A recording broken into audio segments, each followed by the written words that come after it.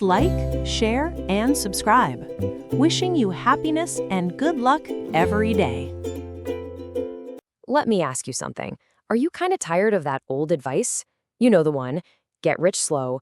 It promises you'll be wealthy when you're old and gray, but right now, you just feel stuck.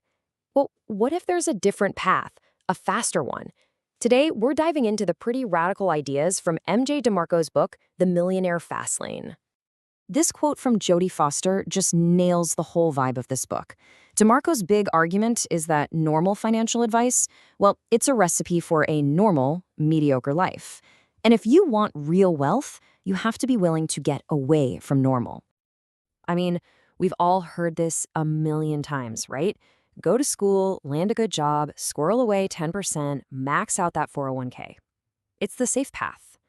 But DeMarco says this path is actually a huge gamble with the one thing you can never get back, your youth. And here it is, DeMarco's brutal punchline. The whole get-rich-slow plan is really a get-rich-old plan. You're basically making a 50-year bet, sacrificing the best years of your life for a payout that, let's be honest, isn't even guaranteed. And that gets us right to DeMarco's first major point, that the whole get-rich-slow philosophy is a lie. He sees it as a kind of deception that makes you trade your freedom today for some fuzzy promise of a future that might not even happen. Okay, this chart just lays it all out perfectly. On one side, you've got the Slowlane. It's a 50-year plan. Your money comes from a job and whatever the stock market decides to do. On the other side, the FASTLANE. We're talking a 5 to 10-year plan. Your money comes from a business you build, something scalable. Think about things like software, content, or a product that can help thousands of people without you having to trade more of your time for every single sale. The real difference here, the absolute game changer, is control. In the FASTLANE, you are in control of your own path to wealth. So you might be wondering, where did all this come from? Well, this whole philosophy wasn't just cooked up in an office. It was sparked by one chance encounter that completely changed his life. So picture this. A young MJ DeMarco is out getting ice cream, and he sees it, his absolute dream car, a Lamborghini. But the guy getting out of it isn't some old retired CEO. No, he's young, maybe 25. And in that one moment, everything DeMarco thought he knew about money and age just completely fell apart. So DeMarco, he gets up the nerve to go ask the guy what he does for a living. He's probably expecting to hear pro athlete or I won the lottery, right? But the answer he gets is so simple and it changes everything. The guy just says, I'm an inventor. And boom. In that instant, DeMarco realized wealth wasn't just for famous people or the lucky few. It was actually possible for anyone who creates things. But listen, his path was not easy. That Lamborghini moment was just a spark. What followed were years of failure. He was bouncing between dead-end jobs, trying business ideas that went nowhere. He actually hit rock bottom at 26, driving a limo. But he didn't quit. He kept pushing, built an internet company, and by 33, he was a multimillionaire. This wasn't luck. It was a process. And that journey right there, it perfectly illustrates one of the biggest ideas in the Millionaire FASTLANE. Wealth is a process, not some single event. You know how it is. We see the big event, the athletes signing a massive contract, the tech founders selling their company for millions, and we think, wow, an overnight success. But what we don't see is the process. We don't see the years of practice, the all-nighters, the risks they took. DeMarco's point is crystal clear. If you try to skip the process, you will never, ever get to the event. To explain this whole process, DeMarco uses this fantastic metaphor. Think of your financial life as a road trip, and your success on this trip depends on 4 key things. Your roadmap, which is what you believe about money, your vehicle, which is you, the roads you choose, which are the financial paths you take, and finally, your speed, how well you execute your plan. So let's start with the most critical part of that road trip. Your roadmap. According to DeMarco, there are really only 3 financial roadmaps you can follow, and the one you pick pretty much determines your final destination. And here they are, the 3 roadmaps. The Sidewalk, which leads to being poor, the Slowlane, which leads to mediocrity, and the FASTLANE, which leads to wealth. Your entire financial future really comes down to which of these paths you decide to walk. All right, let's take a closer look at the most common and by far the most dangerous path of all, the sidewalk.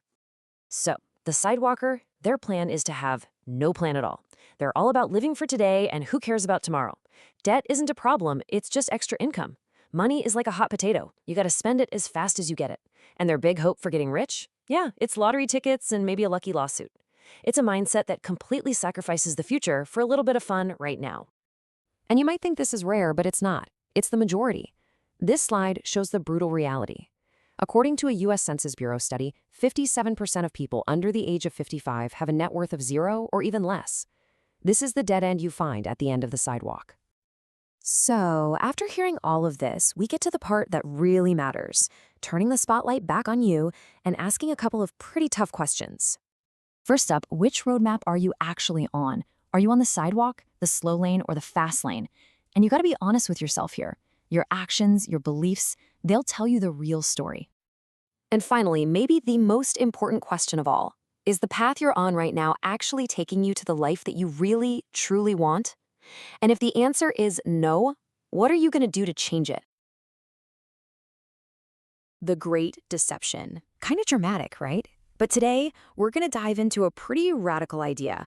What if the financial advice most of us have been following our whole lives is actually a trap? Normal is not something to aspire to. It's something to get away from. Wow, that's a quote from Jodie Foster, and it really makes you stop and think, doesn't it? It perfectly sets the stage for what we're talking about today. What is that normal path? The one everyone tells you to take to get wealthy, is actually the very thing holding you back. Okay, so to get us started, let's paint a picture. Imagine for a second you're watching an episode of MTV's Cribs. But this isn't just any episode. This is a total fantasy, the kind that could never, ever, ever happen in the real world. So the camera pans across this insane scene. There's this 22-year-old guy, goes by Big Daddy Who, standing in front of a massive $20 million mansion. And the cars, oh man, he's got a Ferrari, a Lambo, even a Rolls Royce. So naturally, the host has to ask the question we're all thinking, right? The big one. So, Big Daddy Who, how in the world did you get so rich, so young? And his answer? Get this. He says, yo dog, I got rich chillin' in mutual funds and poppin' fat money in my 401k. I mean, come on. It's ridiculous, right? You'd laugh him off the screen. Nobody would ever believe that. But that's where things get interesting. We all know that's preposterous. It's a joke. So why do we follow a plan that's basically just a much, much slower version of that? It's like this road right here. This is the path we're all told to follow. It looks straight, but it just fades out into this hazy, uncertain future. You can't even see the end. And that's really the heart of the problem. So this whole idea, this conventional path, has a name. It's called the get-rich-slow deception. Let's really break down what that means. And you already know the script, right? It's the one we've heard a million times. Go to school, get a good job, work your butt off, save every penny, clip coupons, invest in your 401k, and then way, way down the line, maybe when you hit 65, then you'll be rich. But seriously, just stop and think for a second. Where are all the young people who actually got rich this way? Can you point to a single 20-something who became a millionaire by clipping coupons? I mean, really? The answer is they don't exist. They're just not out there. It's a fairy tale, a story we're told to keep us on that long, fading road. And it's not just about being slow. The problem runs deeper. The whole thing is basically a 50-year losing game. It's a bet on what the source material calls wealth in a wheelchair. Just look at this promise versus reality. The promise is so seductive, right? Financial freedom. But what's the actual reality? Well, you sacrifice your youth, your best years. Your entire plan is anchored by time, something you can't control. And ultimately, you're just hoping Wall Street does its thing for like 50 years straight. No pressure.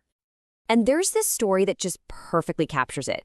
It's about a 23-year-old investment banker. He's making bank, doing everything he's supposed to do, and he absolutely hates it. He looks at the older partners, the guys with the fancy cars, and one of them actually told him, you know, kid, when you finally can afford a toy like this, you're almost too old to enjoy it. Oof. So yeah, to put it bluntly, a road to wealth that completely eats up your entire active adult life, it just sucks. There's no other way to say it. Okay, so if that whole plan is a bust, what's the alternative? Well, it starts with totally redefining your goal, redefining your golden years. Wealth shouldn't just be a number in a bank account. It should include youth and fun and real freedom. Think about what retirement looks like. The old way, it's being 65 or older, it's wheelchairs, nursing homes.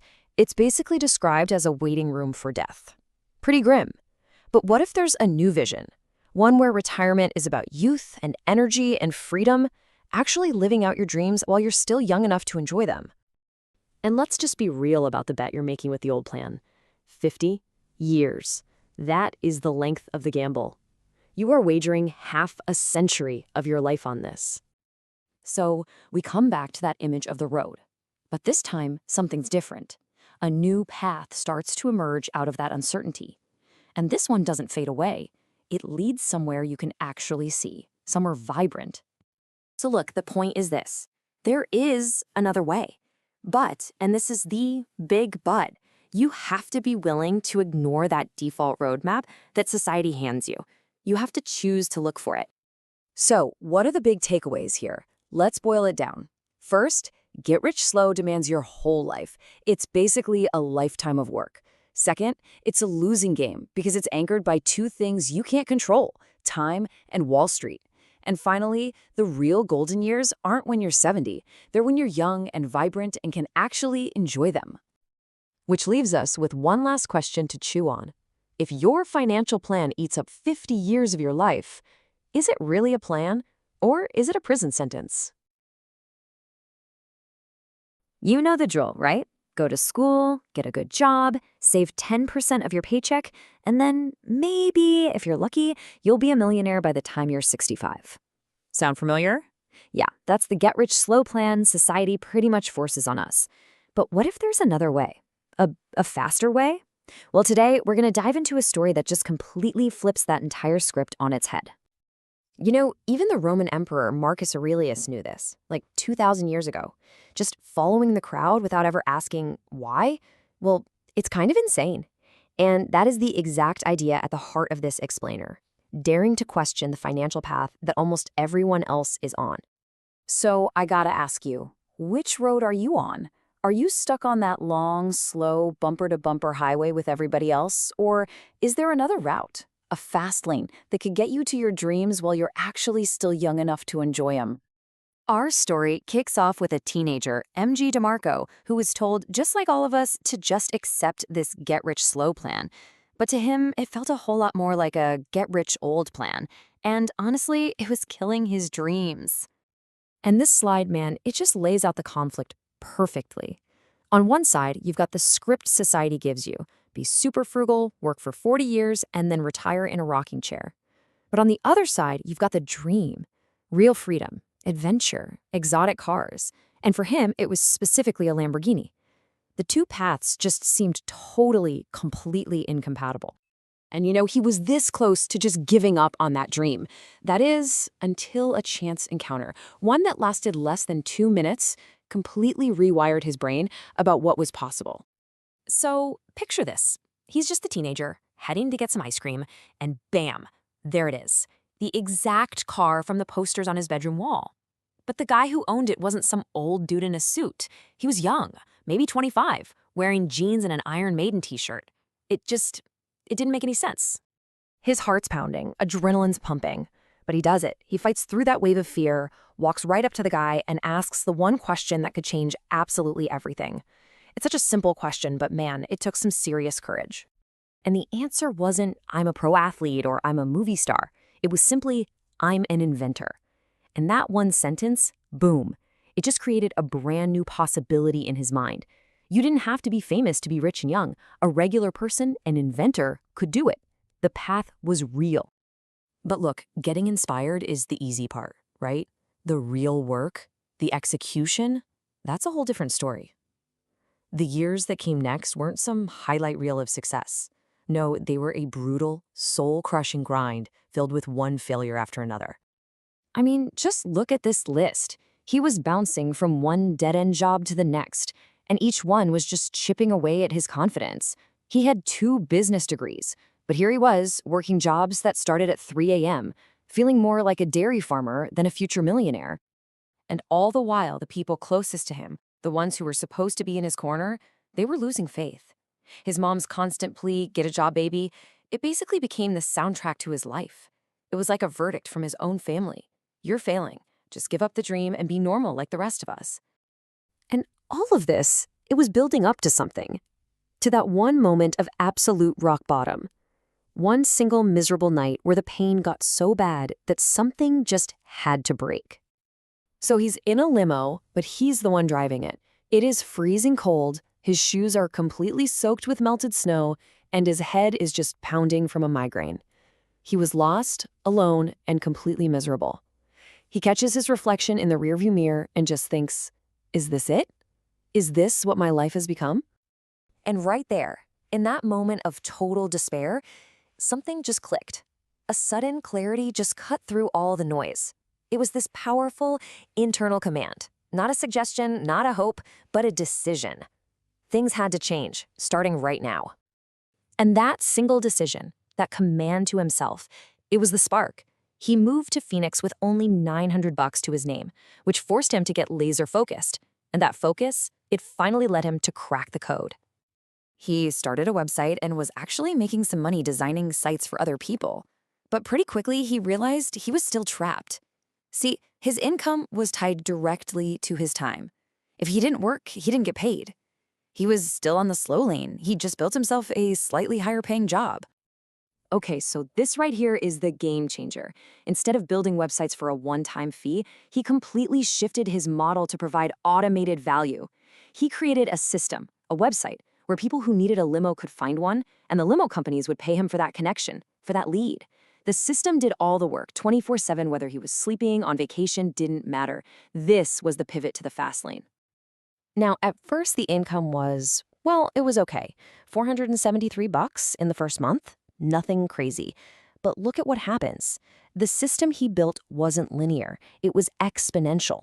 The income didn't just add up. It started to multiply, growing faster and faster every single month. And what he'd built, really, was exactly that, a money tree. A real living asset that just produced income all by itself. It was a business that worked for him instead of him working for it. This was the fast lane in action. And the fruit from that money tree? You're not going to believe this. Some months, he was pulling in over $200,000. And that's not revenue, that's pure profit. He was earning more in 2 weeks than most people earn in an entire year. And there it is, the ultimate payoff. That dream that started with a chance encounter with a Lamborghini was now his reality. He became a self-made multimillionaire by the age of 33, proving that the fast lane wasn't just some fantasy. So what are the big takeaways from this wild ride? What can we learn from his journey from rock bottom all the way to the fast lane? Well, it really boils down to a few core principles. Okay, so what are the key lessons here? First off, real wealth comes from solving people's needs and creating massive value, not from being famous. Second, if you want that explosive, exponential growth, you have to break the link between your time and your money. And finally, and maybe most importantly, remember that huge, profound change in your life can start with one single powerful decision. And that brings us all the way back to the main question. The slow lane, it promises wealth in 40 years. The fast lane shows it's possible in a tiny fraction of that time. So the question isn't just about money, is it? It's about your life. It's about your time. Which road are you choosing? All right, let's talk about building wealth. Most people think about it all wrong. It's actually a lot like a cross-country road trip. And here's the problem. If you're like most of us, you're so busy dreaming about that sunny destination that you've completely forgotten the most important thing: checking the oil in your car. I love this quote from Lao Tzu. It really sets the stage perfectly for what we're going to talk about today. See, when it comes to building wealth, we often think the destination is all that matters. But the truth is, the journey isn't just part of it, the journey is the whole point. So, to really get this, let me tell you a quick story. The author of this idea was in college, and he and his buddies were driving from Chicago down to South Florida for spring break. You can just imagine it, right? All they could think about was the destination, the beaches, the parties, the whole 9 yards. They were so laser-focused on getting there, they totally overlooked the one thing that was supposed to get them there: the car. And that story, well, that brings us right to our first big idea, the stalled road to wealth. Because unfortunately, this is exactly where most people's financial journeys grind to a halt. So picture this, just 8 hours into their trip, the car starts billowing smoke, makes this awful clanking noise, and just dies. A ruptured gasket, no oil. They're stranded, literally in the middle of nowhere, just cornfields as far as the eye can see. And that feeling, that how on earth did I end up here feeling, that is the exact same feeling so many of us have with our money. Stalled, totally frustrated, and a million miles from where we wanted to be. So, what was the real problem? What went wrong? Well, this gets us to the absolute core idea of this whole explainer. Building wealth isn't about finding a road. It's about planning a road trip. And trust me, that's a world of difference. Okay, let's break this down, because this is huge. You've got two completely different ways of thinking here. On one side, you have the road-focused person. They're obsessed with the destination and one single trick, right? Like, I'm gonna buy foreclosures, or I'm gonna day trade stocks. But then you have the road trip-focused person. They get it. They see it's a whole system. You need the map, you need a good vehicle, you need a working engine. If you ignore even one of those pieces, your journey is over before it even begins. And here's a great way to think about it, the cookie analogy. Imagine I told you to bake cookies, but I only gave you sugar and flour. You couldn't do it, right? You're missing the butter, the eggs, the baking soda. You need the whole recipe. And that's the problem with most get-rich advice out there. It just gives you the sugar, the exciting, sexy part. But on its own, it's completely useless. This whole idea of having all the ingredients, it leads us perfectly into our next big point. Wealth is a process, not an event. We're so obsessed with the glamorous results, we completely ignore all the messy, hard work that actually made them happen. Think about it. We see the headline. An athlete signs a $50 million contract. Wow, that's the event. What we don't see is the process, the 4-hour practices every single day, the torn ligaments, getting cut from the team. All that struggle is hidden. Or how about this one? A 20-year-old sells their company for $30 million. The event looks amazing, but the process? That was years of coding away in a freezing garage, maxing out high-interest credit cards just to keep the dream alive. And then there's the big one. Vitamin Water sells to Coca-Cola for $4.1 billion. The event is absolutely mind-blowing. The process? Oh, that was just 11 straight years of grinding and struggling that you never ever hear about. So what's the takeaway from all this? It's simple, but it's everything. Wealth is a process, not an event. You can't have the event without the process. It's like you can't have the delicious meal without doing the cooking first. The headline moment just doesn't happen on its own. The media and our whole culture, we're just obsessed with the event. We glorify the win, the big payday, and we totally hide the messy, sweaty process that got them there. And that creates this really dangerous illusion. Here's the hard truth. The elevator to success is out of order. You got to be willing to take the stairs. Okay, so if it's all about the process, what does that process actually look like? Well, now we get to the really practical part. Let's talk about your wealth road trip formula. This whole formula is broken down into 4 key parts, and they all have to work together. We've got your roadmap, your vehicle, your roads, and your speed. So let's dive in and see what each one of these really means. All right, first up is your roadmap. This is basically your financial belief system. It's your internal compass. What do you really believe about money? Is it scarce? Is it abundant? Is it a tool for freedom or just a constant source of stress? Your answers here, well, they're going to dictate every single turn you take on your journey.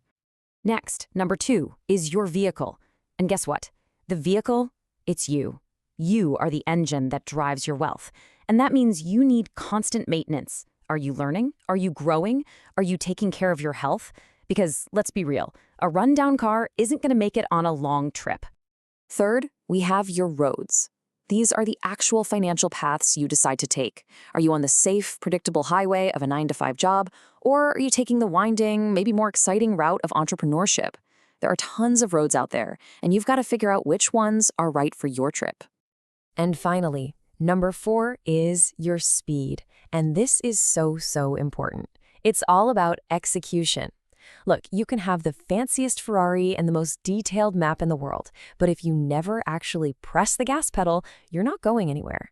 Speed is your ability to turn your ideas into reality. Okay, so now you've got the formula and you're probably getting excited to hit the road. But hold on. There's one last crucial thing you need to know. This road trip, it isn't a free ride. It's a toll road. And the price you have to pay is sacrifice. Yeah, the road to wealth isn't some smooth, pretty street lined with trees. The reality? It's more like a dark, unpaved road just riddled with potholes. You have to expect setbacks. You have to expect risk. Those bumps in the road, they're not a sign you're on the wrong path. They are the path. And listen, there are no excuses that can pay that toll for you. The road doesn't care if you had a good childhood. It doesn't care about your fancy degree or your perfect business plan or even who you know. None of that stuff matters. It's not a substitute for rolling up your sleeves and paying the price yourself. You really can't hire someone to do this for you. There is no chauffeur for this road trip. All the wisdom, all the growth, all the strength you're going to need, it comes directly from the struggle. That process, all those potholes, that's what turns you into the kind of person who can actually handle wealth in the first place. So, it all comes down to this one final question for you. Take a hard look at what you're doing right now. Are you just focused on building a road, a single tactic, hoping it magically leads to the destination?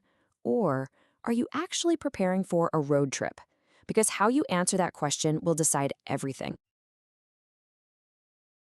You know, when you think about it, your financial life is kind of like a journey, right? We're all heading somewhere. But here's the real question. Are you actually driving with a map, or are you just kind of winging it, hoping you'll somehow end up at wealthy?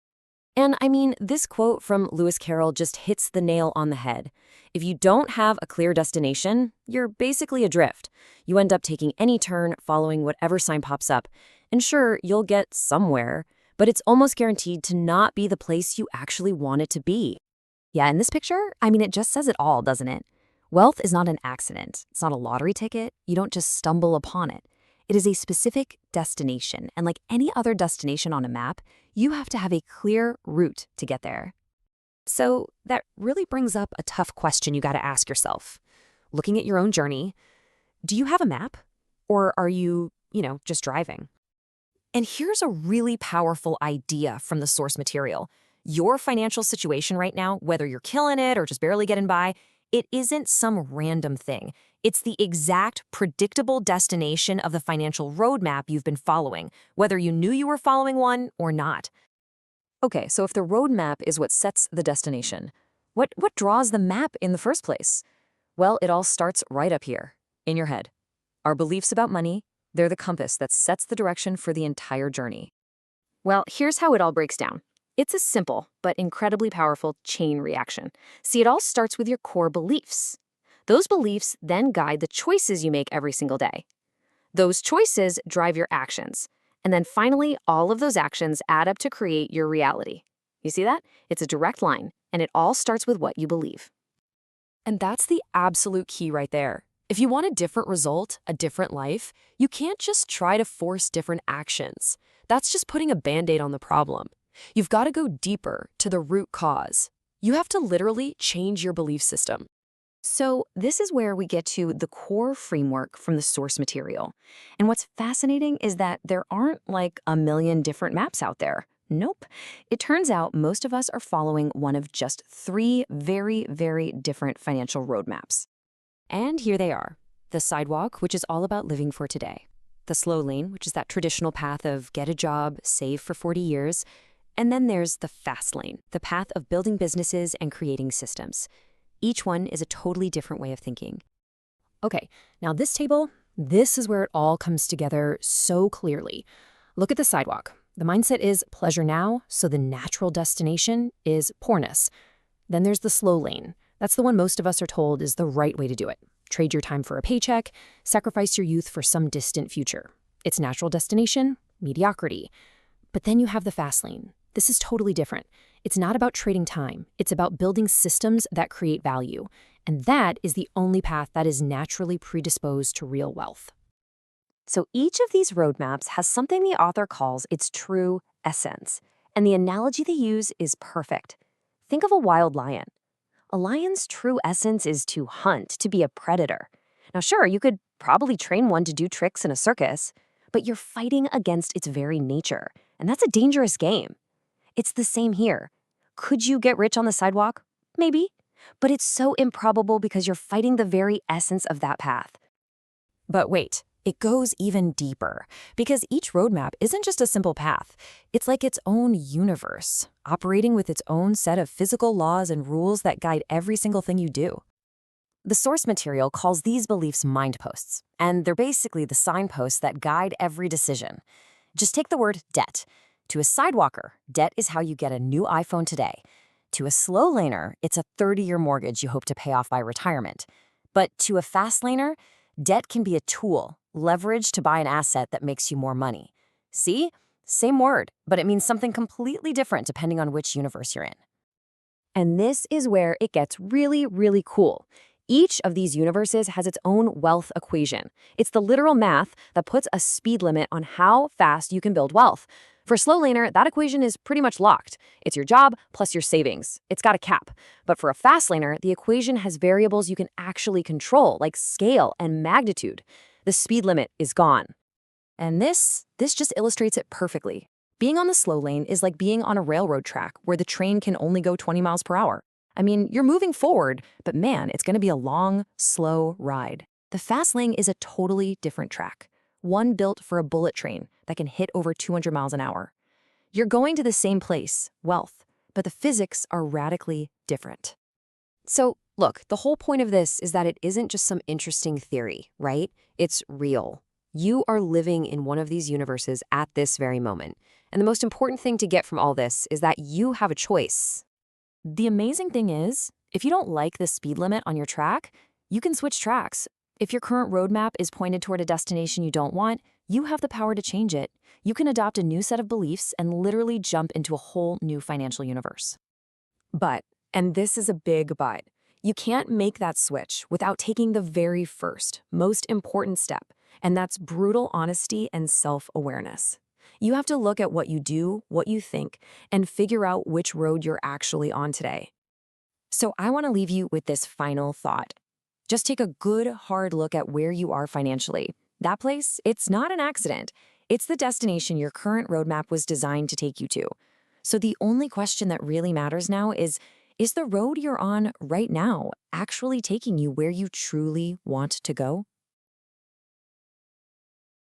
All right, let's dive right in. We're going to talk about a financial mindset that is so incredibly common, it's pretty much the default setting for millions of people. It's called the sidewalk, and you might be on it right now without even knowing it. You know, this quote from Larry Ellison really gets to the heart of what we're doing here. We're about to question some really popular, really comfortable, and frankly, really dangerous ideas about money. Yeah, it can be a little uncomfortable to go against the grain, but trust me, it's a conversation we need to have. So, think of your financial life like a road trip. Most of us, we get handed a map when we start out, and we just follow it. We almost never pull over and ask, wait a second, where is this road actually taking me? Today, we're going to put that default map under a microscope. So here's our game plan. First, we're going to define what the sidewalk roadmap actually is. Then, we'll go inside the mind of someone on this path. After that, we'll bust a huge myth, the income-wealth mirage. And finally, we'll face the music and look at the dead end this road leads to. Okay, first things first. What exactly is this road that so many people are on? Well, it's all built on a very simple and, honestly, a very tempting deal. So, what is the sidewalk? It's basically a financial plan that's defined by not having a plan. You're living it up today and you're trading away a secure tomorrow to do it. And this puts you in this state of constant vulnerability, a state of being something from broke. And here's the really scary part. It could be one layoff, one bad business deal, one flat tire. It doesn't matter. When you're on the sidewalk, there is no safety net. You are walking a financial tightrope every single day. So why do people stay on this path? To really get it, we need to understand the psychology behind it, the little mileposts that guide every decision. We're going to go through these pretty quick, so let's jump in. First up, how a sidewalker thinks about debt.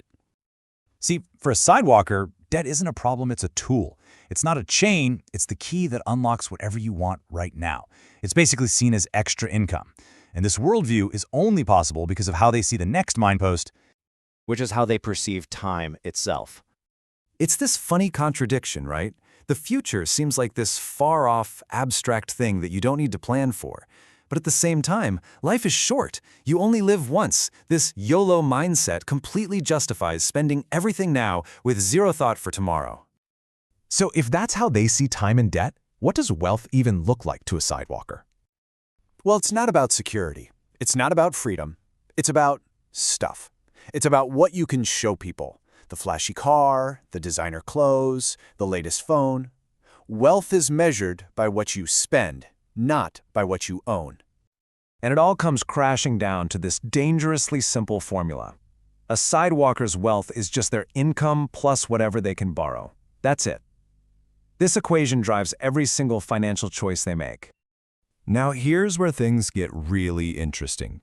Most people hear this and think, okay, the solution's obvious. Just earn more money. But that, my friends, is the biggest illusion on the sidewalk. Let me just ask you that flat out. If somebody has terrible financial habits, is a bigger paycheck really going to fix the root cause of their problems? The answer is a massive, resounding no. The sidewalk is totally money blind.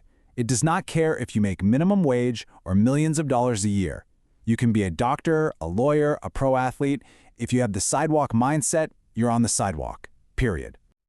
Just look at this breakdown. It's the same stress, whether you're sweating a $900 mortgage or a $9,000 one. It's the same inability to live within your means. The only thing that's changed is the scenery. More money just gets you a fancier, more luxurious-looking sidewalk, but it's still the same dead-end road. So, where does this road end? I mean, what happens when the good times stop rolling and the pavement just runs out? Well, it's not pretty, but we have to look at the cold, hard numbers. Take a good look at this number, 57%.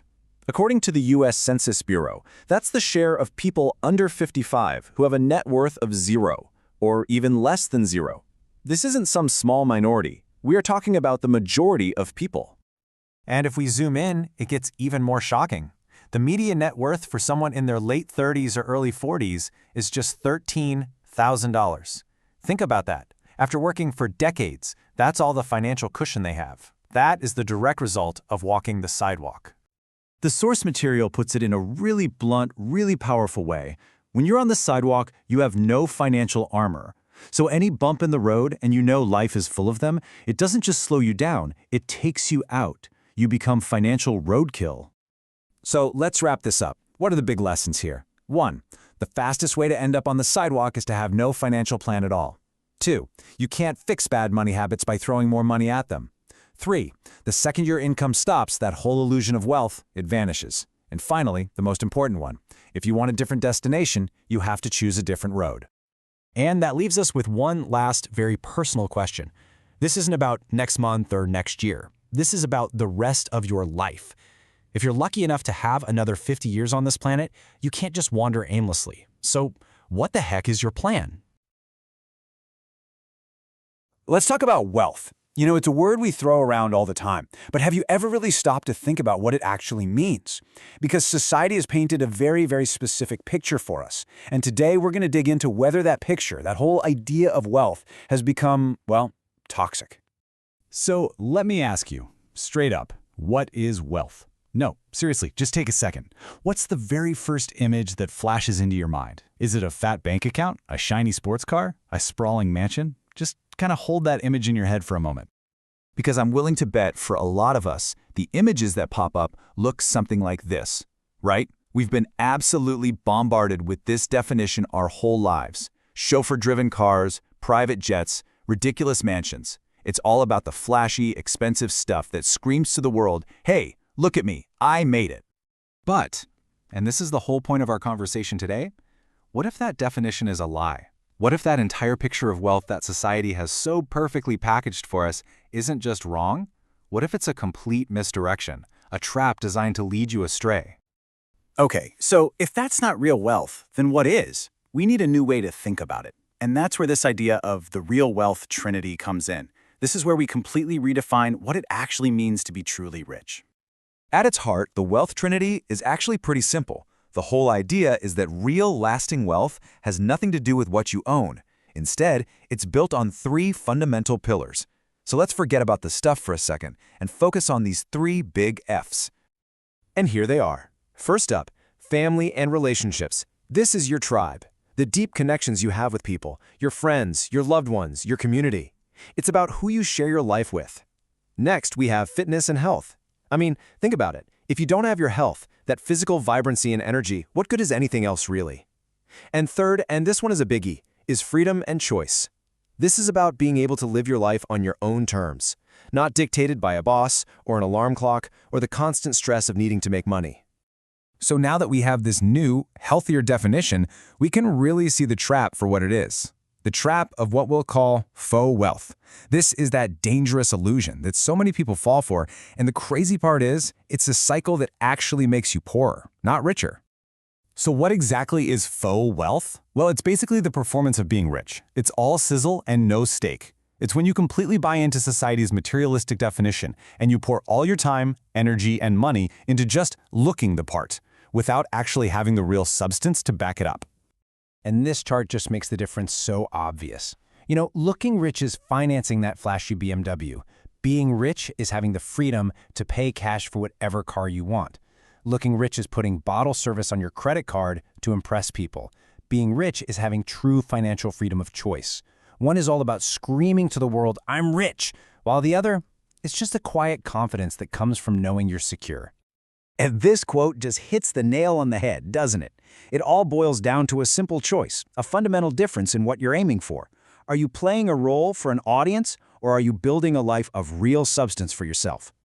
You want to see this illusion in action? I mean, this is a perfect, almost tragically funny example. Picture it, a $60,000 Escalade with another 10 grand in custom rims. So we're talking a nearly $90,000 image, parked right in front of a rundown apartment building. The priorities here are just completely upside down. It's all going into the appearance with nothing left for the foundation. But chasing this faux wealth, it isn't just, a bad financial move. It's actively destructive. Let me tell you a quick cautionary tale that shows just how devastating this illusion can be. How chasing the dream can become the exact opposite of freedom. Okay, so meet Henry. On paper, this guy is the definition of success. He's climbing the corporate ladder, making great money, and he just bought his absolute dream home for almost $2 million. It's got the pool, the stables, the whole 9 yards. And for a little while, he really feels like he's made it, like he finally has wealth. But that feeling disappears pretty quickly. See, to afford this dream, his actual life becomes a nightmare. He's got this brutal 2-hour commute each way. He's working insane hours, always on the road. He barely even gets to live in his dream home. And look at what's being sacrificed here. His relationships with his wife and kids, they're falling apart. His health, it's tanking from all the stress.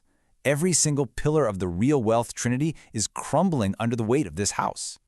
And that's when Henry has this gut-wrenching moment of clarity. He says, "I'm not living a dream, but my dream is living me." He realizes he's become a complete slave to his stuff. That house, that ultimate symbol of wealth, is now controlling every single second of his life. He's not in charge anymore. It is. And that right there is the great tragic irony of it all. The very act of trying to look wealthy is the single biggest enemy to being wealthy. It is a direct attack on the wealth trinity. It destroys your freedom, it wrecks your health, and it poisons your relationships. So, we have to end this by turning that question back around to you. When you think about your goals, about what you're working so hard for, what are you really building? Are you chasing that hollow societal illusion of wealth, or are you on the path to building a life of true family, fitness, and freedom? It's a really important question to ask yourself. Okay, let's talk about something we all think we have a handle on, money. But what if the very way we use it, to fill our homes and garages with stuff, is actually draining our lives of something way more important? I'm talking about our freedom. We're going to dig into that surprising and, honestly, kind of scary connection today. You know the saying, right? Money can't buy happiness. We've all heard it a million times. It's that classic piece of wisdom that sounds really deep and makes us feel like, yeah, wealth isn't the end-all be-all. It kind of sets the stage for everything we think we know. But hang on a second. Here's the counterpunch. If money can't buy happiness, does poverty? Whoa, that question just cuts right through the cliché, doesn't it? It forces us to stop and think about what's really going on here. And see, this is where so many of these discussions get it wrong. People will compare, say, a stressed-out American businessman with a perfectly content Kenyan cattle herder and then blame money for the unhappiness. But that's missing the point entirely. The real thief isn't wealth. It's something else. It's servitude. It's being unfree. This brings us to this really powerful idea called lifestyle servitude. Just listen to that phrase. It's basically a vicious cycle, right? A trap. You work to pay for your lifestyle, but then that very lifestyle forces you to keep working, and bit by bit, your freedom just gets chipped away. Let's break down how that cycle works, because it is devastatingly simple. First, you work and you make some money. Great. Second, that money creates a certain lifestyle, and usually some debt comes along for the ride. Third, that lifestyle, with all its payments and upkeep, forces you to keep on working. And fourth, well, you just repeat the whole thing, over and over, stuck in a loop. And look, this isn't just some theory someone cooked up. The World Value Survey, which is this huge global research project, actually found that once our basic needs are met, the number one thing getting in the way of our happiness is consumerism. It's the constant chase for more stuff. It literally goes head to head with the things that truly bring us joy, like family and friends. To really bring this home, let's get personal. The author of the book this is based on shares a story about buying his dream car, a Mitsubishi 3000 GT. He thought it was this big, shiny symbol of his success. But he realized pretty quick, it wasn't a symbol. It was a parasite. And you know what it was feeding on? His freedom. I mean, just think about what that really means. You've got the car payments, the insurance, the gas. It all just keeps adding up. He was stuck in a construction job that he absolutely hated, but he couldn't leave. Why? Because he was chained to his car. That beautiful thing sitting in his driveway had become his prison warden. So, how do you keep yourself from falling into this exact same trap? Well, there's a brutally honest affordability test you can use. You know how we lie to ourselves? We say, oh yeah, I can afford this as long as I get that raise, or as long as my investments do well. That's the warning sign. The real test is way tougher. Can you pay for it in cash, right now? And if you lost your job tomorrow, would your lifestyle stay exactly the same? If the answer is no to either of those, you can't actually afford it, period. And this is where the whole thing pivots. See, the message here isn't that money is bad, not at all. It's that we're using it all wrong. Once we stop trading our money for shiny objects that just end up imprisoning us, we can finally start using it to buy the one thing that truly matters, our freedom. So, what does that freedom even look like? Well, it's the freedom to actually watch your kids grow up, not just on the weekends. It's the freedom to chase after some wild dream you have, without worrying about whether it'll pay the bills. It's the freedom to give your time to a cause you believe in, to really invest in your relationships, or just to do something you love, simply because you love it. That is the real return on investment. So you can think of this whole thing as a trap. The bait is always that shiny promise of instant gratification. You know, the new car, the bigger house, the fancy clothes. It looks so good, but the hook is what you don't see at first. It's the lifestyle servitude, the debt, the obligations that sinks in deep and just won't let you go. You know, it's kind of like junk food for your life. That instant gratification feels amazing for a minute, right? But the long-term cost, the stress, the debt, the total lack of freedom, it's incredibly damaging. Real wealth, just like real health, takes discipline. It takes thinking beyond the next 5 minutes. And really, it all comes down to this one single powerful idea. The second your possessions start making your life choices for you, the job you have to keep, the chances you can't take, the way you have to spend your time, you're not in control anymore. Your stuff owns you. And so that leads us to the final and maybe most important question. It's a question you have to ask yourself. It's not about how much stuff you have. It's about how much of a hold your stuff has on you. So take a hard look. Is your lifestyle serving you, or have you become a servant to your lifestyle? All right, let's talk about a phrase I'm sure you've used, or at least thought, lucky bastard. We're going to dig into the whole myth of overnight success and figure out what luck really is. And man, this quote, often credited to Thomas Jefferson, just hits the nail on the head, doesn't it? It perfectly sets up what we're talking about today. This deep, often totally misunderstood connection between grinding it out and getting lucky. Is it just random lightning, or is it something you can actually build? So be honest. Have you ever seen someone hit it big, a huge startup success, an athlete at the top of their game, and just kind of shrugged it off thinking, wow, they just got a lucky break? I think we've all been there. It's an easy way to explain something that seems almost impossible. Yeah, we call them lucky bastards. But here's the thing. That's a pretty dangerous way to look at the world. It's kind of delusional, really. So in this explainer, we're going to tear that whole idea apart and show you what's really going on under the hood of massive success.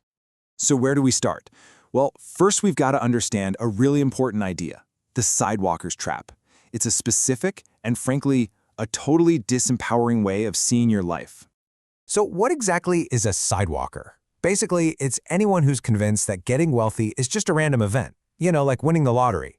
They think luck is this magical force completely out of their hands, and that mindset literally puts them on the sidelines, just watching the game of life instead of actually playing it. Okay, check this out. This is the perfect way to see it in action. A little story about two brothers, Joe and Bill. Joe, he's our sidewalker.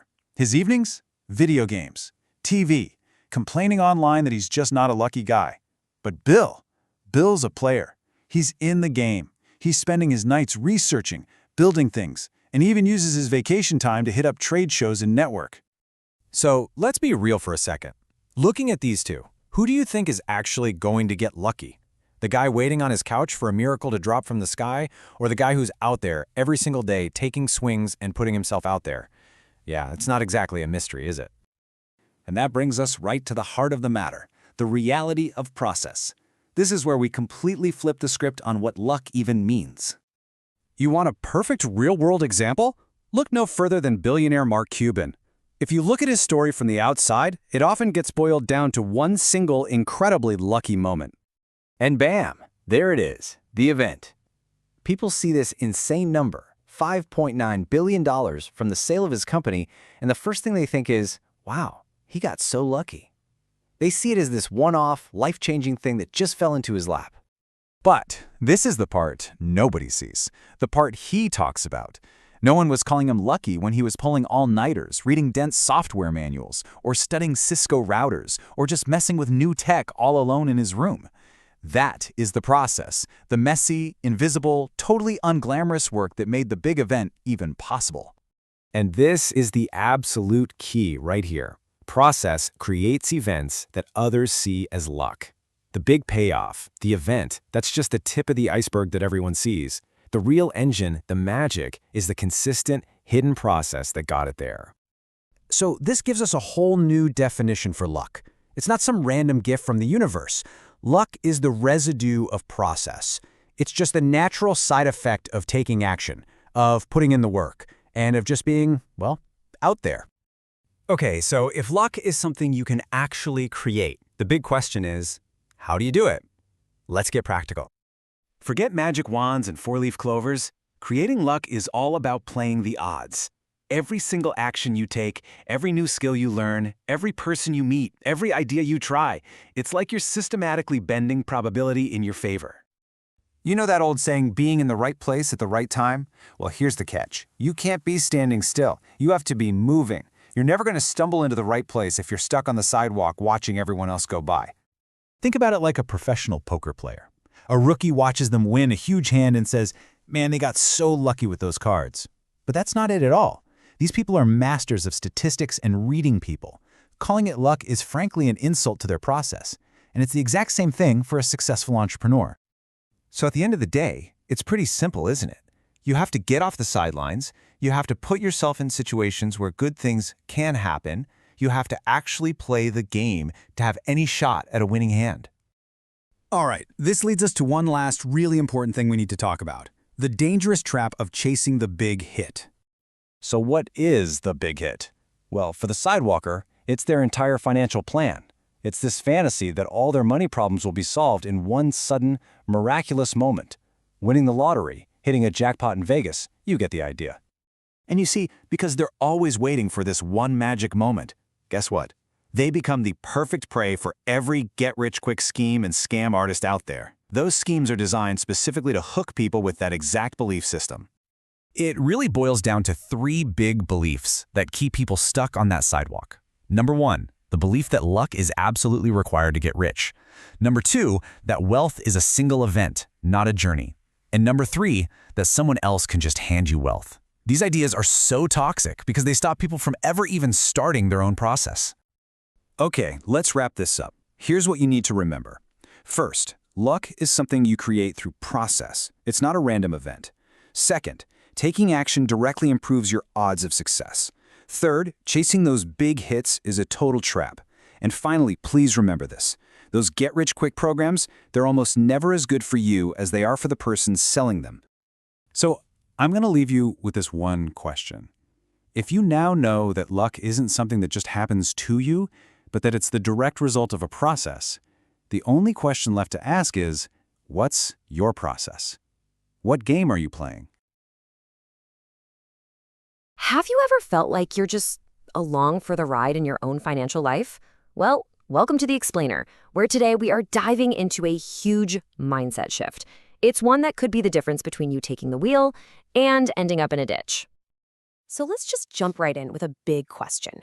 When it comes to your money, your career, really your entire life, who is actually in control? Are you in the driver's seat making the turns, or are you kind of just standing on the side of the road with your thumb out, hoping for the best? The idea here is so simple, but it is incredibly powerful.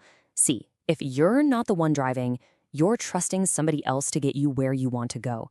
And just like real-life hitchhiking, that can be slow, inefficient, and honestly, pretty dangerous. You're giving up all your control. Okay, so let's really dig into this hitchhiker mindset. The source material calls it the sidewalker mentality. This is that state of mind where you basically hand over your life plan, your entire financial future, to someone else. And that leads us to this really potent idea called the law of victims. And what it says is that being a victim isn't just something that randomly happens to you, oh no.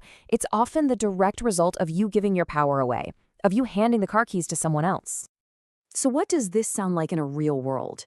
Well, you've heard it. It's this constant chorus of blame. The responsibility always gets pushed onto some vague, faceless they. You know, they are the ones pulling all the strings, and you're just helpless. Look, this is not just a theory. There's a chilling, real-world story about this exact thing.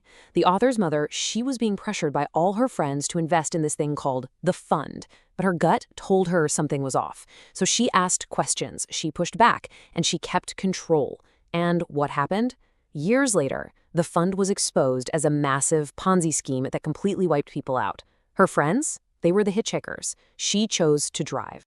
So, the big question is, how do you get out of that passenger seat and get behind the wheel?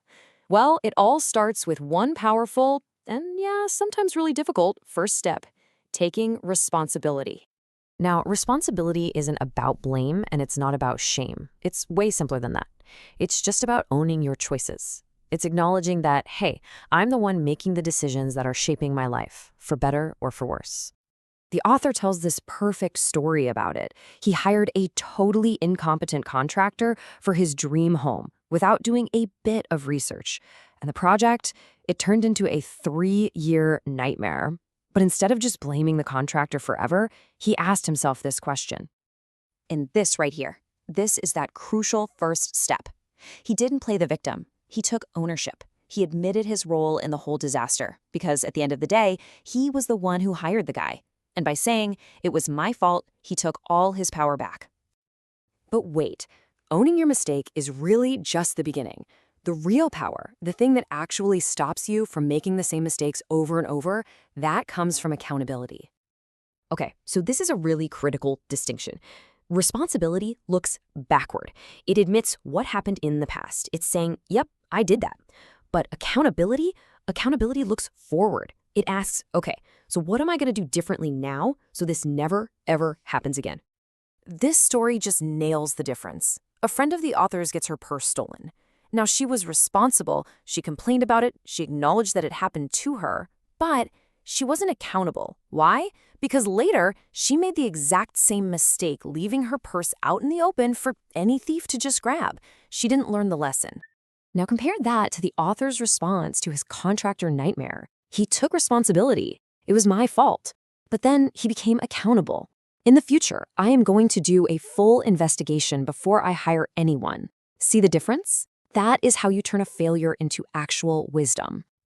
So when you combine these two powerful ideas, responsibility and accountability, you basically immunize yourself against victimhood. You start to truly own your life's journey. You know, the bumps, the detours, the whole shebang. And this, right here, this is the ultimate mindset shift we've been building up to. Your mistakes, they stop being excuses or stories you tell to get sympathy. No, they become your most valuable lessons. They become the wisdom that guides every decision you make from now on. So this whole new mindset, it forces you to challenge a phrase that we hear constantly in ads, in politics, everywhere. You deserve it. But what does that actually mean? The way the author sees it, deserving isn't some cosmic right you're born with. It's not something that just happens. It is a direct outcome. You deserve the consequences, good and bad, of the accountable choices you make and the actions you take. Period. And that's really what it all comes down to. This isn't just some gentle, friendly suggestion. It's a command. Stop waiting for a ride. Stop blaming the other drivers on the road. It's time to seize control. Grab that steering wheel, put your foot on the gas, and you decide your own damn destination. All right, let's talk about something we've all been told. You know the drill, right? The classic advice for getting rich. Work hard, save your money, invest for the long haul, and boom, someday you'll make it. It's pitched as the responsible path, the safe path. But what if that whole roadmap, the one we've all been sold, is actually a lie? I mean, listen to this quote from Steve Buscemi. It completely flips the script on what we think of as normal. It makes you stop and ask a pretty tough question, doesn't it? Is that conventional career path, is that really the definition of sanity? Or could it be the exact opposite? And that question, right there, that's the heart of what we're digging into. So this path, this responsible roadmap to riches, well, the book we're breaking down calls it the slow lane. And it's not some get-rich-quick scheme. No, it's the exact opposite. The whole strategy is built on one core idea. Sacrifice your life today for the hope of a freer, richer life way, way down the road. And you've heard all this advice before, I'm sure of it. It's what our parents told us, what our teachers preached. It's what every financial guru on TV shouts about. Get good grades, get a secure job, max out that 401k. And oh yeah, for the love of all that is holy, stop drinking those $5 lattes. It's basically the gospel of so-called financial responsibility. And look, the promise at the heart of it all sounds great, doesn't it? I mean, who wouldn't want that? Just endure the grind now, delay gratification, and you'll be rewarded with a nice, comfortable retirement, decades from now. But that's where we have to pause and ask the big question. What is the real price of that promise? Because here's the thing, the true cost of this safe path isn't the fancy coffee you're giving up. No, not even close. The argument here is that the slow lane is gambling with something you can never get back. Your most finite, most precious resource, your life. Okay, to make this really hit home, let's look at an example.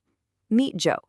Joe is like the perfect poster child for the slow lane. He does everything right. He gets that prestigious law degree, lands the high-paying job, and he puts in those grueling 60-hour weeks, saving and investing every penny he can, just like he's supposed to.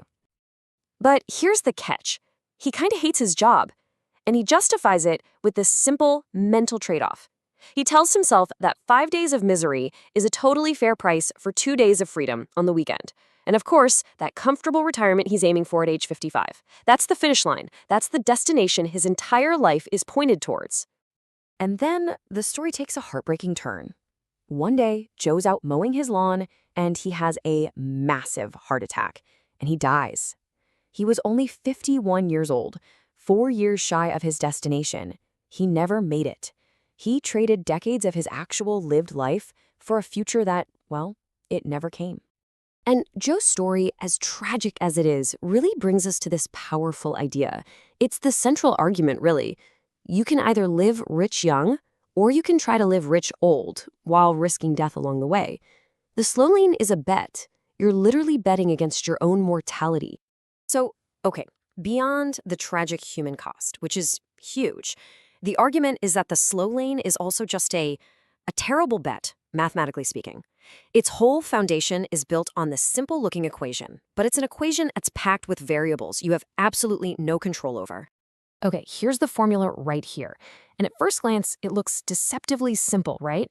Your wealth equals your job, that's your primary income, plus your market investments. Your wealth accelerator. Seems solid? Seems logical. But this is where it all falls apart. Look closer. Both of these variables are fundamentally out of your control. First, your job. Your income is tied to your time. You get paid hourly or you get a salary. It doesn't scale. And it could be gone tomorrow. Poof. Then there's the market. Your entire nest egg is riding on the stock market, which, as we all know, can lose half its value and wipe out decades of your hard work. You see, the whole plan is built on a house of cards. You have no control. All right, let's switch gears a little and actually quantify the trade-off we're all making week in and week out. And I gotta warn you, this is where the math starts to get, well, really uncomfortable. It's called the 5-for-2 trade. Think about it. We give up 5 days of our life, Monday through Friday, in exchange for 2 days of freedom on the weekend. This is literally why we have the phrase, "Thank God it's Friday." TGIF isn't about getting a paycheck. It's about getting our life back for 2 short days. Now, if you thought about this like a financial investment, it would be an absolute disaster. Giving 5 of something to get 2 back, that's a negative 60% return on your investment. You would never accept that deal with your money. Ever. And yet, millions of us accept that exact deal with our time, our most valuable, non-renewable asset, every single week.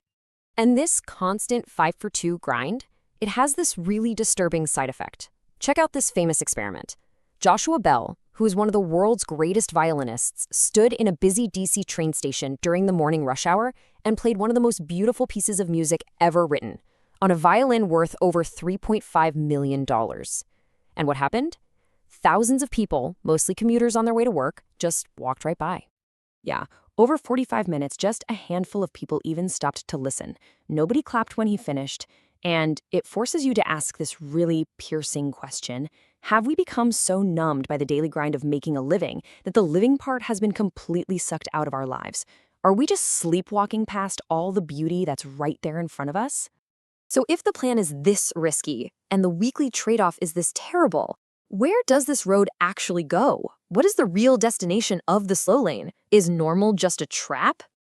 Well, listen to this. This is a real post from someone on a forum who followed the plan to a T. He said, "I've reached a breaking point.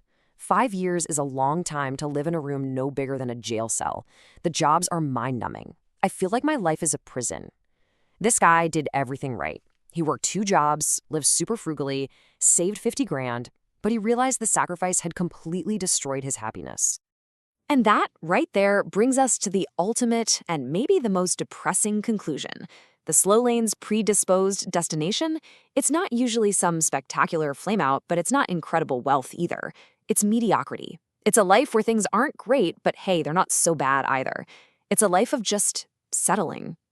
So I want to leave you with one final question to really think about. Take a hard, honest look at the roadmap you're on, the one you're following right now. Is it actually leading to freedom? Is it designed for you to win?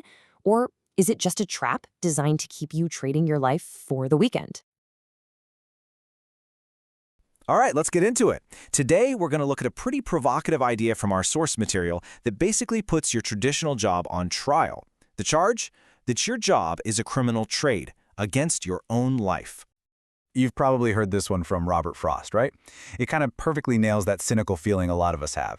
Is the big prize for working your tail off just more work? That's exactly the question we're digging into today.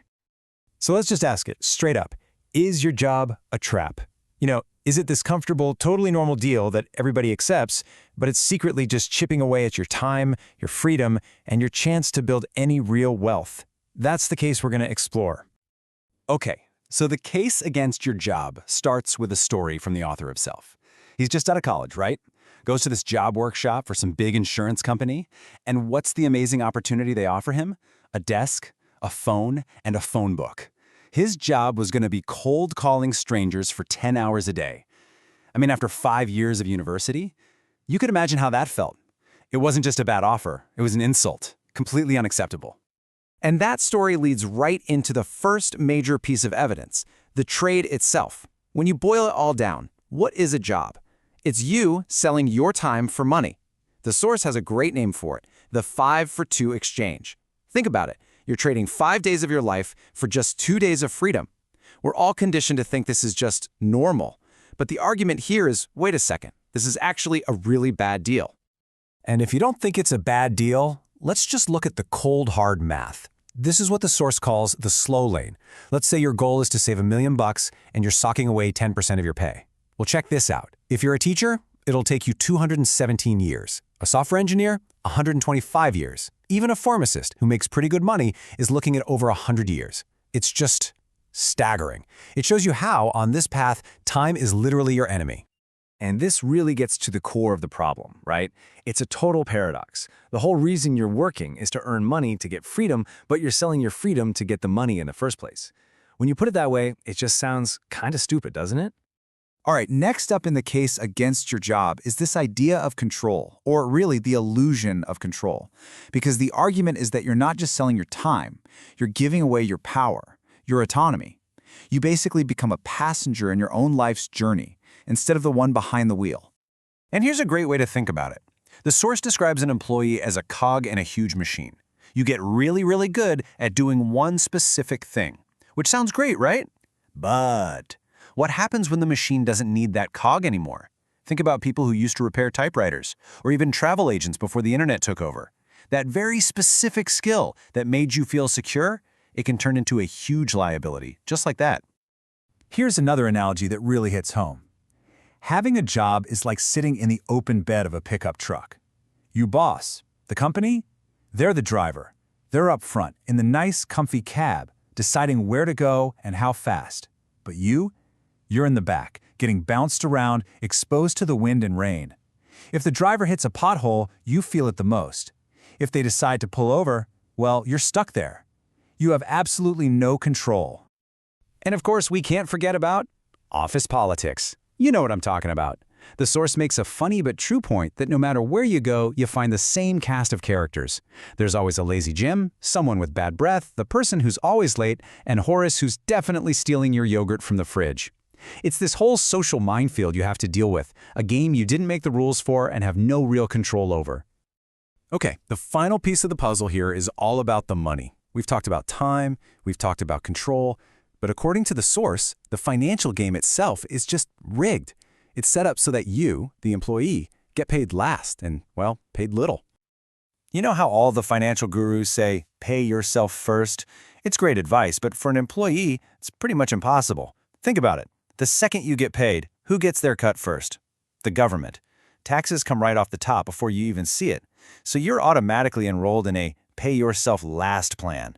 You just get to keep whatever's left. And that brings us to what the source calls an income dictatorship. It's a strong term, but check this out.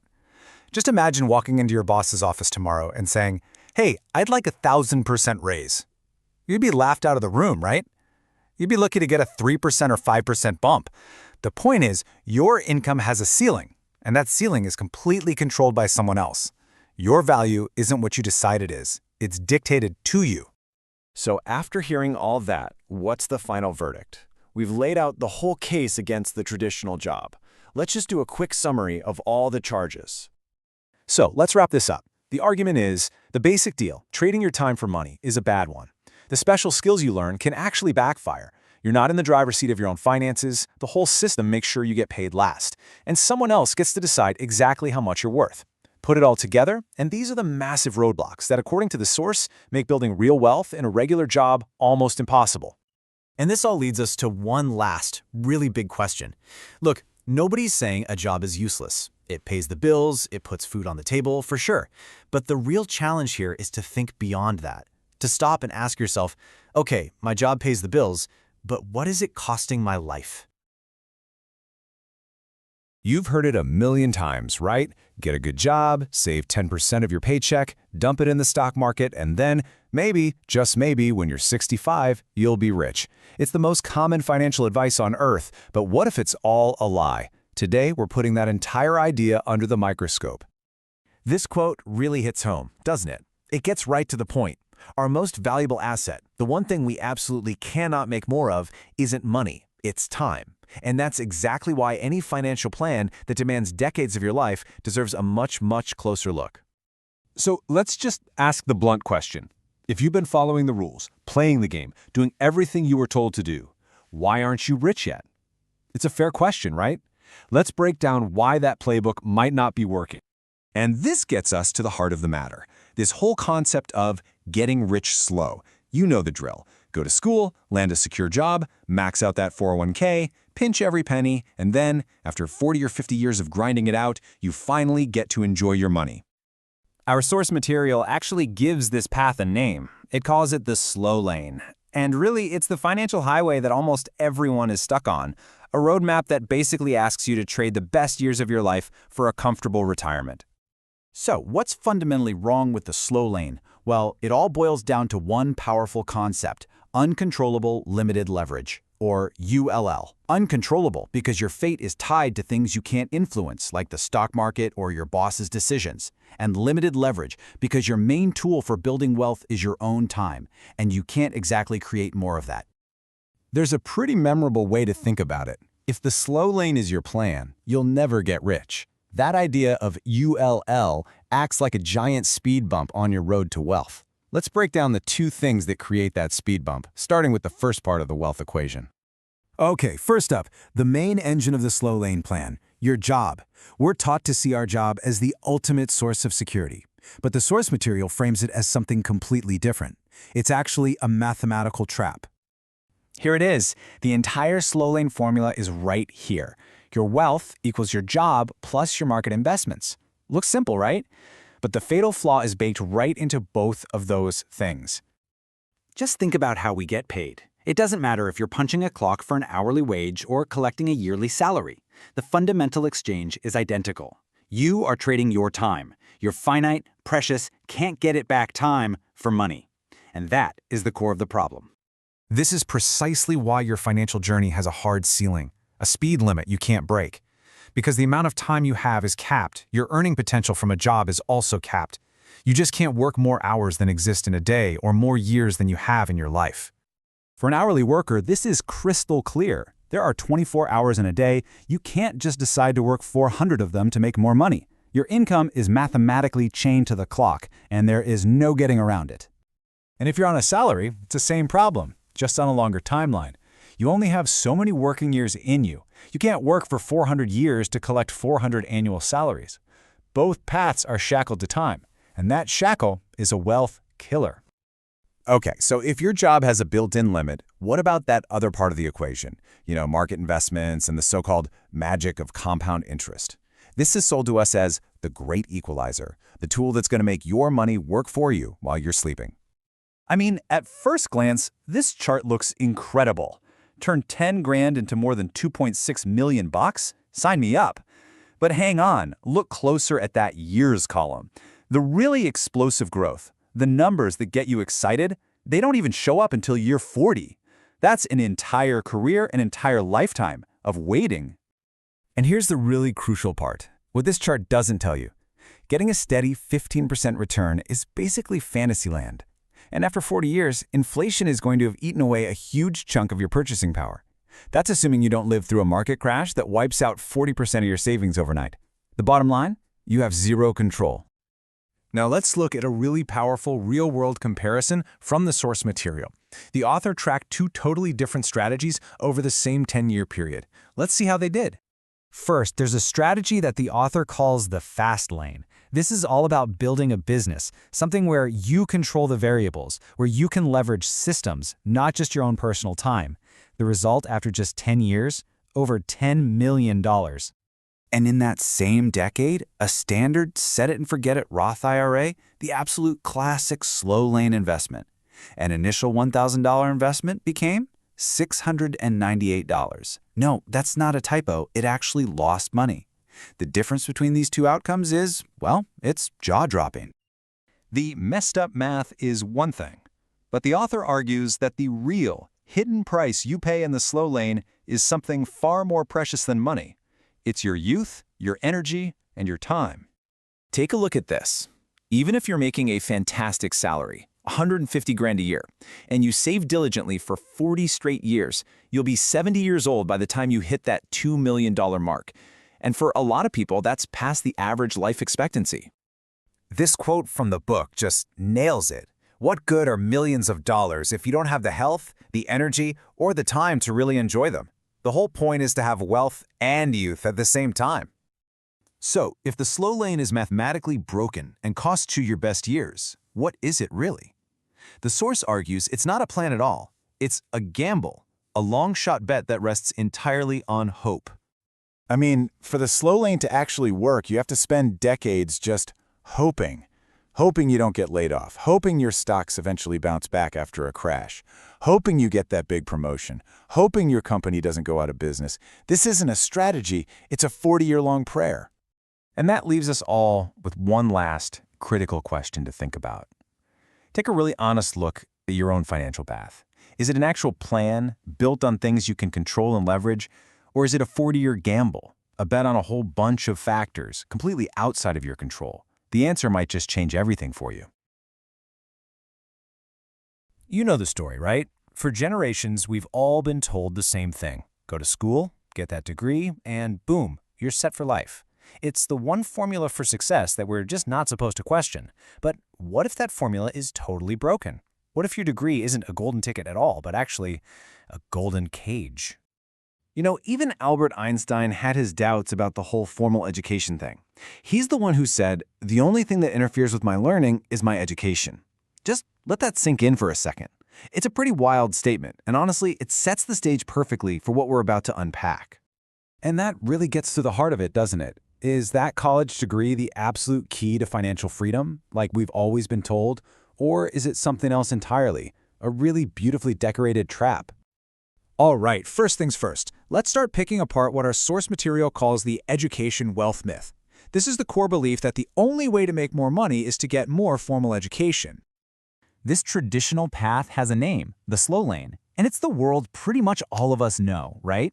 You trade your time for money, you put in your 40, 50, 60 hours a week and you get a paycheck. It's steady for sure, but like the name says, it's also a very, very slow way to get ahead. This image just captures the idea perfectly, doesn't it? The slow lane is a straight line. You give up an hour of your life, you get an hour's worth of payback. The only way to really earn more on this road is to somehow convince someone that each one of your hours is worth more money. So, what happens when someone in the slow lane decides they need more money? You know the drill. The default response is to go get an MBA or some fancy PMP certification, all to make your time seem more valuable. And sure, your hourly rate might jump up, say 15%, but you're still playing the exact same game. You haven't changed roads, you're just in a slightly faster car, still trading away your limited time for cash. But here's the kicker. The slow lane isn't just slow, it can be downright dangerous.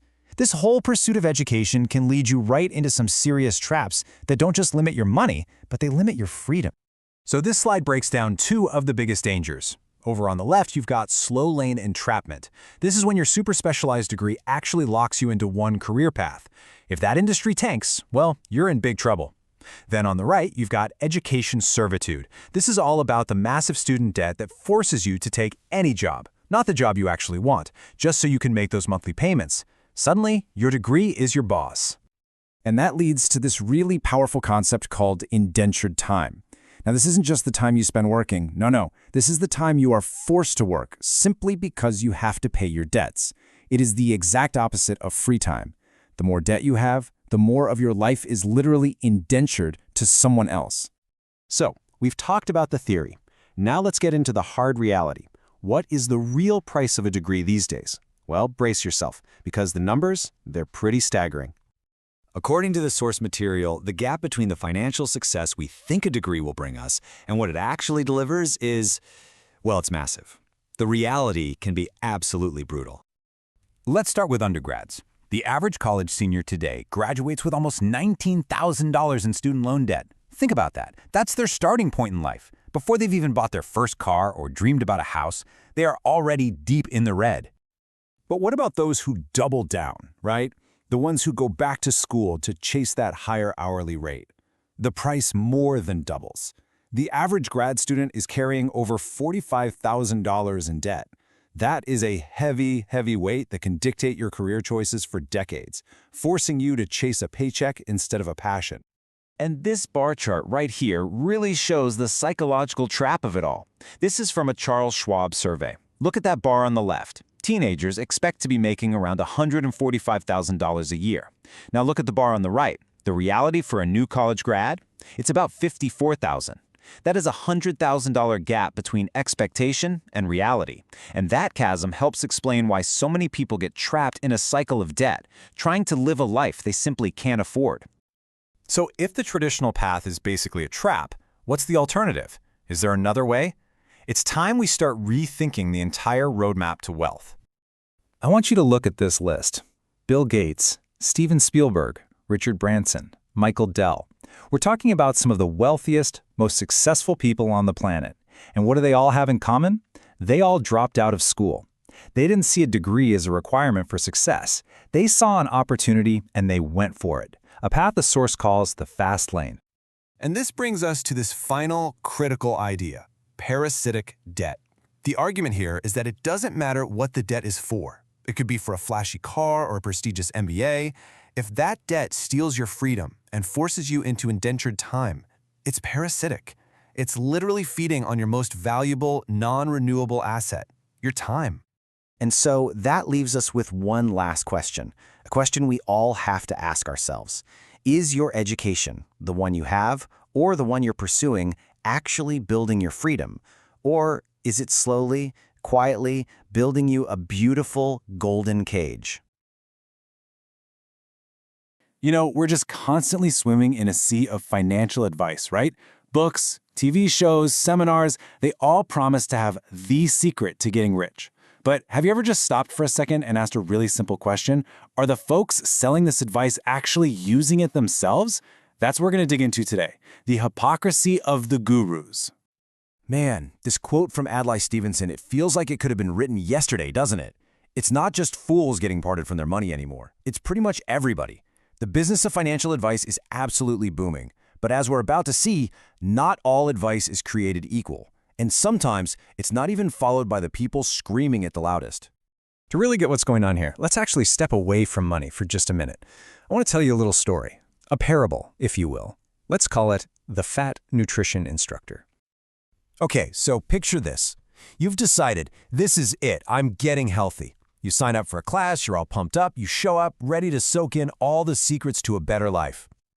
So you're sitting there, and you see this guy at the front of the room, huffing and puffing, and you think to yourself, hey, good for him. He's here to make a change, just like me. You just assume he's another student. But then he walks up to the podium, and it hits you. He's not a student, he's the instructor.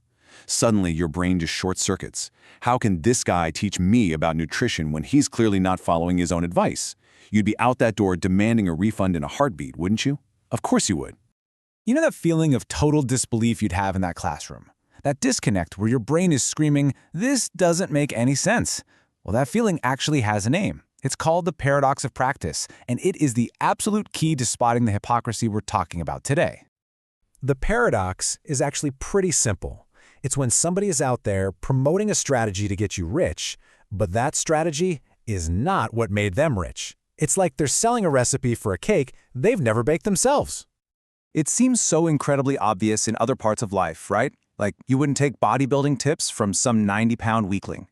We instinctively look for proof that someone knows what they're talking about.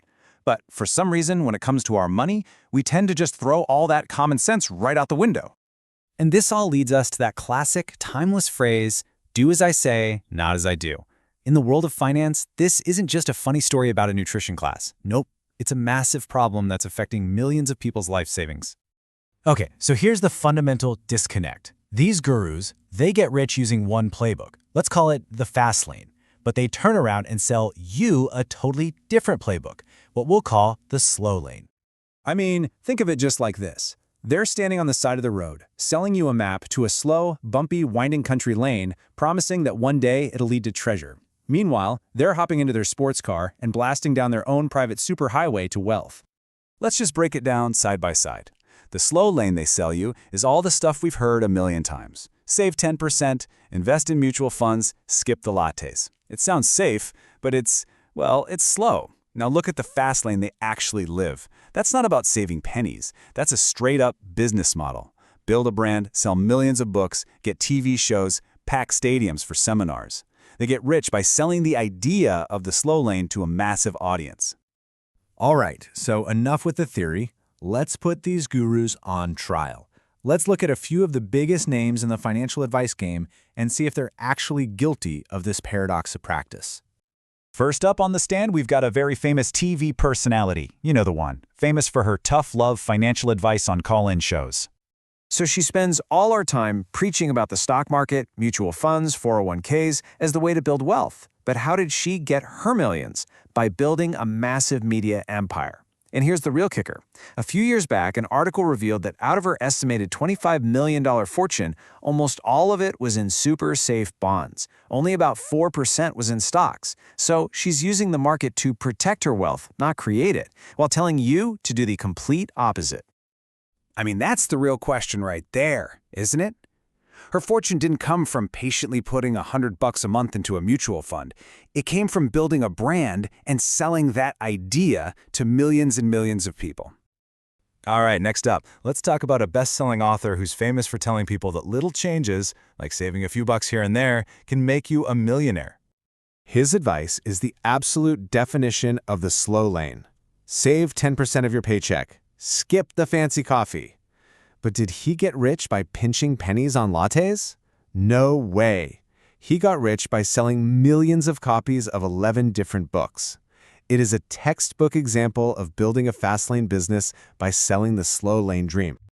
And for our final case, let's look at the author behind that mega best-selling book. You know the one, about his rich dad and his poor dad. This slide just asks the perfect question, doesn't it? He loves to flash the fancy cars and the big houses as proof that his investment strategies work. But you gotta ask, which came first, the best-selling book or the Lamborghini?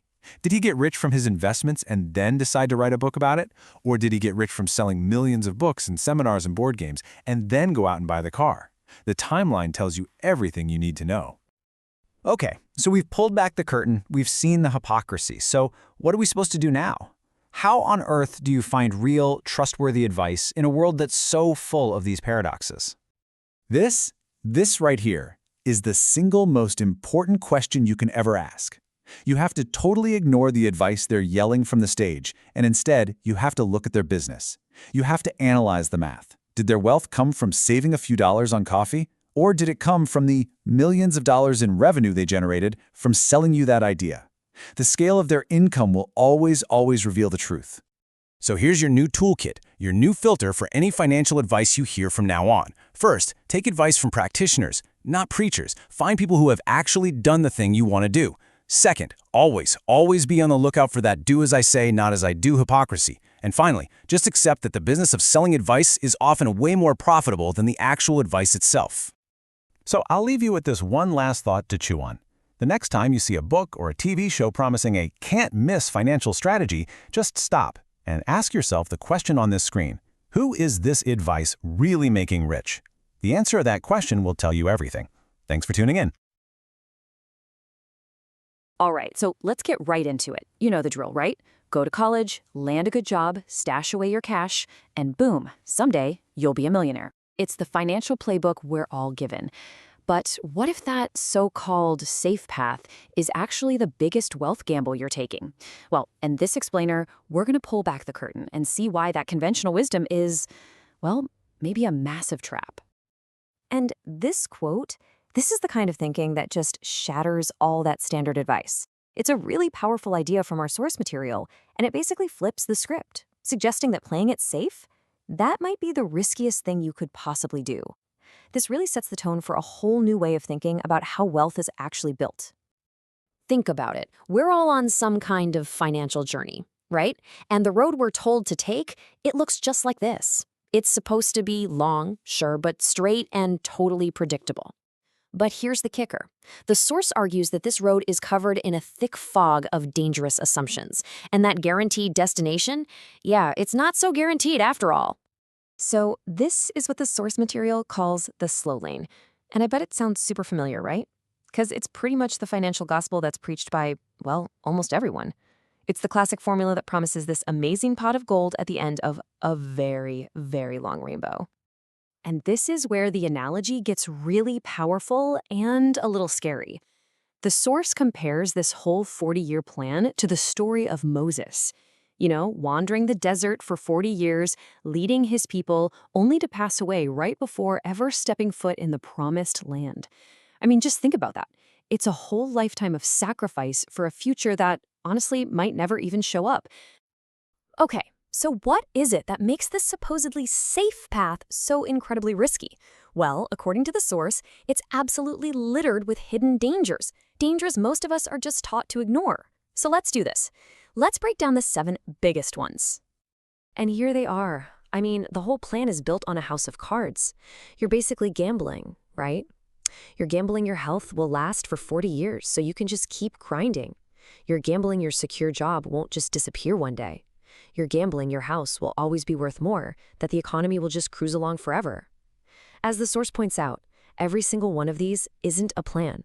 It's a massive, uncontrollable bet. And really, this is the question that gets to the absolute heart of the matter.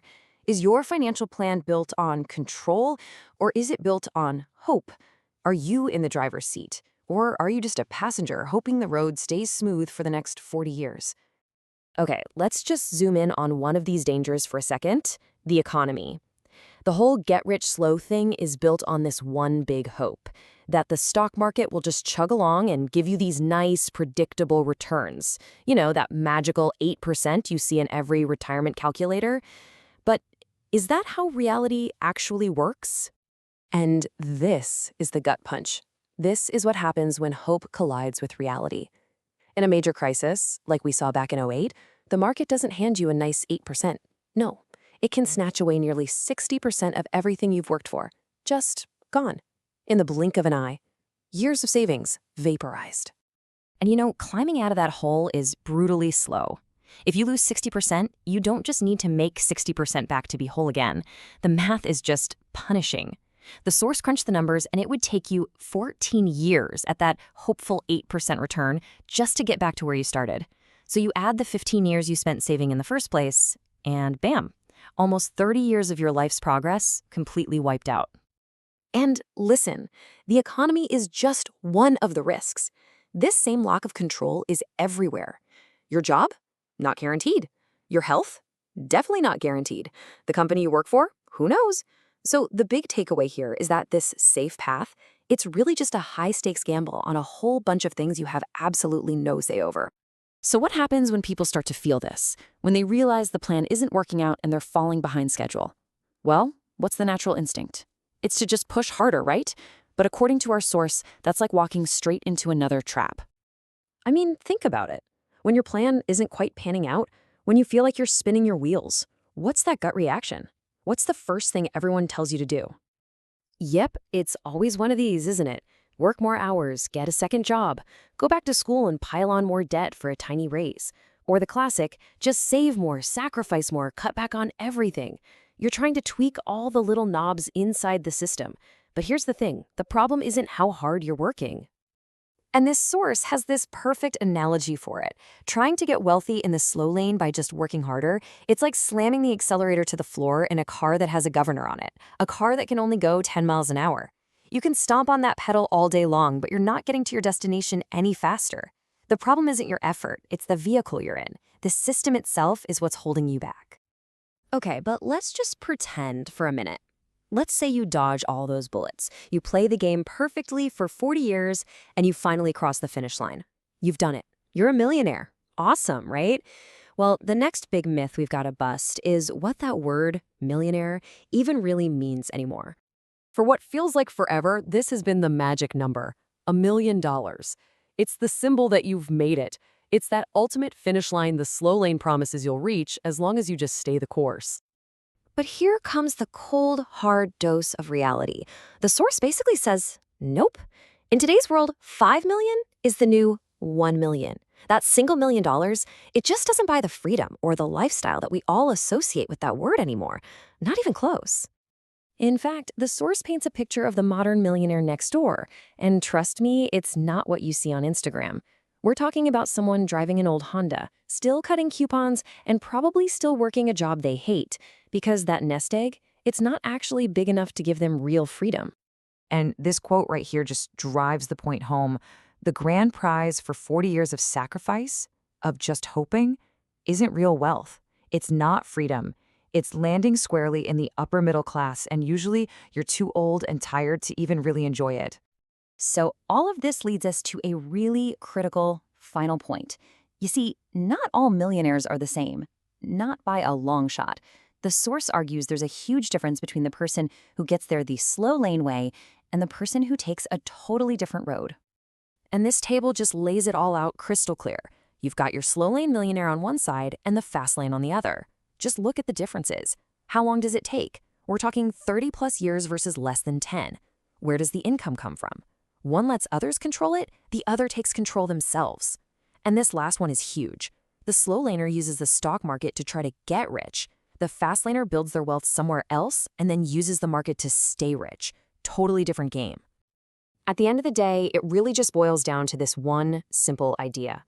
The whole slow lane philosophy is about what you can't do. Don't buy that coffee. You can't afford that vacation. Skip the nice restaurant. It's a life built around no. The other path? It's about building a system that lets you live a life of yes. And that really leaves us with one final big question you have to ask yourself. The road that most people are on, the one society tells you is the right one, it takes pretty much your entire working life to travel. So after everything we've just unpacked from the source, you really have to wonder, is the destination at the end of that 40-year road actually worth the journey? Welcome to The Explainer. Today, we're going to talk about a financial philosophy that basically flips the script on everything you've probably been taught about building wealth. Forget the 40-year plan, we're talking about a shortcut. You know, for most of us, the path to getting ahead financially feels like you have two choices, right? On one hand, you can put your head down, work for 40 years, and just hope for a comfy retirement, or you can live it up today and, just hope the future kind of works itself out. So you can take a stroll down what the book calls the sidewalk, living for the moment with no real plan. Or you can get stuck in the traffic of the slow lane, sacrificing your best years for a retirement that's way, way down the road. But what if there's a door number 3? To really wrap our heads around this third option, let's play a little game. Imagine there's a raffle. And trust me, your choice here is going to tell you a lot about your financial instincts. Okay, so you've got 3 tickets in front of you. The sidewalk ticket, that's your classic lottery, a 1 in a million shot at a massive payday, like right now. Then there's the slow lane ticket. The odds are way better, but you gotta wait 40 years for a much smaller prize. And then there's the fast lane ticket. The odds are just a little bit worse than the slow lane, but the prize is way bigger, and you get it a whole lot sooner. So let's talk about that third door, the fast lane ticket. It's a 1 in 7 chance to win $10 million in just 6 years. Now stop and think about that. You're talking about 20 times the money of the slow lane in a fraction of the time for just a tiny little increase in risk. This right here is the heart of the fast lane mindset. So what exactly is the fast lane? Well, it's more than just a get-rich scheme. It's a completely different approach to business and to life, and it's built on 4 key pillars. It all starts with leverage, specifically what the author calls controllable, unlimited leverage. The big idea is that you have to stop trading your time for money. Instead, you build a business that you own, something that can grow and scale. And that requires a very different lifestyle, one where you're focused on producing value, not just consuming things. And the result? Rapid wealth creation. We're talking years, not decades. Now, to pull this off, you need a total mental shift. You have to stop seeing your time as something you sell by the hour.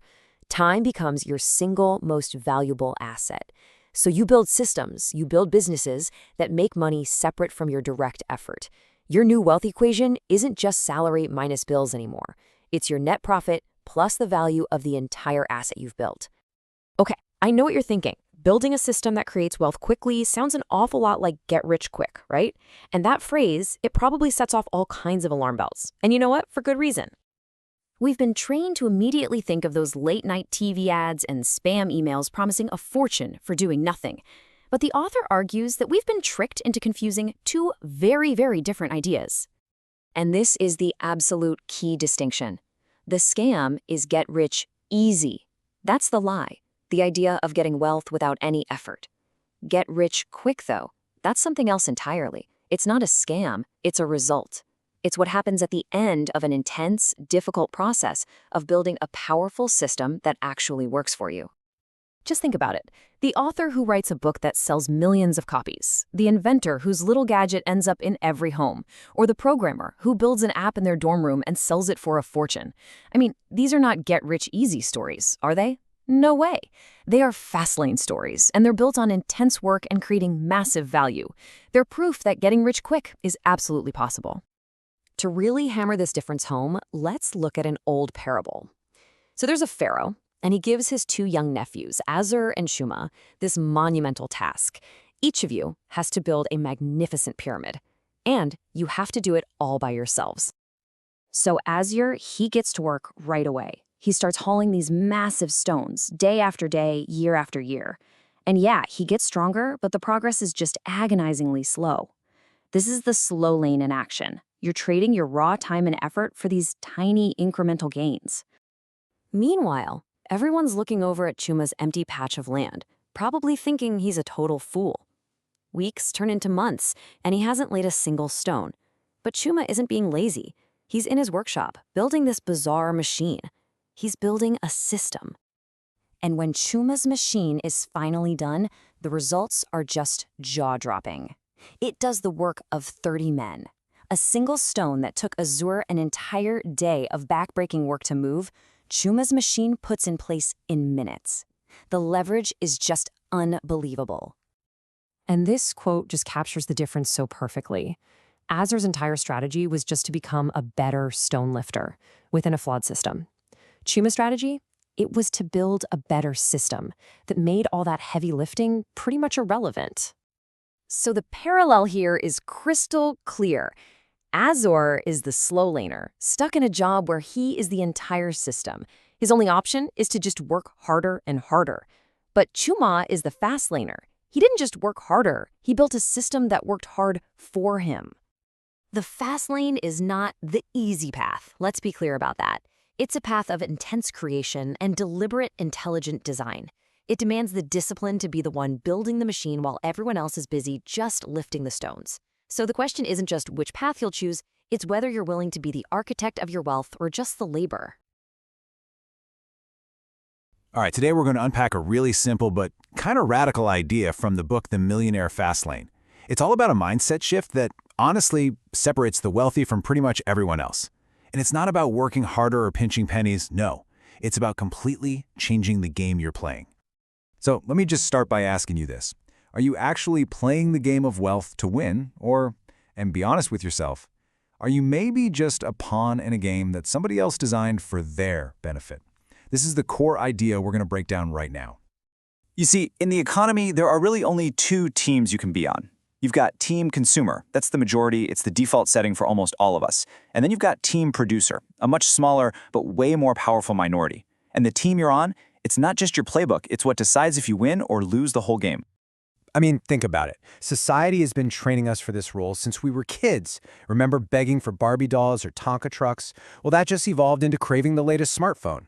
We are systematically taught to demand, to want, and to buy. We're conditioned to be fantastic consumers. And all this training creates what the book calls the consumer mindset. It's where your whole world kind of revolves around what you can get. Your focus is on buying stuff, needing stuff, using stuff. Now, this feels totally normal, right? It's comfortable, but that's the trap. It is the losing playbook that keeps most people stuck. So what's the big problem with just being a consumer? Well, following that normal path puts you squarely on what the author calls the slow lane. And trust me, it's a financial dead end. Let's really break down this trap. Your job, which is the cornerstone of a consumer's life, really only exists to make a producer, your boss, the company owner, richer. You're trading your most precious, non-renewable resource, your time, for money. And what that means is your wealth has a hard ceiling. There are only 24 hours in a day, so your income is always going to be limited and controlled by someone else. You're playing on a tilted field, and it's designed for you to lose. This slow road, this is the path most people are on for their entire lives. It's a slow grind, and it almost never leads to real wealth. But here's the good news. There is another road. It's called the fast lane. Getting on it, though, well, that's going to require a very conscious and deliberate change. So here it is, the big secret to getting the winning playbook. You have to consciously switch teams. You have to basically become a trader to team consumer and go join team producer. So what does that actually look like? It's really just about flipping the script. It's about inverting all that consumer behavior. So instead of buying the latest gadget, you figure out how to sell one. Instead of rushing to dig for gold, you're the one selling the shovels. Instead of paying to take a class, you figure out how to offer one. It's a total 180 reversal of your focus. It all boils down to this one incredibly powerful sentence. Producers get rich. Consumers get poor. That's it. That is the fundamental law of the game. Wealth flows to the people who create things for other people to consume. Okay, but how does this actually build wealth? Well, becoming a producer, it's not just a cute mindset trick. It fundamentally rewires the entire math of how you make money. It gives you a whole new and way more powerful wealth equation. Just look at this comparison right here. This is where it all becomes clear. In the slow lane, your wealth is tied directly to your time. It's limited, and you don't control it. But in the fast lane, your wealth is tied to a business, to a system, and that system is not bound by time. Its potential is unlimited, and this is the most important part. You control it. Okay, let's make this super concrete.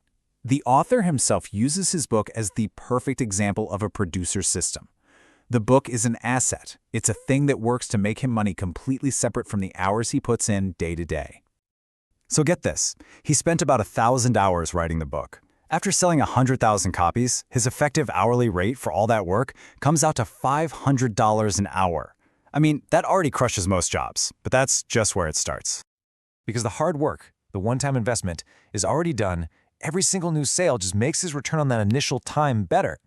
So when he hits 500,000 books sold, that same 1,000-hour investment is now worth an effective $2,500 an hour. You see, the system is scaling. And now, this is where it gets absolutely insane. This is the power of leverage. He does a single 10-minute radio interview. That one interview sells another 1,000 books. That 10 minutes of his time generated about $5,000 in profit. His return on that time, a staggering $30,000 per hour. Now that is the unlimited, controllable math of the fast lane. So once this concept really clicks for you, your whole world reorients itself. You literally stop seeing things through the eyes of a consumer and you start seeing everything through the eyes of a producer. You know that cheesy infomercial that comes on late at night? It's not a temptation anymore. It's a masterclass in marketing. You start analyzing how businesses actually work instead of just looking at the products they sell. And you finally get it. The rich are a minority because producers are a minority. And you know the best part? Once you really succeed as a producer, you can afford to consume anything you want. You just have to get the order right. Produce first, consume second. So I'll leave you with this one simple challenge. The very next ad you see, on your phone, on TV, doesn't matter.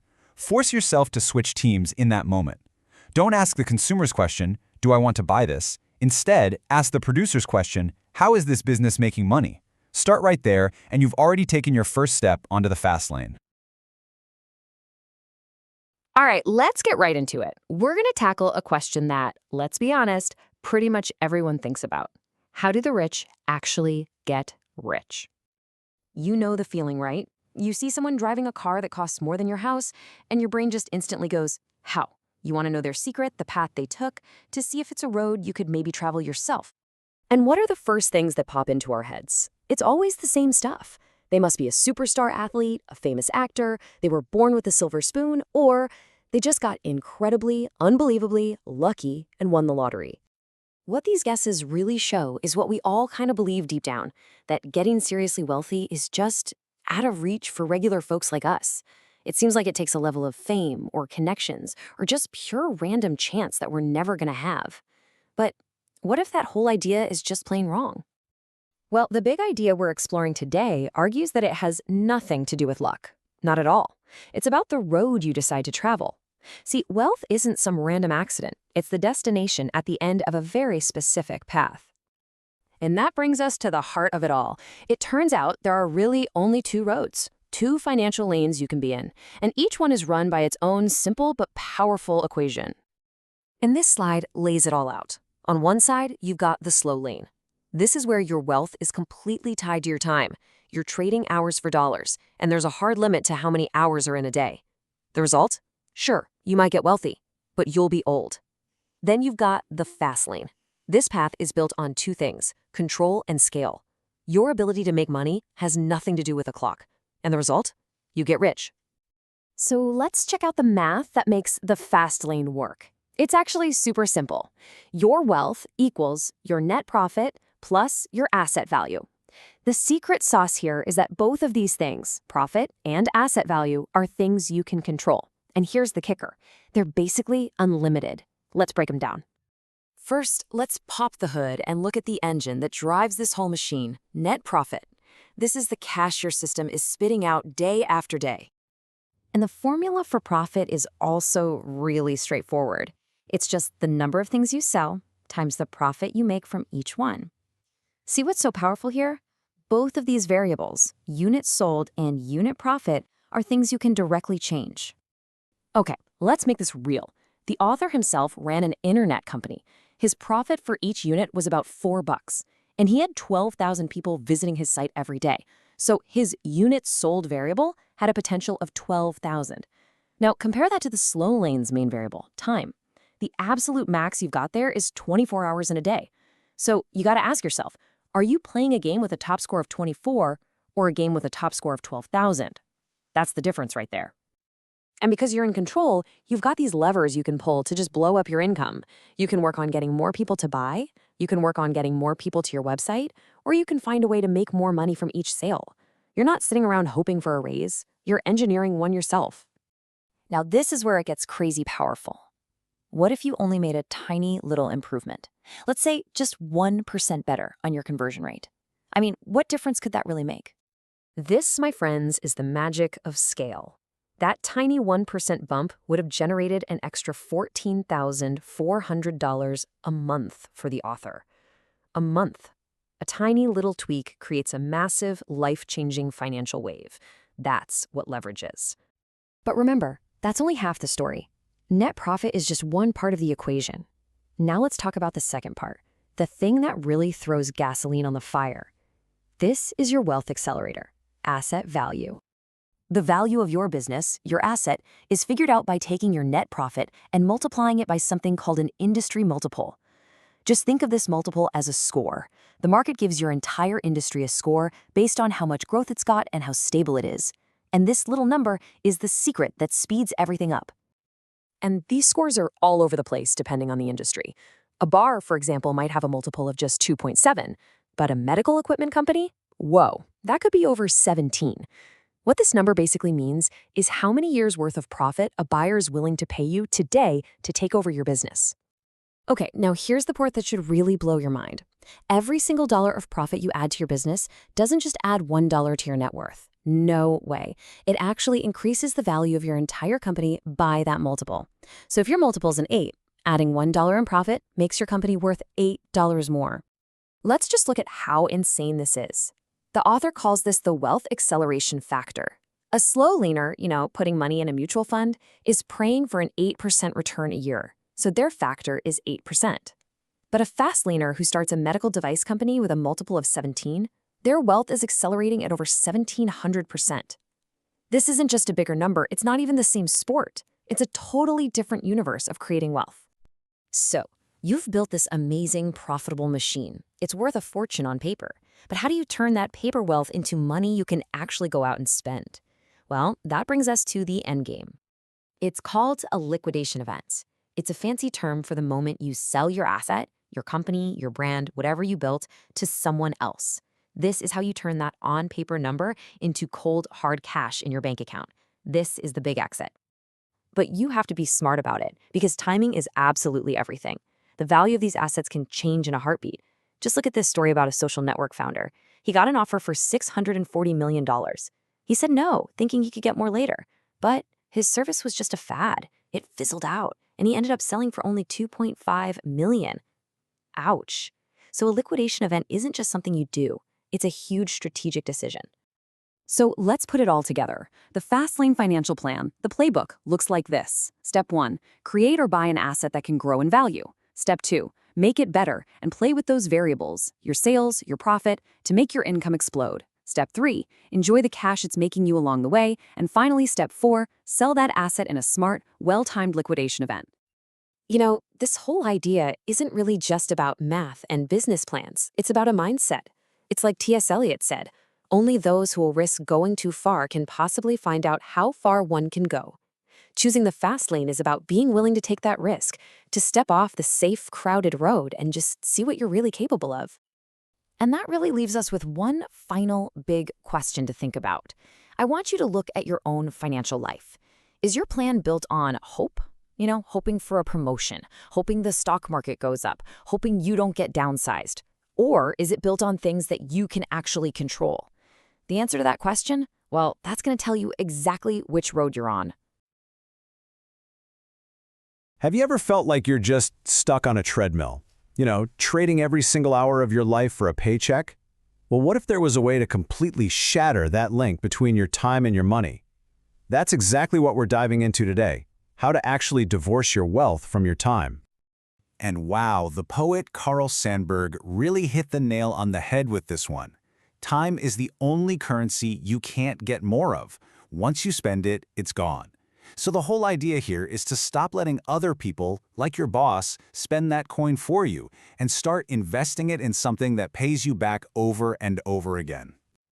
So check this out. This slide really breaks down the two main ways people think about building wealth. Over on the left, you've got the slow lane. It's the path we all know. Your wealth is your job, plus whatever you can stash away in the stock market. It's fine, but it's tied directly to your time. Now on the right, that's the fast lane. Wealth here equals a business system that you own plus leverage. This is where that divorce we're talking about really happens. Okay, let's talk about the trap. The one that, let's be honest, most of us are caught in, whether we realize it or not. I'm talking about that direct, unbreakable link between the hours we put in and the dollars we get out. The author of our source material tells this absolutely wild story. He was going through one of the worst months of his life, a really tough breakup, some scary health stuff, and he basically just checked out, did nothing, sat on the couch. But here's the insane part. His income didn't just hold steady, it actually went up. I mean, how is that even possible? Well, here's the secret. Years before all that, he had made a critical shift. He stopped working for his money and instead built a business system that worked for him. It was this automated thing that just kept earning money, day in and day out, totally separate from his own time. He had literally broken the chains. And that leads us perfectly to the solution. It's a really powerful way to think about what true financial freedom looks like. So the end goal, the holy grail, is this right here, passive income. We're talking about money that shows up in your bank account whether you're working, sleeping, or off on some beach. And this slide just brilliantly redefines retirement. It's not an age, right? It's a number. It's the moment your passive income is more than your expenses. You could literally be retired at 25. The author calls the engine behind this kind of income a money tree. And no, it's not some fantasy. It's just a metaphor for a business system, one that you plant, you water, you take care of, and eventually it just starts producing fruit all on its own. It basically becomes a stand-in, a surrogate, that works for you so you don't have to. But hold on, here's a super important warning, because not all businesses are the same. It is incredibly easy to think you're planting one of these amazing money trees when, in reality, you're just buying yourself a much, much more demanding job. Let's just take a look at the cautionary tale of Jillian. She ditches her stressful Wall Street gig to be her own boss and buys a deli. Sounds like the dream, right? Well, fast forward 2 years. She's working 7 days a week, completely burned out, and the profits are so thin she can't even hire help. By year 4, she's done. She sells the whole thing and runs back to the safety of a 9-to-5. So what was the big mistake here? Jillian's business was 100% dependent on her. If she wasn't physically there making sandwiches and ringing up customers, the money stopped. She didn't build a system. She just bought a job, one with way longer hours and a ton more stress. That wasn't a money tree. It was just a twig.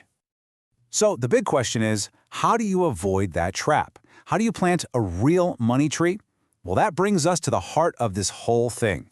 The 5 proven seeds or blueprints you can use to build your own passive income system.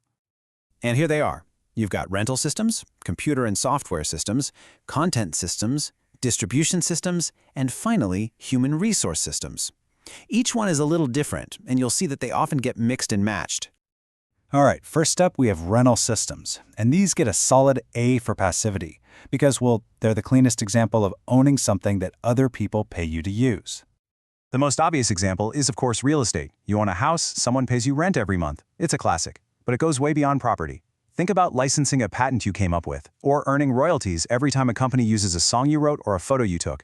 You create the asset one time, and it just keeps on paying you. Next up, we have what is honestly probably my favorite, computer and software systems. In the world we live in today, this is without a doubt one of the most powerful seeds you could possibly plant. So, what makes software so powerful? Two huge things: scalability and automation. A single website can serve millions of people all at once. A rental property? Not so much. And computers work 24/7 and they never complain or ask for a vacation. Just look at this example. A developer created a simple iPhone game and made 600 grand in 1 month. That is the insane power of digital leverage. Building right on top of that idea, our third seed is content systems. This is all about creating and owning valuable information. Just like software, information is incredibly easy to copy and distribute. You write an ebook once, and you can sell it 1,000,000 times over. A blog post you write today can still be earning you money 5 years from now. I mean, think about Dan Brown. He sold over 80 million copies of the Da Vinci Code. He wrote the book once, and that one asset continues to generate a mind-blowing amount of income. Seedling number 4 is all about distribution systems. And this one is so critical because, look, having a great product is one thing, but if nobody can get their hands on it, it's pretty much useless. Distribution is the bridge that gets your product to the world. Now, you can piggyback on systems that already exist, like selling on Amazon or putting your app in Apple's App Store, or you can build your own. Starbucks is the perfect example. They didn't invent coffee. They perfected a distribution system, chaining, that put one of their stores on virtually every corner on the planet. That's the power of distribution. And that brings us to our fifth and final seedling, human resource systems. Now, this one is easily the most complex, the most expensive, and honestly, the trickiest one to get right. This one is a total double-edged sword. If you want to build something huge, you almost always need people. A good manager can make a local business like a coffee shop way more passive for the owner. But managing people takes time and energy. And then managing the managers of your managers, well, that can turn into a whole new full-time job, which totally defeats the purpose. It's a really delicate balancing act.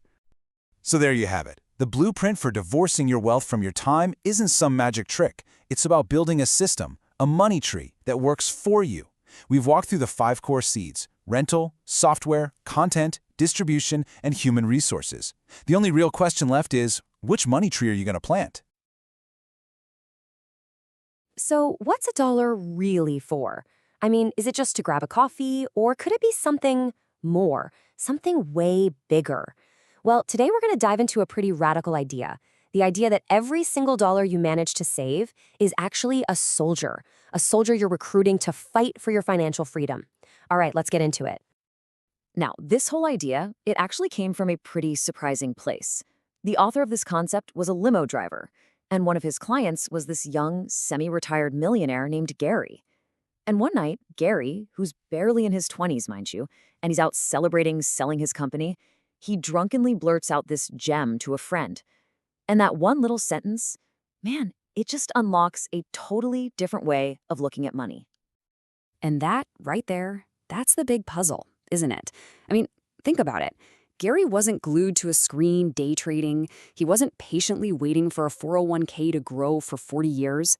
No, he'd already won the game, while most of us are, still trying to figure out the rules. So how is that even possible? Well, it all comes down to this one simple truth. The most powerful tool for building wealth isn't some secret stock tip. It's just money. Yeah, you heard that right. The best money tree you could ever hope for is, well, it's money. That dollar in your pocket, it's not just for spending, it's a seed.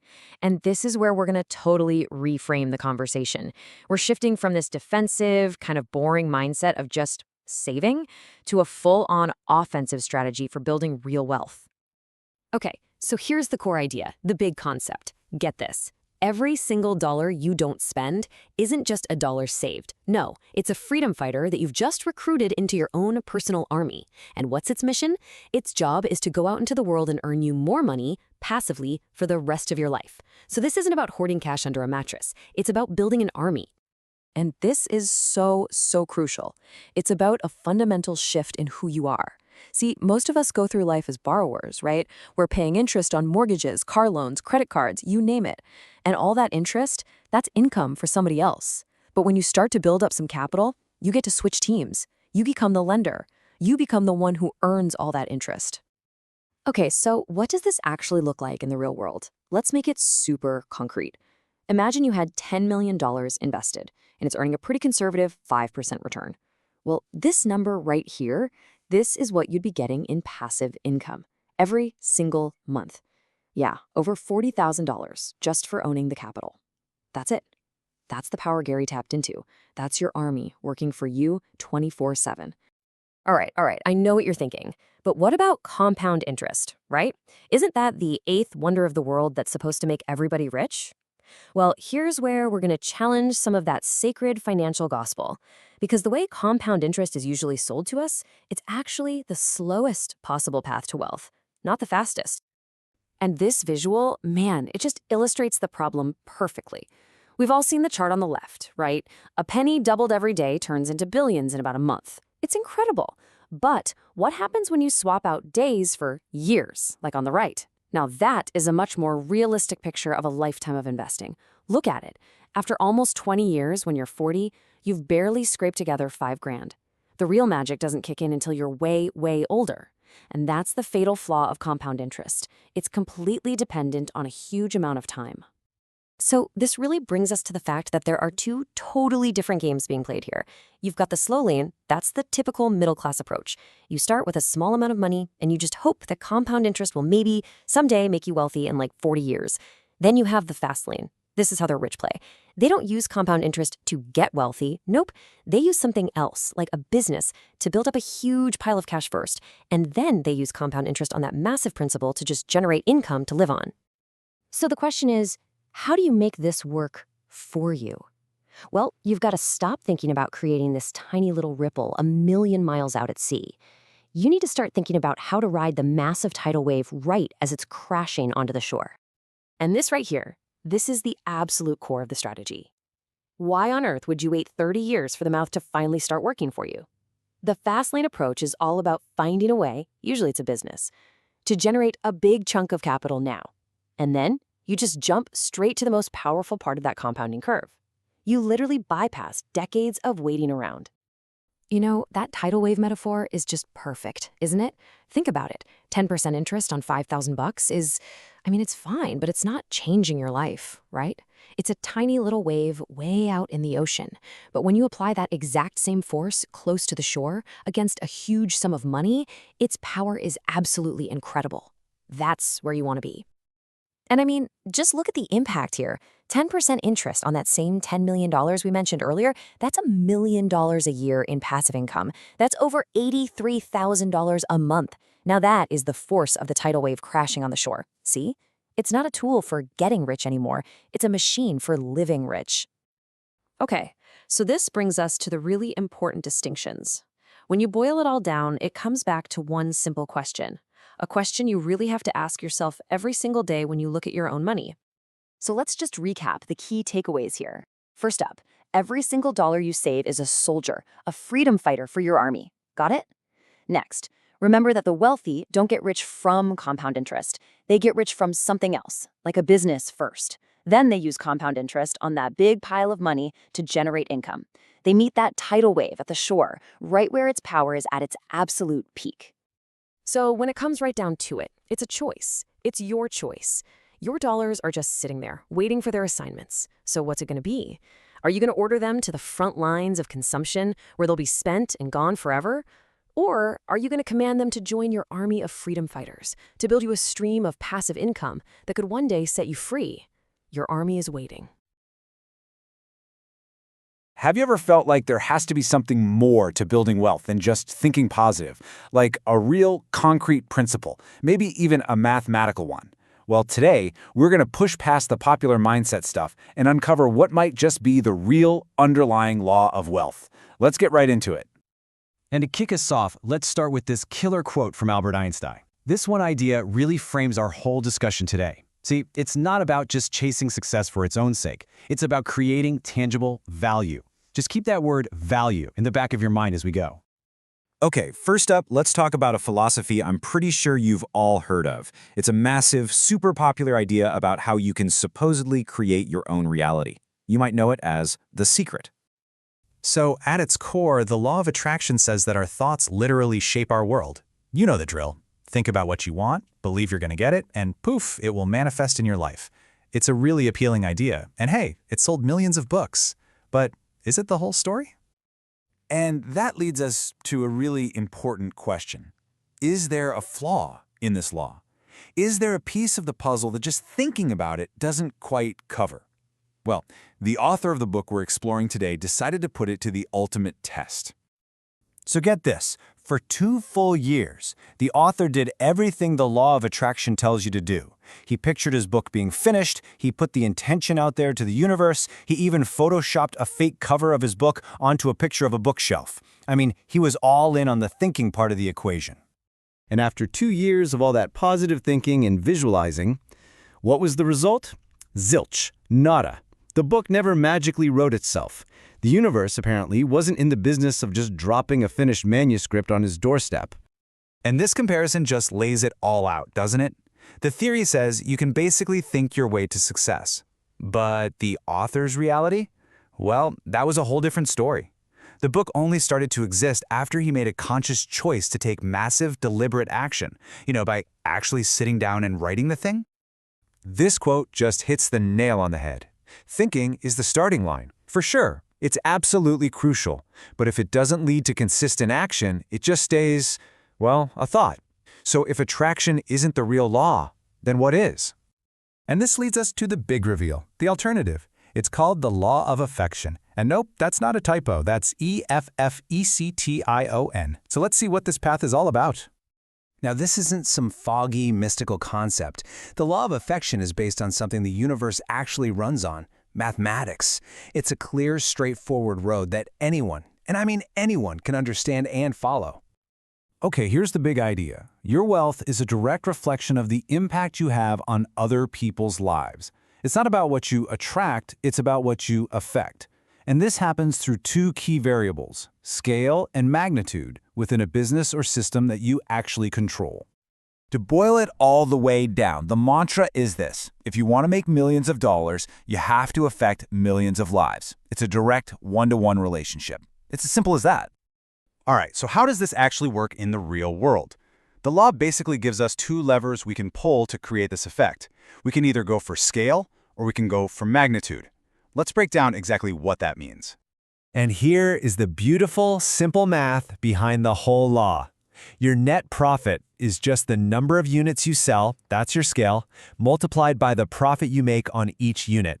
And that profit per unit, that's driven by your magnitude, or how much value you're providing. You can get seriously wealthy by focusing on either one of these, or both. So you can really see the 2 paths here. With scale, you're making a relatively small impact on a massive number of people. Think about selling millions of cheap pens. With magnitude, you're making a huge, life-changing impact on a much smaller group of people, like building an apartment complex and providing housing. So let's make scales super concrete. Let's say you invent a decent pen. A single pen isn't going to dramatically change someone's life, right? The impact is pretty small. But what if you manage to sell 20 million of them, and you make just 75 cents of profit on each one? Boom! You've just made $15 million. That's the incredible power of scale. A tiny little impact repeated millions and millions of times creates an absolute fortune. Okay, now let's look at magnitude. Providing a safe home for a family, that's a huge impact event. You're not serving millions of people, but the value you give to each one of those, say, 400 families in your apartment complex, is massive. And that allows you to generate some serious, recurring income from a way smaller group. Now you have to remember this. Either path can make you a millionaire, but when you combine them, when you create something that has a high magnitude impact and reaches a massive scale, well, that's the recipe for creating billionaires. So for this last section, let's just look around us. Because once you understand this law, you start to see that it's a universal constant. If you follow the money, you will always, always find the law of affection hiding in plain sight. Seriously, just think about it. A professional athlete, they entertain millions of fans. A famous rapper sells millions of songs. A big-time CEO, their company serves millions of customers. Even a lottery winner, where does that price come from? It's funded by millions of people buying tickets. The numbers are always there. Here's the critical takeaway. Behind every huge fortune, there is always a millions factor. Millions of customers, millions of users, millions of viewers, millions of dollars. Big wealth always follows big numbers. And that brings us to the final and honestly, the most important question of all. It completely shifts your focus from what do I want to what value can I provide? Because according to the law of affection, the answer to that question is what will ultimately determine your wealth. So how many lives will you affect? Welcome to The Explainer. Today we're going to dig into a piece of financial advice you've probably heard 1,000 times. And we're going to look at a perspective that might just completely flip how you think about your income. So let's start with this idea from Thoreau about sowing seeds. Because according to our source material, when it comes to real financial control, the most important seed you can plant isn't your budget. It's the actual structure you build for earning money in the first place. You know, for almost a century, pay yourself first has been the golden rule of personal finance. The idea is super simple. Before you pay your rent, your groceries, or anything else, you tuck some money away for savings. It's a real cornerstone concept. But here's the kicker, the really crucial question. What if that golden rule is actually built on a lie? What if, for most people with a normal job, it's not just hard to follow, what if it's literally impossible? Let's get into why. Okay, to really wrap our heads around this, we need to take a closer look at a regular old paycheck and see where the money actually goes long before it ever touches your bank account. So, when you get your paycheck, right, you see two big numbers, your gross pay, which is the total amount you supposedly earned, and then your net pay, which is what you actually get to take home. And let's be real, those two numbers are never the same. In fact, that gap can be a whopping 35%. And that's because, whether we think about it or not, someone else is always getting their slice of the pie before we are. And this is the point that changes everything. When you're an employee, the whole system is set up so the government always gets its cut first, right out of your paycheck. You're actually the last one to get paid. So, if the traditional path is basically a trap, how do you break out of that cycle? Well, the source material suggests a really powerful, and I mean fundamental shift in your thinking. See, the solution isn't about being a better budgeter or trying to squeeze out a few more dollars. No, it's about changing the entire structure of how you make money by taking ownership of the source. It's a huge mental shift from being an employee to being an owner. Think of it like this. You are the engine that drives you toward wealth. But to get on the financial fast lane, that engine needs a solid frame, right? According to the source, that frame is a corporation that you own and you control. Like we just talked about, the money flow for an employee is pretty rigid. You earn it, then bam, the government takes its slice right off the top, and then you get whatever's left to try and live on and maybe, just maybe, save. But watch this. When you own a corporation, the whole flow gets turned upside down. The corporation earns the money first. Then it pays for all its legitimate business expenses, software, supplies, travel, whatever. After that, it pays you. And only then, on what's left over, does the government get paid. All of a sudden, you've jumped to the front of the line. Now, creating this structure, this financial vehicle, is the key practical step. You might be thinking, whoa, setting up a corporation sounds like this huge, complicated thing, but it's honestly a lot more accessible than you'd think. The trick is just choosing the right vehicle for your specific goals. The source specifically points to one of these three structures, and each one gives you two incredibly important benefits. They limit your personal liability, basically building a legal wall between your business and your personal life, and they offer some serious tax advantages. And just as important is what to stay away from. The source is really clear. Avoid operating as a sole proprietorship or a general partnership. Why? Because with those, there is zero legal separation. If the business gets sued, your personal assets, your house, your car, your savings, all of it is on the line. So here's a quick look at the main differences. A C Corp is usually for the big players, the ones looking to grow and attract investors. But for most small businesses or startups, an S Corp or an LLC is usually the sweet spot. That's because their profits pass through to your personal tax return, which lets you cleverly avoid that painful double taxation you can get with a C Corp. Okay, so what's the big takeaway from all this? What is the core, game-changing difference between the conventional path and this whole fast lane approach? It really boils down to these four things. First, that classic pay-yourself-first advice, it's basically a myth when you have a traditional job. Second, a corporation creates a legal divorce between your business and your personal life, and that protects you. Third, for most people starting out, an S-Corp or an LLC is the perfect vehicle. And finally, owning this structure, that is what gives you true financial control. And that leaves us with one final and pretty provocative thought. I want you to take a really hard look at how your own income is set up right now, and then ask yourself, is your financial vehicle truly designed to pay you first, or are you, like most people, stuck at the very back of the line? Welcome to The Explainer. Today we're going to dig into a really big question. Who's actually in control of your life's direction? Let's kick things off with this quote from our source material.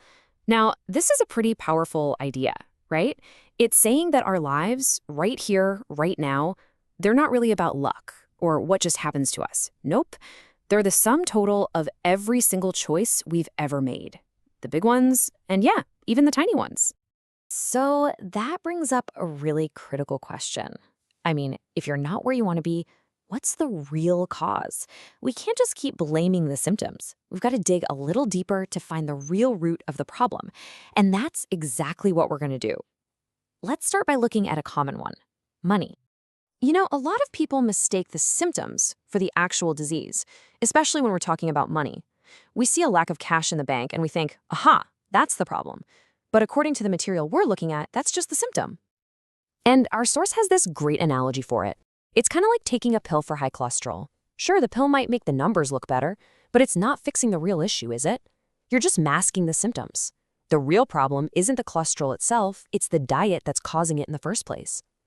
Okay, and this is where it all really starts to click. Look at this. It reframes these struggles we all face. A lack of money? Nope, that's not the problem. It's a symptom of poor choices. And what about something like a lack of perseverance? Well, that really just comes down to hundreds of tiny little choices, deciding to give up instead of pushing forward. You see the pattern? It all comes back to our choices. So if our choices are the root of all our problems, well, that must also mean they're the source of all our power, right? And this brings us to the big metaphor for today's explainer, life's steering wheel. See, your choices, they're the tool you use to navigate the road of life. The author of our source material actually had this big realization during a blizzard. He was stuck in a limo, he was driving for work, and it just hit him. Every single choice he'd ever made, the jobs he took, the businesses he tried, even the city he lived in, every single one of them led him to that exact frustrating moment. He wasn't just a passenger in his own life. He had steered himself right there. And this is such a crucial point. Big outcomes, like being rich or being poor, they don't usually happen because of one single dramatic decision. Not at all. They're built up over time, kind of like building a house, brick by brick, from all these small, everyday choices.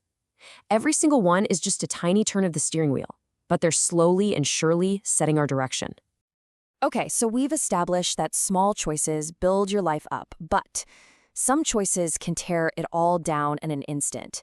Our source has a really strong name for these, treasonous choices. Just think about that steering wheel metaphor again. A treasonous choice? That's like speeding down the highway and suddenly jerking the wheel just 3 inches to the side. The consequences? They're immediate, they're catastrophic, and a lot of the time, they're permanent. Let's look at a quick but really dramatic story from the source material to see what this looks like in real life. Meet Andre. At 28 years old, he was a millionaire restaurant owner. He had it all: a wife, a daughter, 7 successful restaurants. I mean, the guy was on top of the world. But one night, he made a series of really, really poor choices. And notice, it wasn't just one thing. It was a chain reaction of terrible decisions. The choice to drink, the choice to get behind the wheel, and that fateful choice to think, I'm okay. Each one made the next one easier, and the final result just that much more devastating. The consequence was a fatal accident. He spent 11 years in prison. He lost his businesses, his family. He lost everything. His life was just forever changed, all because of a few terrible turns of the wheel. That is the devastating power of a treasonous choice. Wow. So Andre's story is a pretty stark reminder of just how destructive our choices can be. But here's the thing. That power works both ways. Just as bad choices can tear everything down, good choices can build our lives up with incredible force. So let's flip this around and look at what the source calls the horsepower of our choices and how they gain momentum over time. This image right here illustrates this idea perfectly. It's what the source calls horsepower. Think about it. A tiny 1-degree change in your direction at the very start of a journey. It seems like nothing, right? But over hundreds or thousands of miles, that 1 degree sends you to a completely different continent. It's a huge difference. This concept is called the impact differential. It's that widening gap between where you end up and where you could have ended up, all based on those small early choices. A tiny little deviation today can lead to a massive difference years from now. And this, right here, is exactly why the choices you make when you're young are the most powerful ones you'll ever make. They have the most time to grow and compound. The source uses another fantastic analogy for this, the oak tree of life. The choices you make when you're young, they're forming the thick, unbendable trunk of that tree. Then your habits and your lifestyle become the main branches, really defining the tree's overall shape. By the time you're older, your choices are more like the thin little twigs at the top. They still matter, but they have way less power to change the tree's overall direction. The younger you are, the more horsepower your choices have. Okay, so what's the big takeaway here? We've talked about the theory, the metaphors, the dangers, the power, but how do you actually apply this stuff, like starting today? Well, it all starts with really taking these key ideas to heart. First, the leading cause of poorness is poor choices. Second, you are exactly where you chose to be. It's a tough pill to swallow, but it's empowering. Third, success isn't just one thing. It's hundreds of little choices that all add up. It's a process. And finally, the younger you are, the more powerful, the more potent your choices are. Your life today is a direct reflection of your past choices, and your future, well, that's being built by the choices you're making right now. And that's really the ultimate question this whole thing leaves us with, isn't it? This isn't about beating yourself up over past mistakes. It's about realizing the incredible power you have in this very moment. Your choices are the steering wheel. The power is, and it always has been, in your hands. So, where will you decide to go? You know, we're all looking at the world through a kind of windshield. But what happens when that windshield is covered in gunk and grime that we don't even see? Well, today we are going to explore how our own perception can totally distort reality, and more importantly, how a simple mental wipe can change the road ahead for good. And this quote from Charlotte P. Gilman, it just nails it, right? It's all about self-awareness. I mean, before you can even think about changing your path, you've got to see the smudges on your own windshield that are messing with the view. So let's really dig into this idea, this metaphor of the dirty windshield, because this isn't about what's actually out there in the world. Nope. This is about the smudges, the bugs, and the grime on our own internal glass that completely twist what we think is possible for ourselves. All right, picture this. It's a real story from the author. He sees this teenager just staring at his Lamborghini, totally in awe, but the kid's final thought isn't, wow, how can I get one of those? It's a complete dead end. I'll never be able to afford one. And that single thought, that's the invisible wall we're talking about today. And that thought, that little I'll never, well, the author calls that a choice of perception. It's not just some random passing thought. Oh no. It's a powerful decision you are making against your own potential. It's like you're slamming a door shut on your own dreams before you even take a single step towards them. So how do these limiting beliefs get their hooks in us? Well, it really boils down to two kinds of choices we make every single day.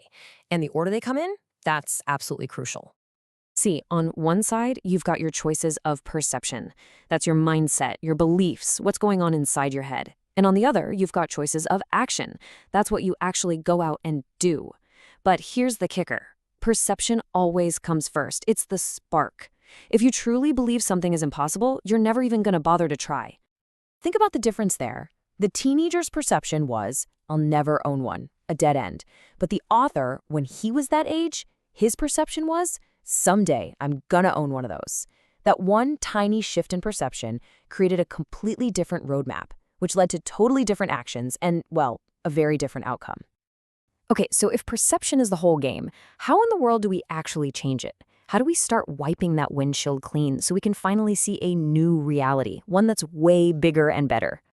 Okay, this next story is just wow. It's one of those moments that completely flips your perspective. A network marketer comes up to the author and offers him what he thinks is this amazing life-changing opportunity, earn $10,000 a month. But for the author, that was a 90% pay cut. It's just a crazy reminder that your ceiling might literally be someone else's floor. You know, a really simple place to start rewiring your mindset is to just listen to the words you use. Are you using what the author calls flaccid words? Words of doubt like, I'll try, or I think, or I can't? Or are you using firm language? Words of commitment like, I will, I can, and I'll overcome. Seriously, the words you choose, especially the ones you say to yourself, build the reality you live in. All right, let's get super practical now. Once you start cleaning up your perception, you're going to need a good navigation system. So the source gives us this awesome toolkit, 2 powerful frameworks to help you make way better decisions on the road ahead. The first tool is all about defense. It's called Worst Case Consequence Analysis, or WCCA for short. Think of it like your own personal emergency brake. It's designed to help you quickly size up high-stakes decisions and, swerve away from those catastrophic choices that could totally wreck your journey. And it's so simple, you can do it in your head in like 10 seconds. For any big decision, just ask yourself these 3 things. 1, what is the absolute worst thing that could happen? 2, what's the real probability of that happening? And 3, is that a risk I'm actually willing to take? It's like a mental fire drill that keeps you safe.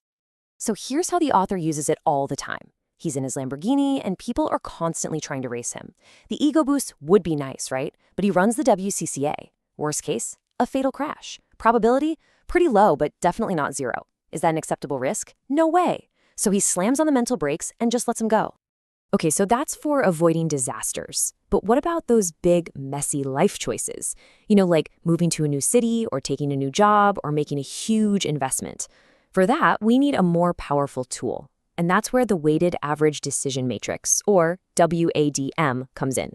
This thing is designed to turn confusing, emotional decisions into a clear, logical choice.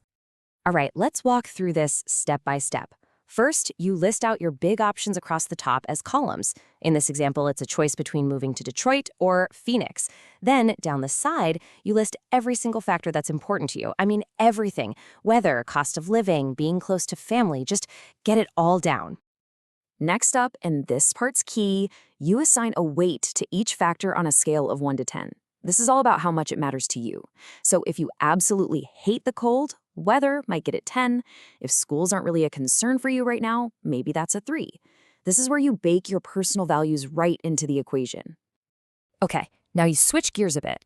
You go through and grade each option for each factor, again from 1 to 10.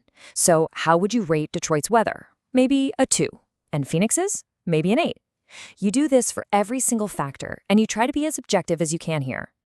Now you just do some super simple multiplication.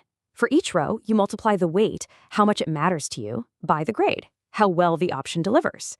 So for Phoenix's weather, that's a weight of 10 times a grade of 8, which gives you a score of 80. See? You're systematically turning your feelings and priorities into hard data. And for the final step, you just add up the scores in each column. And look at that! Detroit edges out Phoenix 232 to 228. Suddenly, all that emotional fog just disappears. The data, based on your priorities, gives you a clear, logical answer. It's such a powerful way to make those huge life decisions. Okay, finally, let's talk about one of the biggest, most stubborn smudges on anyone's windshield. The past. It is so easy to try and drive forward while you're staring in the rearview mirror, but man, that is a dangerous way to get where you want to go. I mean, just let this sink in for a second. The universe doesn't remember your failures. It doesn't remember your embarrassing moments or your past mistakes. It doesn't hold a grudge. The only one who weaponizes your past against your future is you. Your past only defines you if you choose to let it. So just like our choices, our memories can either work for us or against us. Let's say you had a business that failed. A treasonous memory says, business is too risky, I'm never doing that again. But an accelerative memory finds the lesson. It says, okay, next time I'm going to be the one selling the franchises, not buying them. You have the power to reframe your past into fuel for your future. And all this leaves us with one last really critical question to ask ourselves. Take an honest look in your own rearview mirror. Are the stories you tell yourself about your past pushing you forward with valuable lessons, or are they anchoring you in place with fear and doubt? The choice, as we've seen today, is 100% yours. Welcome to The Explainer. Today, we're diving into a really powerful idea from the Millionaire FASTLANE. We're talking about the invisible forces that are constantly trying to hold you back. And get this, we're also going to talk about how you can flip them around to actually speed yourself up. So let's kick things off with this quote from Oscar Wilde, because it just hits the nail on the head. When you're trying to do something different, something great, you're almost guaranteed to face resistance or ridicule from people who are just fine with being average. And that resistance, that's exactly what we're going to unpack today. Have you ever felt that? You know, that little pull to just stay normal, to not rock the boat? Well, according to the book we're looking at, that feeling is not an accident. See, the argument is that society itself creates this invisible headwind, a kind of social conditioning that's designed to keep you right in the middle of the pack. Okay, so let's really get into this. What is this invisible headwind all about? And why is just being normal actually a trap for anyone who has big goals? Think of it like this. The book uses this awesome road trip metaphor. When you're flying down the highway, you can feel the car fighting against the wind, right? That's wind resistance. Well, the journey to doing something exceptional in your life, it's exactly the same. There's this constant, natural force pushing back, trying to slow you down. And this right here is such a brilliant way to see how that headwind takes hold. You ask a kindergarten class, who can sing? And what happens? Every single hand shoots up. They all believe they can. Fast forward to high school, you ask the same question, crickets. Maybe a few hands, kind of hesitantly. That difference? That's the headwind. It's years of being conditioned, of being compared, of being told to be realistic that just slowly grinds down that belief in what we can do. So what's the takeaway here? It's pretty simple, actually. If you do what everyone else does, you're going to get what everyone else gets. And the book is super blunt about this. For most people, normal means being just a couple paychecks away from broke. So you want a different result? You absolutely have to take a different road. All right, so where is all this resistance, this drag, actually coming from? Let's diagnose it, because once you know the source, you can start doing something about it.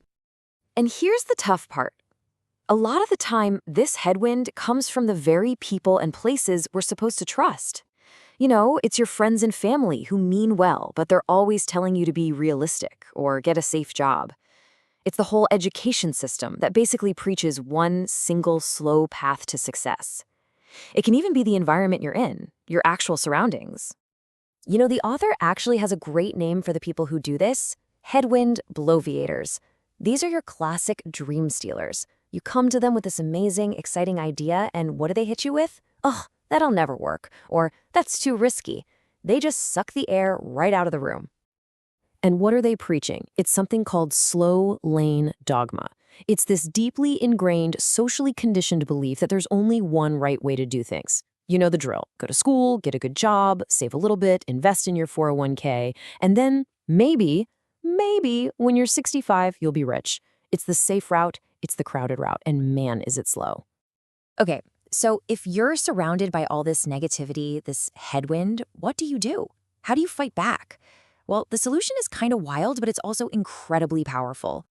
Here's the big twist. You don't fight it. You don't argue with them. You don't waste your breath trying to convince the doubters. The advice is just turn around. Turn your back on the headwind. And this is where the magic happens. The second you do that, the physics of the whole situation flips on its head. That same exact force that was pushing against you, trying to stop you, it's now at your back, pushing you forward. It goes from a headwind to a tailwind. It becomes an accelerant. This isn't just theory. Look at the Sylvester Stallone story. It's the perfect example. He was getting all this pressure to get a normal job, a safe job. But he just knew that if he did that, the gravity of that normal life would crush his dream of being a writer and actor. So what did he do? He turned his back on it, completely. He lived on the brink, he was broke, but he poured every ounce of his energy into writing. And that laser focus, that was his tailwind. And it pushed him right into creating Rocky and becoming a superstar. Okay, so that brings us to the really practical stuff. Enough diagnosing the problem, how do you actually start building your own tailwind? The book lays out a pretty straightforward toolkit. Step 1, you have to actively tune out the noise. Just ignore or remove the naysayers from your feed. Then you replace that with positive fuel. You go find your people, your platoon, the ones who actually get it. You join groups, whether it's online forums or networking events, where your big ideas are considered normal. And you dive deep into the stories of people who have already done what you want to do. I love this line because it puts everything into perspective. Your life, your journey, it's a battle. And the people around you, they are your platoon. So you have to ask yourself, are they warriors who will fight alongside you, or are they the ones who are going to run at the first sign of trouble? You got to choose wisely. And this all leads to the final piece of the puzzle, and honestly, it might be the most important one of all. We're talking about the one relationship that can be your biggest accelerator or your heaviest anchor. The book doesn't pull any punches here. It says that the worst, most destructive headwind you can possibly face is the person sitting in the passenger seat of your car. Think about it. They are right there with you for the whole ride. They can either be your co-pilot, helping you read the map, or they can be grabbing the wheel, telling you you're going the wrong way the entire time. So this means you have to be brutally honest about who your co-pilot is. Are they a tailwind, someone who's in your corner, who believes in you even when you doubt yourself, who picks you up when you fail? Or are they a headwind, someone who drains your energy, who reminds you of your failures, who just doesn't share your destination? The author has a pretty vivid way of putting it. It's like trying to drive a sports car while towing a trailer full of wet manure. It just doesn't work. So let's leave it with this final thought. This question for you to really think about. Your life is a battle. Who are your warriors? Take a serious, hard look at your team, your platoon, your passenger seat. Because at the end of the day, success isn't an accident. It almost always follows the people who are smart enough to choose their warriors carefully. You know, we're always told that money is the goal, right? That it's the thing we should all be chasing. But what if I told you that's not quite right? What if our most valuable asset is something we just give away for next to nothing, every single day? So let me just ask you this, straight up. Is 3 hours of your life worth $6? I mean, it sounds like a crazy question, an easy no. But you'd be surprised. Millions of people make that exact trade all the time, and they don't even see it. And that one little blind spot, it's at the heart of why so many people just can't seem to get ahead. And there's this one story that illustrates this perfectly. I like to call it the $6 chicken mistake. Okay, so picture this. Not too long ago, a big fast food chain ran this promotion for a free $6 bucket of chicken. And what happened? Absolute chaos. People swarmed the restaurants. The lines were wrapping around entire buildings. People were waiting 1, 2, even 3 hours, all for $6 worth of fried chicken. Now, look, getting something for free feels like a win, doesn't it? But it shows this huge misunderstanding of value. Those people weren't really getting free chicken. No, they were trading hours of their one, finite life for it. And this leads to a really blunt, but really true conclusion. Value your time poorly, and you will be poor. It's almost a mathematical certainty. And that gets us right to the core of this whole thing. The most valuable asset we have, the one thing we can never, ever get more of, it isn't money. It's time. You know, there's this incredible scene in the movie Titanic that just nails this idea. As the ship is going down, this super wealthy guy tries to bribe an officer to get a spot on a lifeboat, and the officer's response just hits so hard. He says, "Your money can't save you any more than it can save me." In that moment, all the money in the world is just paper. The only thing that has any value is time. Think of it like this. Your life is a one-way road. You're always moving forward, and there are absolutely no U-turns. Not for any price. You can't buy back a single second of yesterday. Once a moment is gone, it is gone for good. Or here's another way to look at it. Time is the gas tank of your life. The second you're born, you get one full tank. That's it. And every tick of the clock is that fuel getting burned up. The problem is, there are no gas stations on this road. When that tank runs dry, the ride's over. So when you compare the two, the difference is just staggering. We treat money like it's this super scarce thing, but listen to this. On any given day, over $3 trillion are exchanged on world currency markets. Trillion. Money is everywhere. It's an abundant, even renewable resource. But our time, it is deathly scarce. You get one life, one tank of gas. Okay, so if time is our most precious asset, we really need to understand how we're spending it. And it really just breaks down into two categories: free time and what we'll call indentured time. Free time is the good stuff, right? It's yours. You can do whatever you want with it. Binge a show, hang out with your family, learn a new skill. Indentured time, on the other hand, is any time you spend earning money. And that's not just your 9 to 5. Oh no. It's also your commute, the time it takes you to get ready for work, even the time you spend on Sunday night dreading Monday morning. That's all indentured time. And this leads us to a really simple but really powerful equation that basically sums up our entire life. Your lifespan is just your free time plus your indentured time. That's the whole pie. But here's the kicker. Your free time, it isn't actually free. Think about it. For most people, that weekend of freedom is bought and paid for by 5 days of indentured time at their job. That 2-week vacation you're looking forward to? Yeah, that's the reward for the other 50 weeks you spent working. You are in a constant state of trading one for the other. So, if we're in this endless transaction, we have to talk about the biggest threat there is to our free time. The source material calls this parasitic debt, and it is the ultimate thief of your life. So what is parasitic debt? It's any debt that forces you to work. That car payment, the credit card bill, the loan for that new couch. It's described as a literal bloodsucker that feasts on your precious free time and converts it into more and more indentured time, forcing you to stay on the treadmill. Let's just walk through how this works in the real world. Say you buy a new fancy $4,000 gadget on credit. Boom. Step 1, you've just created parasitic debt. Step 2, that debt needs to be paid. Step 3, to pay it, you have to work, which means spending indentured time. And so, step 4, where does that extra work time come from? It's stolen. Stolen directly from your limited, precious supply of free time. So what's the real cost? Let's say you earn $10 an hour. That $4,000 gadget, once you factor in interest, doesn't just cost money. It costs you 440 hours of your life. 440 hours! That's 11 40-hour work weeks. That's almost 3 months of your finite existence. Traded for a gadget? When you start seeing the price in hours instead of dollars, things look a whole lot different, don't they? All right, so how do we fight back? How do we protect this incredibly valuable asset? Well, it all starts with a huge shift in your mindset. You have to start thinking time rich. It all boils down to the choices you make every day. You see, a time loser will drive all the way across town just to save $20, while a time-rich person will gladly pay a little extra for convenience. A time loser books a flight with 3 layovers to save $100. A time-rich person books the direct flight to save a day of their life. You see the difference? The key is what currency you're using to make your decisions. Is it money or is it time? And this right here is the biggest takeaway. This is the whole game.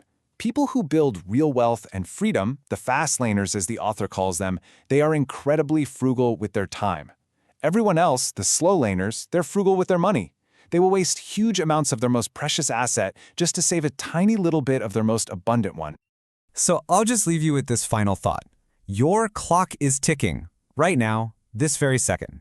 Every moment is a transaction. So the only question you have to ask yourself is this. Are you just spending your time, letting it bleed away for a bucket of chicken, or are you investing it? You know, if you've ever owned a car, you know the rule, right? Change the oil every 3,000 miles. It's just basic maintenance to keep that engine humming along. But what if I told you the most important engine you own, your brain, needs the exact same kind of regular maintenance for your financial journey? Let's pop the hood on that idea. Think about your career, your financial goals. Think of it all as one long road trip.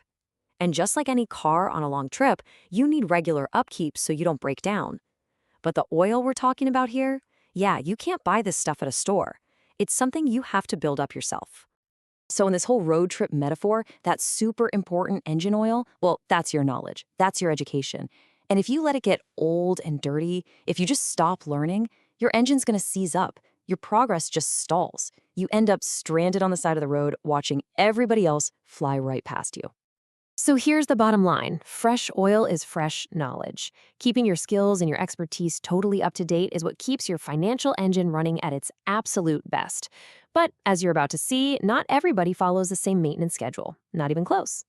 You've basically got 3 types of people on this journey. First, you've got the sidewalker. They think getting that diploma is the finish line. Done. Then there's the slowlaner, who, they'll learn something new, but only enough to get that promotion or a little pay bump. But the fastlaner, they're playing a totally different game. They get it. The oil change, the learning, it never stops. For them, it's a way of life. And this isn't just some nice theory, okay? This plays out in the real world all the time. Just look at the story of Jim, a stockbroker. He graduated 11 years ago, and now he's out of a job. Why? Because the internet came along and basically made his entire skill set obsolete. He never changed his oil, he didn't adapt, he didn't reinvent himself, and his whole financial road trip just broke down. And that brings us to a really, really critical difference. It's not just if you learn, it's why you're learning. And that why changes everything about your approach to knowledge. See, the Slowlaner learns to make themselves more valuable to a company to get a bigger paycheck. They are essentially learning how to be a shinier, more efficient cog in somebody else's machine. The Fastlaner, totally different purpose. They learn so they can build and grow their own system. They're not learning to be a cog, they're learning how to build the entire wheel. All right, I know what you're probably thinking at this point. This all sounds great, but in the real world, there are roadblocks, right? So let's talk about those. Let's dismantle the two biggest excuses that stop people from giving themselves that regular oil change. I can practically hear it through the screen. Great idea, but we're going to tackle those buts head on. Because honestly, they're the very things keeping your car parked in the garage when it should be out on the open road. Ah, yes, public enemy number one on the excuse list. In the world we live in today, with information just everywhere, that feeling of I don't know how can feel, well, paralyzing. It's so much easier to just give up under the weight of it all than to actually get out there and hunt for the knowledge you need. So, what's the fix? You teach yourself. I mean, look at the author of our source material. He graduated with business degrees, not computer science degrees, but he made his millions online. How'd he do it? He read books, he dug through the internet, he just consumed knowledge like his life depended on it. You have the power to become an expert in pretty much anything that doesn't require, being 7 feet tall. And there it is, the twin sibling to our first excuse. Between work and family and just life, where is anyone supposed to find the time to constantly be learning? It feels impossible, doesn't it? Well, the answer is to turn your entire life into a university. The secret isn't about finding more time. It's about repurposing the time you're already spending. You can basically cheat time by making your existing activities do double duty. So let's get you enrolled in Life University. What's the curriculum look like? Well, that hour you spend in traffic every day, welcome to Driving You. Your textbook is now an audiobook. Hitting the gym? That's Exercise You, and it's powered by educational podcasts. That ridiculously long line at the post office? That's now Waiting You, perfect for reading an article or two. And yes, you can even turn your bathroom breaks into Toilet University. The point is, all these little pockets of what we think of as wasted time can actually be your most powerful moments for learning and growth. And that other excuse, the one about, I can't afford it, that's gone too. There is an infinite amount of knowledge all around you, and guess what? Most of it is either free or incredibly cheap. The library is a goldmine. The internet is overflowing with forums and blogs and classes. The only thing standing in your way is the discipline to just go out and get it. Now, here's a word of caution. While a good oil change should be cheap, there are definitely people out there who will try to sell you a ridiculously expensive one. Let's talk about the true cost of knowledge and how to make sure you don't get taken for a ride. $50,000. Would you ever pay that much for a 3-day seminar? Because I promise you, a lot of people do. But why? What could they possibly be buying for that kind of money? Here's why they pay that much. They're not buying a process. They're buying an event. They want a magic pill, a shortcut that's going to fix all their problems overnight. They don't want the long, hard process of actually learning and doing the work. And you know what? These get-rich-quick gurus are more than happy to sell them that fantasy for a very steep price. And don't just take my word for it. Listen to this account from someone who was actually at one of these things. It's a high-pressure sales pitch that's just dressed up to look like education. They get you all hyped up, they convince you to call your credit card company and raise your limit right there in the room, and then they herd you to the back like cattle. It's an absolute masterclass in manipulation, not in education. So when it comes down to it, you have a choice. You can pay the price now, which might be $20 for a book and a few hours of your own time to learn something, apply it, and actually grow. Or you can pay a much, much higher price later. And that price is a future filled with stagnation and all the opportunities you missed because your engine just gave out. Ultimately, it all boils down to this one simple truth. Your education, your knowledge, that is the single greatest investment you will ever make. The choice you make today, to learn or to let yourself get stale, will absolutely 100% define your financial future. So I'll just leave you with this one question. Think about your own journey, your own goals, right now. Is your check engine light maybe blinking a little bit?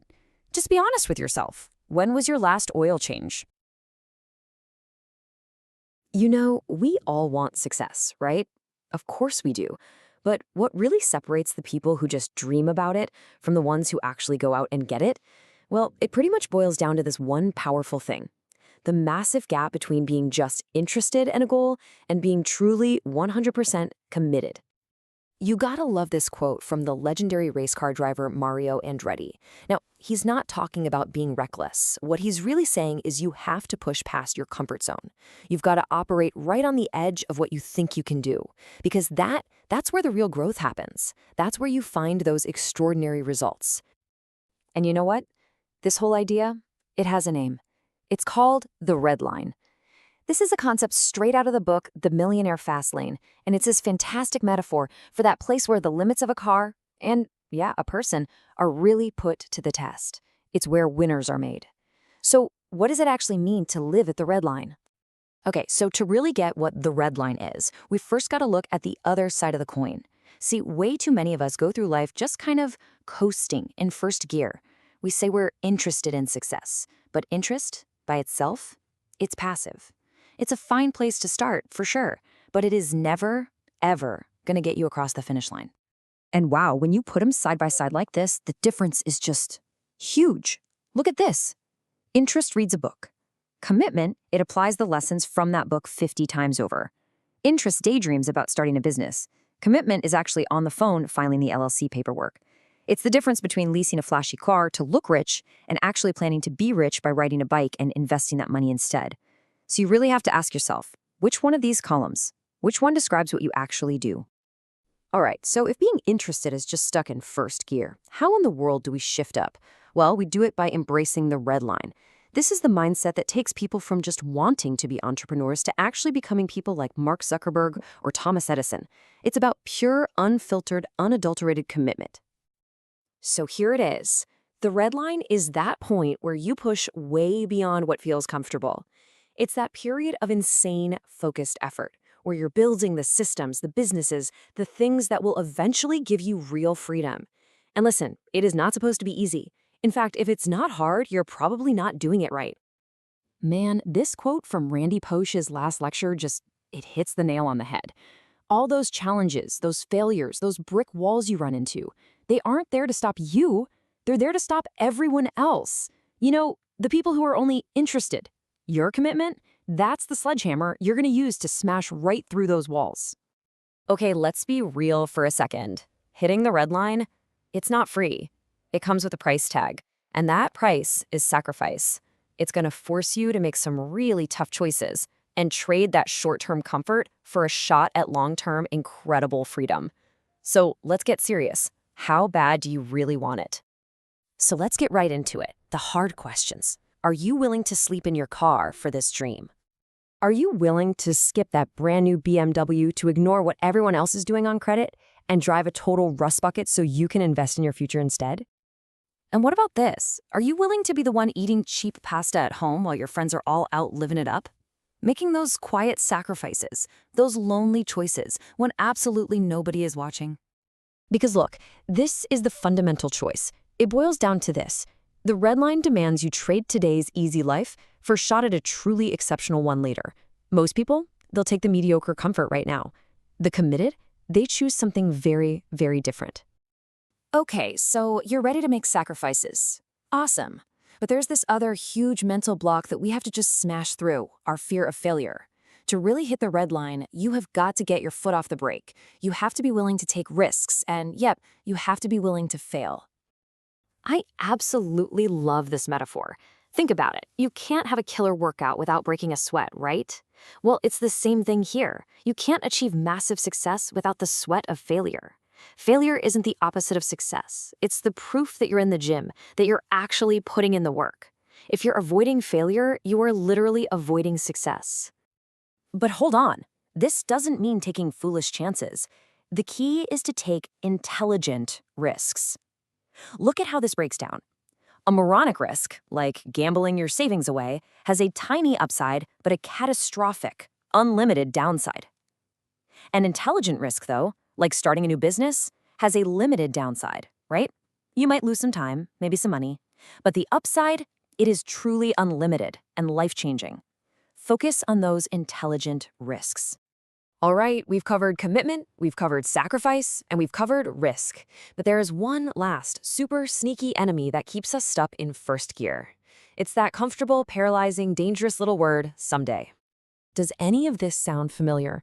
Oh, I'm just waiting for... It's the classic song of inaction, isn't it? People spend their entire lives waiting for all the traffic lights in their life to turn green at the same time. But guess what? That moment never comes. Someday is a trap, and it's designed to keep you exactly where you are right now. So what's the fix? It's so simple to say, but man, it's not easy to do. The only way to escape that someday trap is to take decisive action, right here, right now. You have to make the choice to turn someday into today. Because here's the stone-cold truth. Opportunity is not going to politely wait for you to feel ready. It doesn't care about your schedule. It doesn't care about your circumstances. It just shows up, and you either grab it with both hands or it drives right on by and knocks on somebody else's door. So, as we wrap this up, the final question is all for you. Opportunity is here. It's passing by right now. Is your foot stuck on the brake of someday, paralyzed by fear and that desire for comfort? Or are you ready to shift gears, put your foot to the floor, and finally hit the red line? Hey everyone, and welcome back. Today, we're going to talk about something huge, something most of us get wrong. You ever wonder why some career paths lead to incredible wealth, while others, even really impressive ones, are just well-paying dead ends? It all comes down to the road you're on. So, let's figure out which road you're on. So, let's just jump right in with a tough question. Think about what you're doing right now, your job, that business you're dreaming about. Is it really a road to wealth? Or, and be honest with yourself here, could it just be a dead-end street you haven't seen the sign for yet? I love this quote because it just nails the whole idea, right? He who chooses the beginning of the road chooses the place it leads to. It's so simple, but so true. The choices you make today literally decide where you end up. It's like if you get on a highway heading east, you're just not going to end up on the West Coast, no matter how fast you drive. Your career, yeah, it's pretty much the same deal. Okay, so here's our game plan. First, we're going to look at why most roads are actually dead ends. Then, we'll talk about the real destination, this thing called affection. After that, I'm going to give you a super simple litmus test to check your own path. And to wrap it all up, we'll figure out your next turn. All right, let's dive into part one. Is your road a dead end? Look, here's the harsh reality. Most roads, even the ones that look really good on paper, just don't lead to real wealth. They're capped. Let's get into exactly why that is. So when we say your road, what we really mean is how you make your money. In the source material, a normal job, think doctor, lawyer, engineer, is called the slow lane. And the path to wealth, that's called the fast lane, which is a very specific kind of business. But, and this is a huge but, it's not just about starting any business. And boom, here it is. This is the big idea that so many people get wrong. The shocking truth is, most businesses are dead ends too. Yep, just quitting your job and hanging up a sign that says open is definitely not the answer. Most of the time, it's just treating one trap for another. I mean, look at this. This shows exactly what I'm talking about. On one side, you've got the job trap, fighting through 8-hour workdays, trading 5 days of your life for a 2-day weekend. But on the other side, you've got the wrong business trap. Now you're fighting 12-hour store hours. You're trading 7 days for 0 days off. That's not freedom, is it? That's just a worse job that you happen to be the boss of. Okay, so if pretty much every road is a potential dead end, what's the actual destination we should be aiming for? That brings us to part 2, this huge guiding principle behind all real wealth. It's something called the law of affection. The law of affection is actually pretty straightforward. It basically says that to make millions of dollars, you have to impact millions of people. Simple as that. Now, you can do this in 2 ways. You can hit a massive number of people in a small way. Think about a simple app that millions download. Or you can impact a smaller group of people in a really big way, like creating complex software for big companies. Either path you take, the money is just a byproduct of the impact. And this quote just says it all. To make millions, you must serve millions. See, it shifts the focus, doesn't it? It's not about finding some magical $1 million idea. It's about finding an idea that can serve 1 million people. The money, that's just the scoreboard. It's the proof that you provided value at a huge scale. Okay, that's great in theory, but how do you actually know if your idea is on a road that leads to this affection thing? More importantly, how can you know before you sink years of your life into it? Well, that's what this next section is all about. We're going to give you a map, a litmus test, to figure it out. It's a simple test called the 5 FASTLANE commandments, and you can think of it like a checklist, a quick diagnostic tool you can run on any business idea. It'll tell you almost instantly if you've got a shot at the fast lane or if you're just building another dead end. Okay, so here they are. It's an acronym, NECST. NECST, which makes it easy to remember. N is for need. Does it actually solve a real pain point? Is it something people would gladly pay to make go away? E is for entry. How hard is it to get into this business? Is there a barrier, or can literally anyone with a laptop do it tomorrow? C is for control. Are you in charge, or are you at the mercy of another company, like building your entire business on Amazon's platform? S is for scale. Can this thing get big? Can you serve a whole city, a whole country, or even the whole world? And finally, T is for time. Can the business eventually make money without you physically being there, or is it tied to your time forever? And here's the kicker. The more of these 5 things your idea fails, the less likely it is to make you wealthy. It's that simple. If your business fails the scale test or the time test, it's not a fast lane business. It's a job you've created for yourself. All right, so that brings us to the most important part, your next turn. Now what? What do you actually do with all this? Well, it's time to put it to work on your own ideas. So let's just quickly pull it all together. The big takeaways are, first, not all businesses are created equal, not by a long shot. Second, very few roads actually lead to that law of affection. And third, the best roads, the ones that really work, are the ones that satisfy all 5 of those commandments: need, entry, control, scale, and time. So I want to leave you with this one final thought. That big idea you have, the one you've been thinking about for months, maybe years, or even that side project you're tinkering with right now, run it through the NECT test. Seriously, does it pass? Because the answer to that simple question, well, it could literally be the difference between a dead-end road and a highway to real wealth. Have you ever looked around and just wondered why so many new businesses seem to fail? Well, we're about to uncover the one unbreakable law that almost all of them break.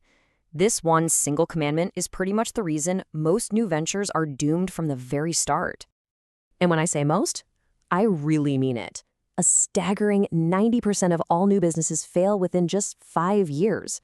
Think about that. That number isn't just a statistic, it's a graveyard of dreams. But you know what? This isn't just random bad luck. There's a very specific reason this happens. So why? What is the secret sauce that separates the successful 10% from the 90% that just ends up in the bin? Well, the answer, as we're about to see, it isn't about funding or timing or even luck. It all comes down to one single broken commandment. To really understand this commandment, first we have to tear down 2 really common myths that so many entrepreneurs build their dreams on. This is that well-meaning advice that sounds good, but actually creates a totally flawed foundation, pretty much guaranteeing failure. First up, we've got the most common and honestly, the deadliest myth of all. Start a business to make money.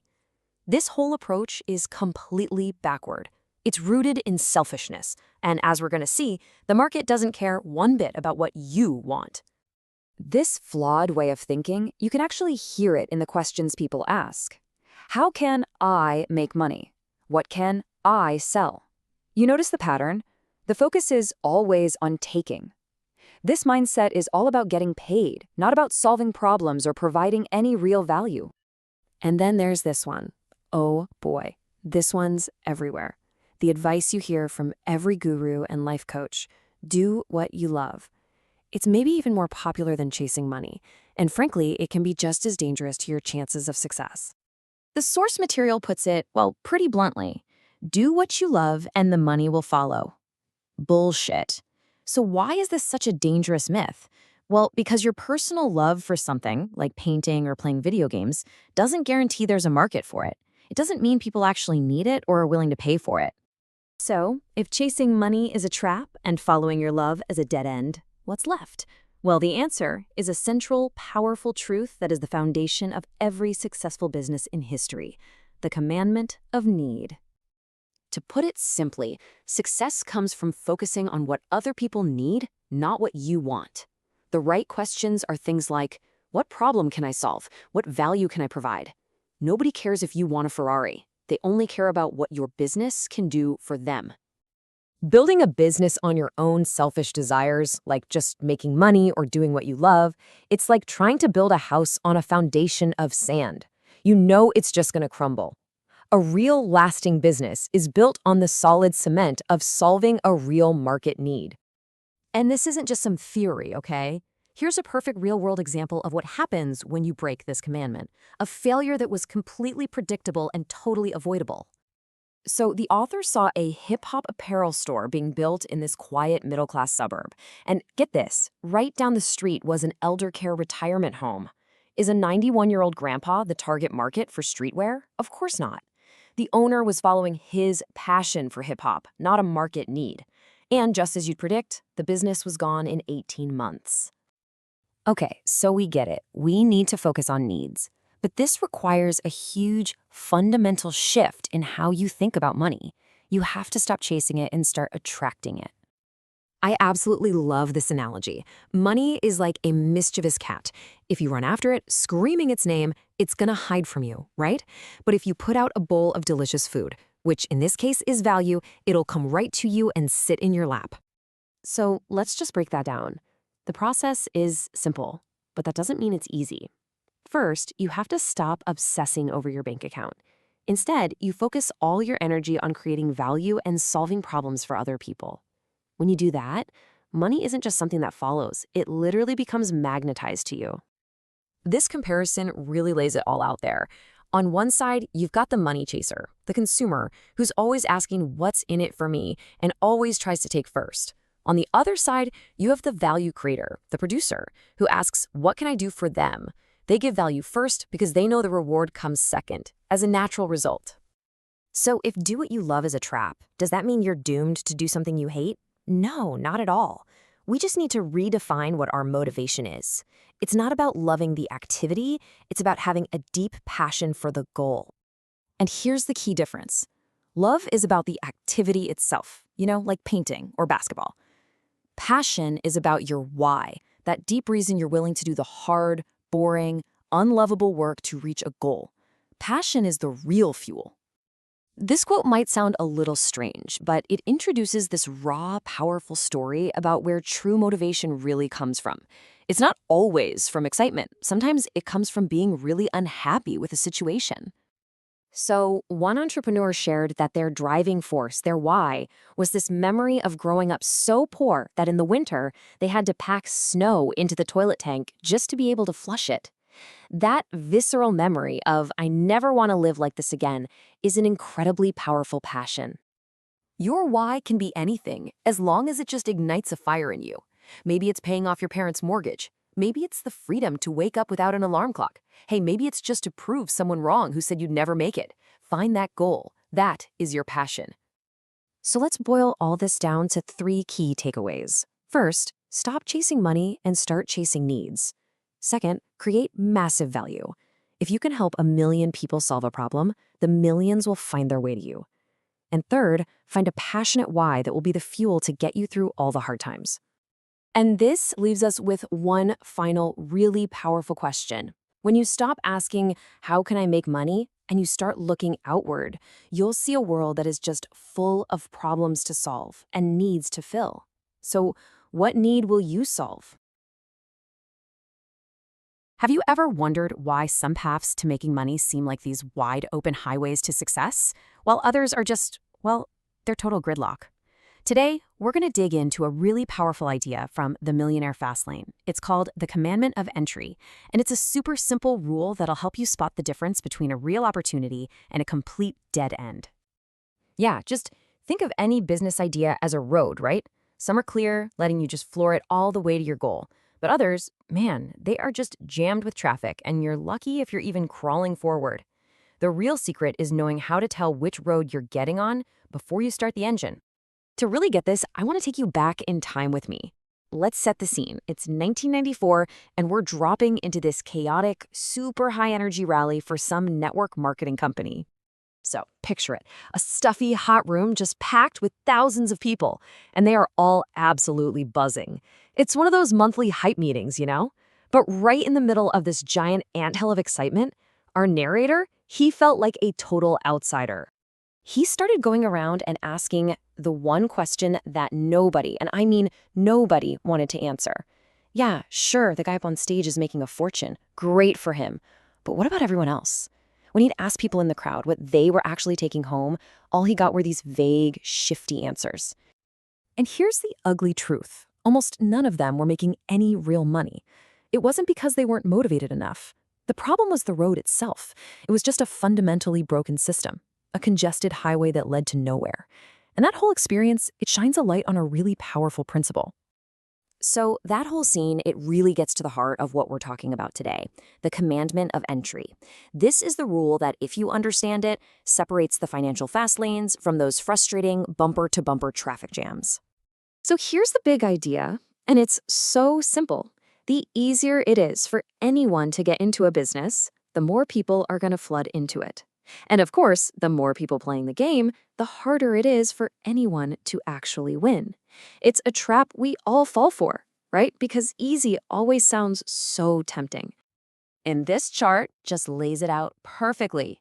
Look, high barriers to entry. That means a strong road, a defensible business. You've got low competition, which means a much bigger slice of the pie for you.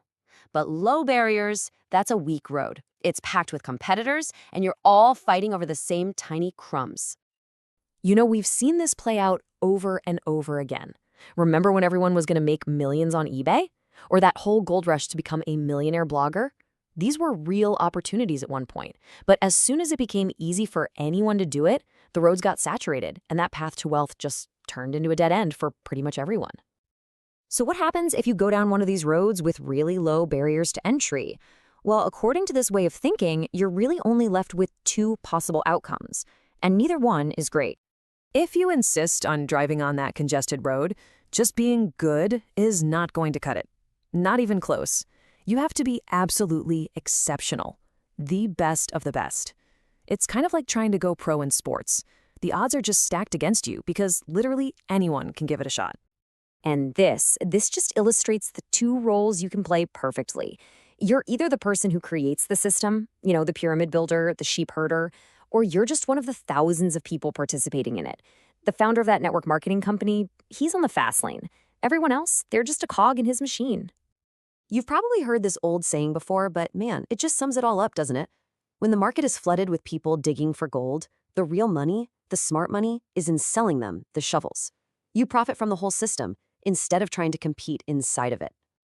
Okay, so this is all great in theory, but how do you actually use this in the real world? Well, there's a really simple test you can run, a little litmus test, to spot when you're about to violate this commandment.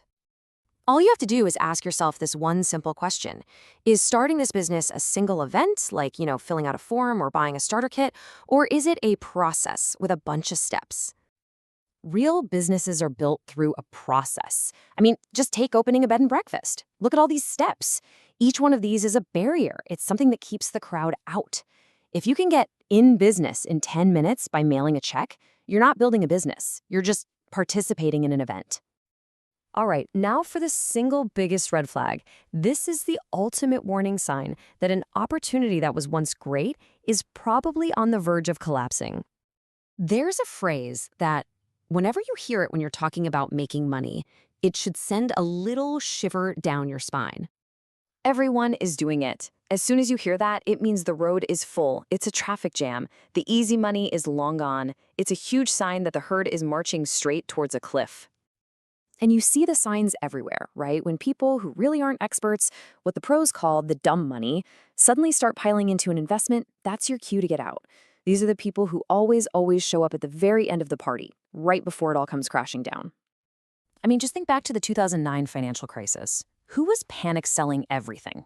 Everyone. And who was calmly on the other side, buying up amazing companies for pennies on the dollar? The world's smartest investors. They consistently do the exact opposite of what everyone else is doing. So, what's the big takeaway here? If you want to live a life that's unlike everyone else's, you just can't act like everyone else. You have to find a way to separate yourself from the herd. And this is the ultimate fast lane mindset right here. It's a little intense, but it makes the point. When the lambs are lining up single file for the slaughter, you do not want to be in that line with them. You want to own the slaughterhouse. You profit from the system instead of becoming a victim of it. So I'm going to leave you with this question to chew on. When you look at your career, at your investments, at your big ambitions, are you the one building the road, the one creating those high barriers to entry? Or are you just another car stuck in traffic on someone else's congested highway? The choice, ultimately, is yours. You know, what if there was just one core principle that really separates the people who build incredible wealth from everyone else who's just, well, getting by? It's this powerful idea from the book, The Millionaire FASTLANE, and it all comes down to one question about your financial life. Are you in the driver's seat, or are you just along for the ride? Okay, let's make this real for a second. Picture your absolute dream car sitting right there in front of you. The keys are in your hand, you've got 1 hour, no rules, no limits. What's your move? I mean, you'd snatch those keys and hit the road for the ride of your life, wouldn't you? Or would you just slide into the passenger seat and hand the keys to somebody else? It sounds absolutely crazy, right? But here's the thing. This is exactly how so many people approach their careers and their finances. They willingly become a passenger, a hitchhiker, and by doing that, they give up all their control, breaking one of the most fundamental rules for building wealth, the commandment of control. So what's the big deal? Why is being a passenger so incredibly risky? What really happens when you're not the one steering the ship? Well, let's dive into the hitchhiker's very dangerous ride. So what even is a business hitchhiker? Basically, it's anyone who builds their life, their income, inside a system that someone else owns. They might think they're trading control for security, but what's really happening is they're becoming totally vulnerable, completely dependent on the decisions of the driver, the person who owns the road they're traveling on. Just let this quote sink in for a second. If somebody else, with the flip of a switch, can completely wipe out your business, you don't really have a business. What you have is a gamble. You're basically playing roulette with your entire future, and the house, in this case, the driver, is always holding the winning hand. And this isn't just some hypothetical idea. This really happened to the author of the book. He was pulling in a steady $15,000 a month from Google Ads on his website. Life was good.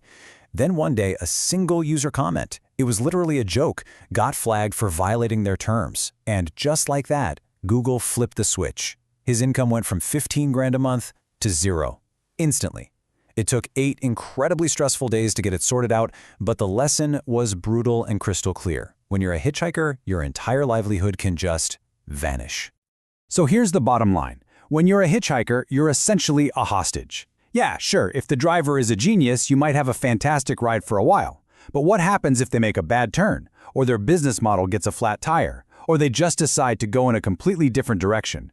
You're going down with them, and you have absolutely no say in the matter. All right, enough of the doom and gloom of being a passenger. What about the other side of the coin? What are the rewards for actually taking the wheel yourself? This is where things get really exciting. Let's talk about the driver's big money. Now, the author makes a really critical distinction here. Hitchhikers, people who work within someone else's system, can definitely make good money. Nobody's arguing that. But the driver, the one who owns the system and keeps control, that's the one who makes the big money. So what's the difference we're actually talking about here? Well, good money might be, say, $20,000 a month. And hey, that's amazing. That's life-changing for most people. But then there's big money. Now we're talking $200,000 a month. It's a whole other universe. And then, beyond that, there's what he calls legendary money. $1 million or more every single month. That kind of wealth is pretty much exclusively reserved for the drivers, not the passengers. So how do you actually become the driver? The pattern is pretty simple when you look at it. You have to be the creator, not just the participant. You're the one creating the MLM, not joining it. You're selling the franchises, not buying one. You offer the affiliate program, you don't sign up for someone else's. See the pattern? You become the source, the owner, the one holding all the keys. Ultimately, the road to real, lasting wealth isn't about finding a good car to get a ride in. It's about building that car yourself, and then planting yourself firmly in the driver's seat, deciding exactly where you're going and how fast you're going to get there.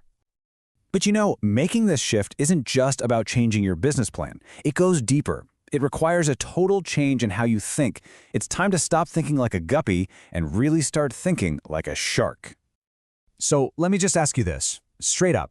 In the giant ocean of business, are you the predator or are you the prey?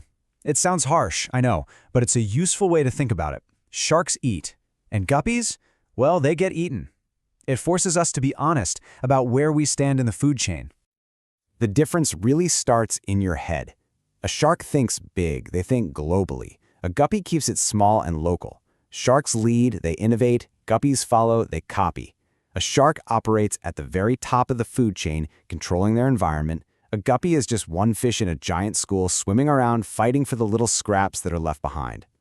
So you have to ask yourself a tough question. Every single day when you pour your time and your energy into your work, whose brand are you actually building? Are you painting your own masterpiece, or are you just a little splash of color on a canvas that belongs to somebody else? And all of this, it brings us right back to where we started. Everything we've talked about, the control, the money, the mindset, it all boils down to one simple, powerful symbol. It's really as simple as this. The person who owns the system, who owns the brand, who owns the whole operation, the person who is holding the keys, that's the one who holds all the power. So the final piece of advice here is as simple as it is profound. Stop trying to climb pyramids that other people built. Stop being a soldier in someone else's army. Start building your own pyramids. Be the one at the top, creating a system that serves the masses, a system you control. And that leaves us with one last big question to really think about. Take an honest look at your own life, your job, your business, your entire financial plan, and be brutally honest with yourself. Who is really holding the keys? All right, welcome. Today, we're going to dig into a really powerful idea from the Millionaire FASTLANE.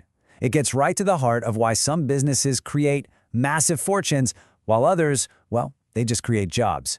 It's called the commandment of scale. And honestly, getting this one concept can change everything for you. So let's kick things off with a really critical question. Why is it that some entrepreneurs build incredible life-changing wealth, while others, who work just as hard, maybe even harder, end up with what's basically just a high-stress job? And spoiler alert, it's not about who works harder, not at all. It's about the very DNA of the business itself. Okay, here's the game plan for how we're going to break this all down. First, we'll look at the invisible speed limit that traps most businesses. Then, we'll get into why the league you're playing in matters so much. After that, we'll break down the simple math that really determines your potential, uncover the two main paths to explosive growth, and finally, we'll see how this all connects to making a real impact.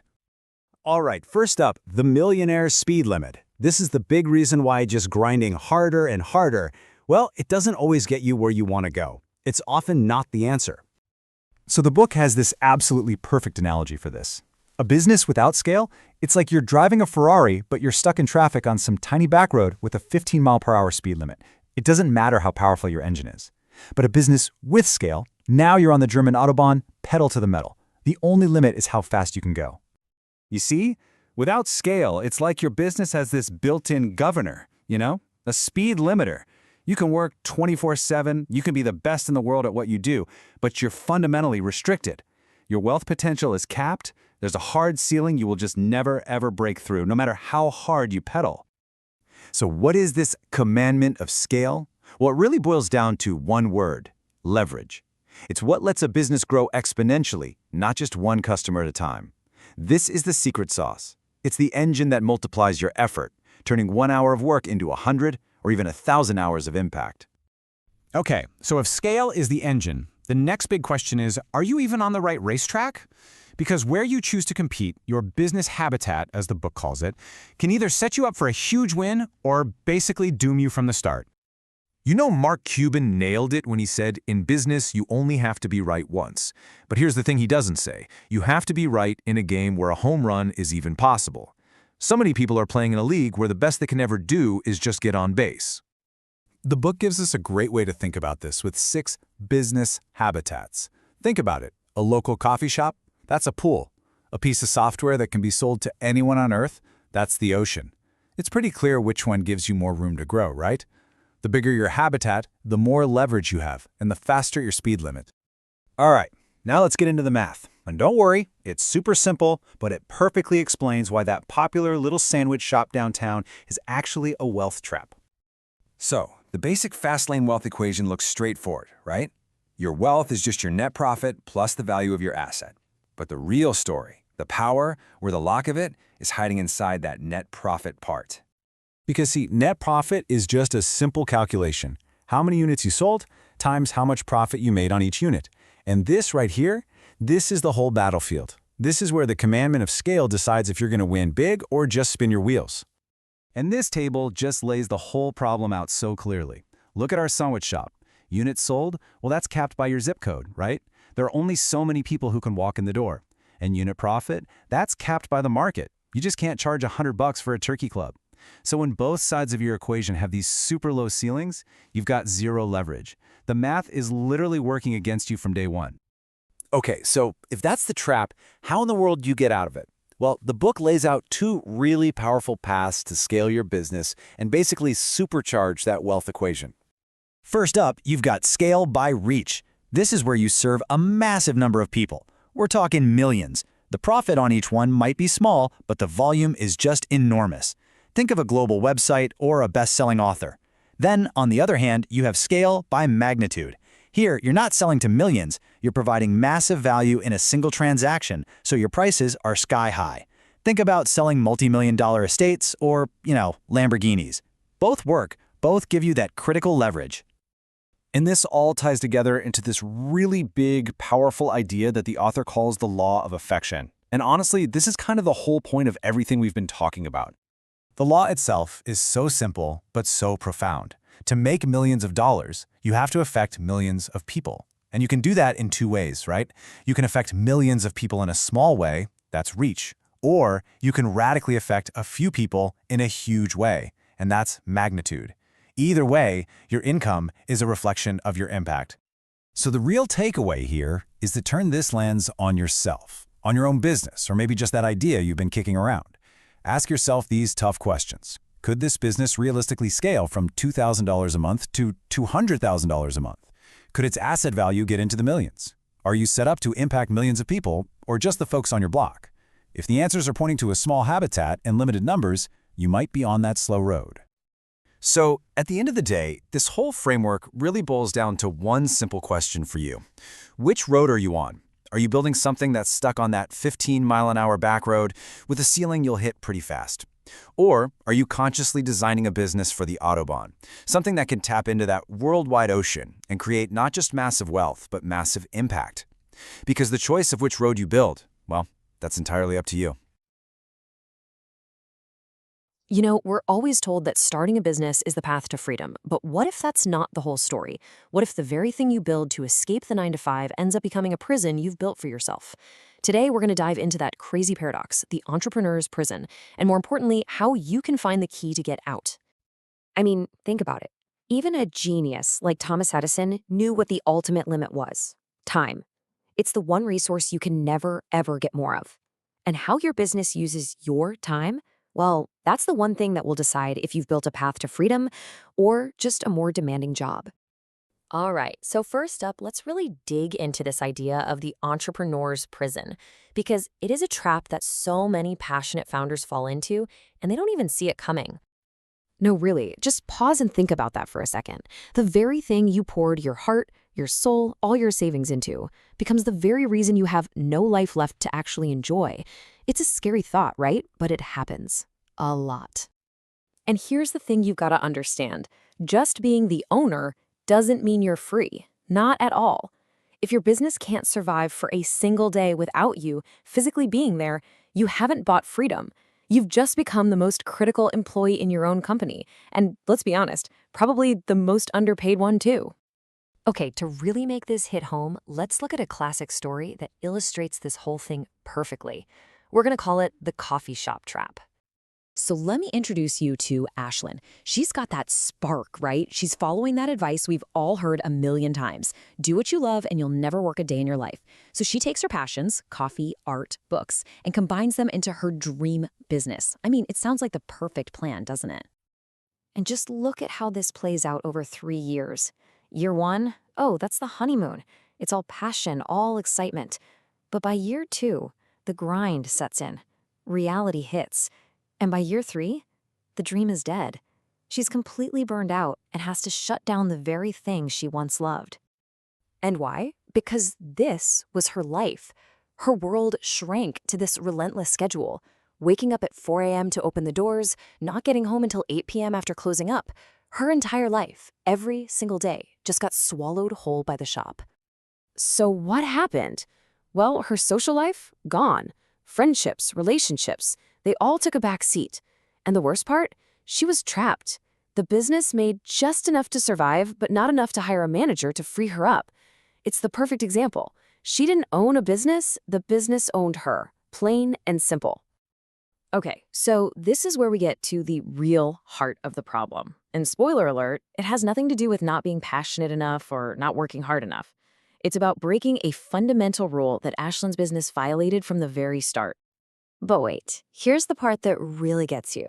Her business wasn't a financial failure. It was actually profitable. It made a modest living. So what was the real problem? See, the business didn't fail, but it failed her. It failed to give her the one thing she really wanted in the first place, freedom. And that brings us to this absolutely crucial idea, the commandment of time. Basically, it says that a real business, a true business asset, has to be able to make money completely separate from you being there. Its income generation can't be tied directly to the hours you put in. So the goal, the entire point of all this, is to break that chain. You have to sever that direct link between your time and the money your business makes. Because if you are the bridge that connects the business to its income, well, you can never, ever leave. And when you put it side by side, the difference is just night and day. On one side, you've got a business that's really just a high-stakes job. You're trading your time for money. You work in it. But on the other side, you've got a FASTLANE business. The income is detached from your time. The business works for you. One is a prison, the other is freedom. All right, so if that's the problem, what's the fix? How do you avoid this trap? Well, the metaphor here is perfect. You have to stop trying to work for your money and start growing a money tree. And this isn't something you tack on later. It has to be baked in from the very beginning. Your business idea itself has to be built on a system that is capable of becoming passive. This system, right at the core of your idea, that's your money tree seedling. That's what you're planting. So what are we talking about here? What do these seedlings actually look like? Well, there are basically 5 categories you can build from. You could have a content system, like writing a book or creating a course. You could build computer or software systems that run automatically. You could set up distribution systems, like a franchise or network marketing. Or, the most common one, a human resource system, a team that runs the whole thing for you. Now, let's bring this all back to poor Ashlyn. She knew what she needed, right? She needed a human resource seedling, a manager who could run the shop. The huge problem was that her business model, with its super thin margins, was basically infertile soil. She couldn't afford to plant the seed, so a money tree could never grow. All right, let's wrap this up and boil it all down to the things you absolutely need to remember for your own journey.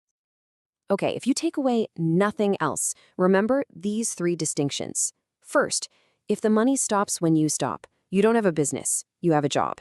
Second, a true business is an asset that makes money whether you're on a beach or in the office. And third, to get there, you have to build your business on one of those 5 money system seedlings from the start. And so that leaves us with the big question, the one you really have to ask yourself. Take a hard look at what you're building or what you're dreaming of building, and be brutally honest. Are you building yourself a job, a prison, or are you planting a money tree? The answer to that? Well, that's going to define everything. Most of us are taught that getting wealthy is a long, slow journey, kind of like a marathon of saving every penny and just waiting. But what if there's a different way, a faster path? Well, today, we're going to grab the keys and explore the expressways to wealth laid out in the Millionaire FASTLANE. And really, it all kicks off with this one core idea. Forget just chasing money for the sake of it. The whole philosophy here is that real wealth, the kind that can come surprisingly fast, is actually a side effect of creating massive value for other people. It's about solving their problems, not just counting your pennies. Okay, so I want you to think of your financial life like a big road trip. Most of us are chugging along on the slow, winding, scenic route, just hoping we eventually get to our destination by the time we retire. But there's another option, a super high-speed interstate built for pure acceleration. That's the fast lane. So, our guide for all this is the author, DeMarco. And he found himself at this huge crossroads back in his mid-20s. He was driving limos in Chicago, but not just for the paycheck. He was using it as a way to learn the business from the inside out, always on the lookout for his own off-ramp to real wealth. And then, bam, his moment arrived. The owner of the limo company he worked for offered to sell it to him with no money down. I mean, sounds like a dream scenario, right? A ready-made business just handed to you. But here's the thing. DeMarco actually hesitated. He realized that 24/7 grind just wasn't the life he was after. So what did he do? See, he didn't just flip a coin or go with his gut. He used a really powerful framework to make his choice. And that's pretty much our roadmap for today. We're going to look at that crossroads he was at, break down the 5 fast lane commandments he used, explore the 3 main wealth interstates, and then see how you can apply these ideas yourself. So instead of just guessing, DeMarco had this checklist, a set of rules for the road, if you will. These 5 commandments are what separate a real, high-growth business from what's basically just a job you happen to own. And when you look at this list, you can see exactly why the limo business was a hard pass for him. It failed, one by one. First up, the commandment of need. Was it solving a real problem in a new way? Not really. Chicago was already swimming in limo companies. Second, the commandment of time. The business was a total time trap, forcing him to trade his hours for dollars 24/7. Third, scale. Could it grow like crazy? Nope. It was stuck serving just one local market. Fourth, control. He'd be totally at the mercy of city regulations and super demanding clients. And finally, the commandment of entry. How tough was it for someone else to just start their own limo company? Well, not very. The big takeaway here is he passed on what looked like a golden opportunity because it failed the test. It just wasn't a real fast lane vehicle.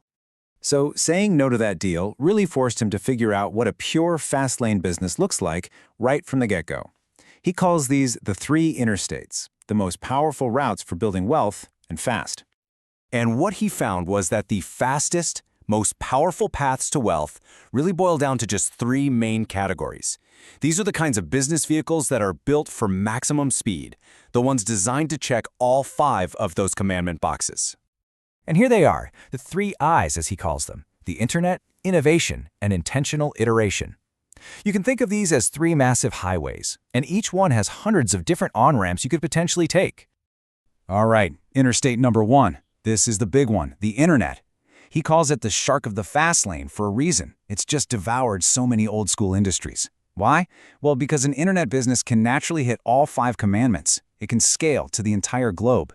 It can be automated to respect your time. You have total control over your platform, and you can build a brand strong enough to create a real barrier to entry. And on this internet highway, there are at least 7 proven on-ramps you can take. You could build a subscription service, create a content-based empire, generate leads for other companies, start a social network, act as a broker, sell advertising, or jump right into e-commerce. Every single one is a potential fast lane vehicle. And if you want to see the sheer power of scale, just check this out. DeMarco talks about a website monitoring service he once used. It had 20,000 clients, and each one was paying about $50 a month.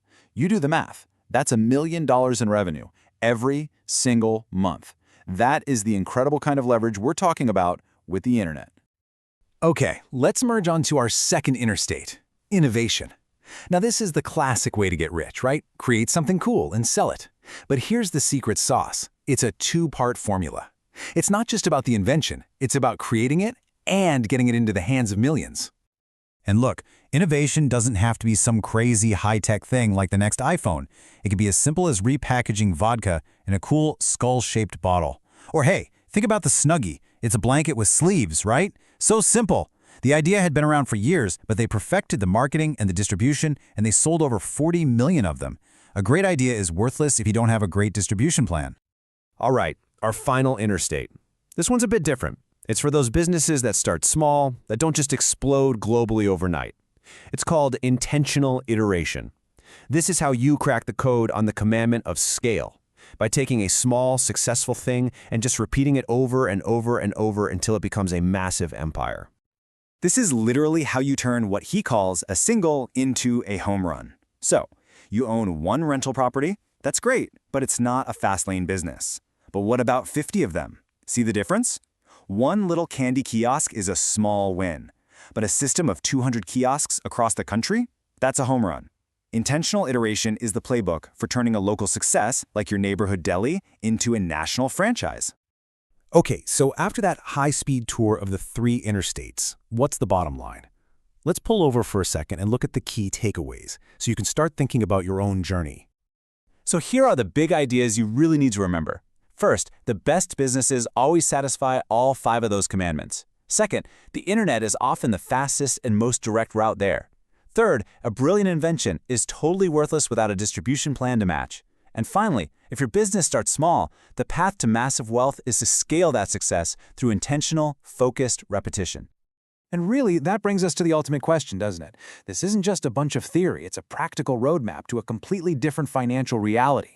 Look, the slow lane is always going to be there. It's crowded, but it's open. But the fast lane, that's waiting for anyone who's willing to build the right kind of vehicle to handle the speed. So, which road are you going to take? All right, let's talk about a really powerful idea called finding your open road. It's a concept that kind of flips one of the biggest myths in business right on its head. You know, the one that says you have to come up with some completely new, revolutionary idea to be successful. So have you ever felt like this? You're searching for that one big breakthrough idea, but it just feels like everything's been done, right? Every cool concept, every great idea, it feels like it's already taken. It's a super frustrating feeling. But what if we're just looking at it all wrong? What if, right there in front of you, there's a wide open road you just haven't noticed yet? The whole idea we're digging into today is that these open roads, these opportunities, they're literally everywhere. You just have to learn how to see them. Okay, so the very first roadblock we have to get past is this myth of originality. This is that paralyzing belief that to succeed, you have to invent something totally from scratch, something the world has never, ever seen before. We get so obsessed with finding that 1 in a million virgin idea, right? That legendary lightning in a bottle moment that changes everything. But the truth is, most successful businesses just don't start that way. And being hung up on originality, well, it's like wearing blinders. It stops us from seeing the real opportunities that are right there. But once you let go of that myth, you start to see that the road is actually wide open. Opportunity isn't some kind of hidden secret or buried treasure. Nope, it's just woven into the fabric of our everyday lives, waiting for someone to notice. I mean, think about it. That customer complaint you overhear at a store, that ridiculously confusing voicemail system you have to navigate, even just seeing people complain about the same thing over and over on a forum, these aren't just minor annoyances, they are giant flashing neon signs pointing directly to a problem that needs a solution. At its core, that's all an opportunity is, a solution to an inconvenience. It's about fixing someone's pain point, making a process simpler, or just providing a better service than what's out there. You don't need to invent the next light bulb. Sometimes you just need to build a better candle holder. And this brings us to a huge point. It's not about having the first idea. It's about having the best execution. It's about finding a road that's already there and just paving it better than anyone else. How many times have you had a great idea, only to Google it and find out, yep, someone's already doing it? That's not a stop sign. That's the starting line. The question isn't, is it being done? The question is, can you do it better, faster, cheaper?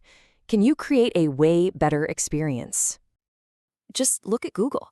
Before them, there were plenty of search engines. Yahoo, AltaVista, you name it. The idea wasn't new. But Larry Page and Sergey Brin just executed it so much better than anyone else, delivering more relevant results way faster. Or how about Starbucks? People have been drinking coffee for 1,000 years. Howard Schultz didn't invent coffee. He just completely reinvented the experience of it. He created that third place between home and work, and it was all about the atmosphere, the brand, and the feeling. And you see the same exact pattern with Facebook. MySpace was the king of social networks. Mark Zuckerberg didn't invent the concept. He just executed it better for a specific niche, college students, with a cleaner, more intuitive platform. And that superior execution? Well, it ended up winning the entire market. For Google, for Starbucks, and for Facebook, in every single case, it was an open road when the road seemed closed. They all looked past the competition that was already there and focused on just one thing: superior execution. Okay, so we get it. These opportunities are all around us. But how do we actually train ourselves to see them? Think of this next part as your personal GPS for spotting those open roads.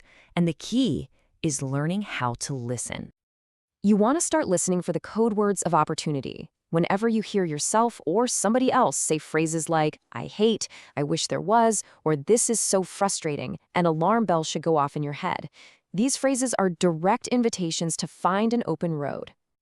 Seriously, these words aren't just negativity. They're pure, unfiltered market research being handed to you. A complaint is just a detailed description of an unmet need. When someone says, this sucks, they are making a direct request for a better solution. Your job is to listen and translate that frustration into a business. But what happens when you start down a road and you hit a dead end? For a lot of people, this is where the journey just stops. But what if failure isn't the end of the trip? What if it's just a detour onto a new and often even better path? You know, so many of the world's greatest inventions, from penicillin to the pacemaker to microwave ovens, were the result of complete accidents and failures. The inventors behind them just understood that a mistake isn't an ending. It's the beginning of a brand new discovery. Sometimes it's the failure that actually cracks a new road open for you. And this leads to a really crucial distinction. There is a huge difference between quitting your dream and quitting your road. Quitting your dream is giving up entirely. It's game over. But quitting your road, well, that's just a strategic pivot. It's finding a new path to the same destination, but now you're armed with all the lessons you learned from the last attempt. So, in the end, a roadblock or a dead end doesn't mean the journey's over. It just forces you to reevaluate, take a look at the map, and discover a path that you probably never would have even seen otherwise. So I'll leave you with this challenge. Forget about inventing something out of thin air. Instead, just start listening.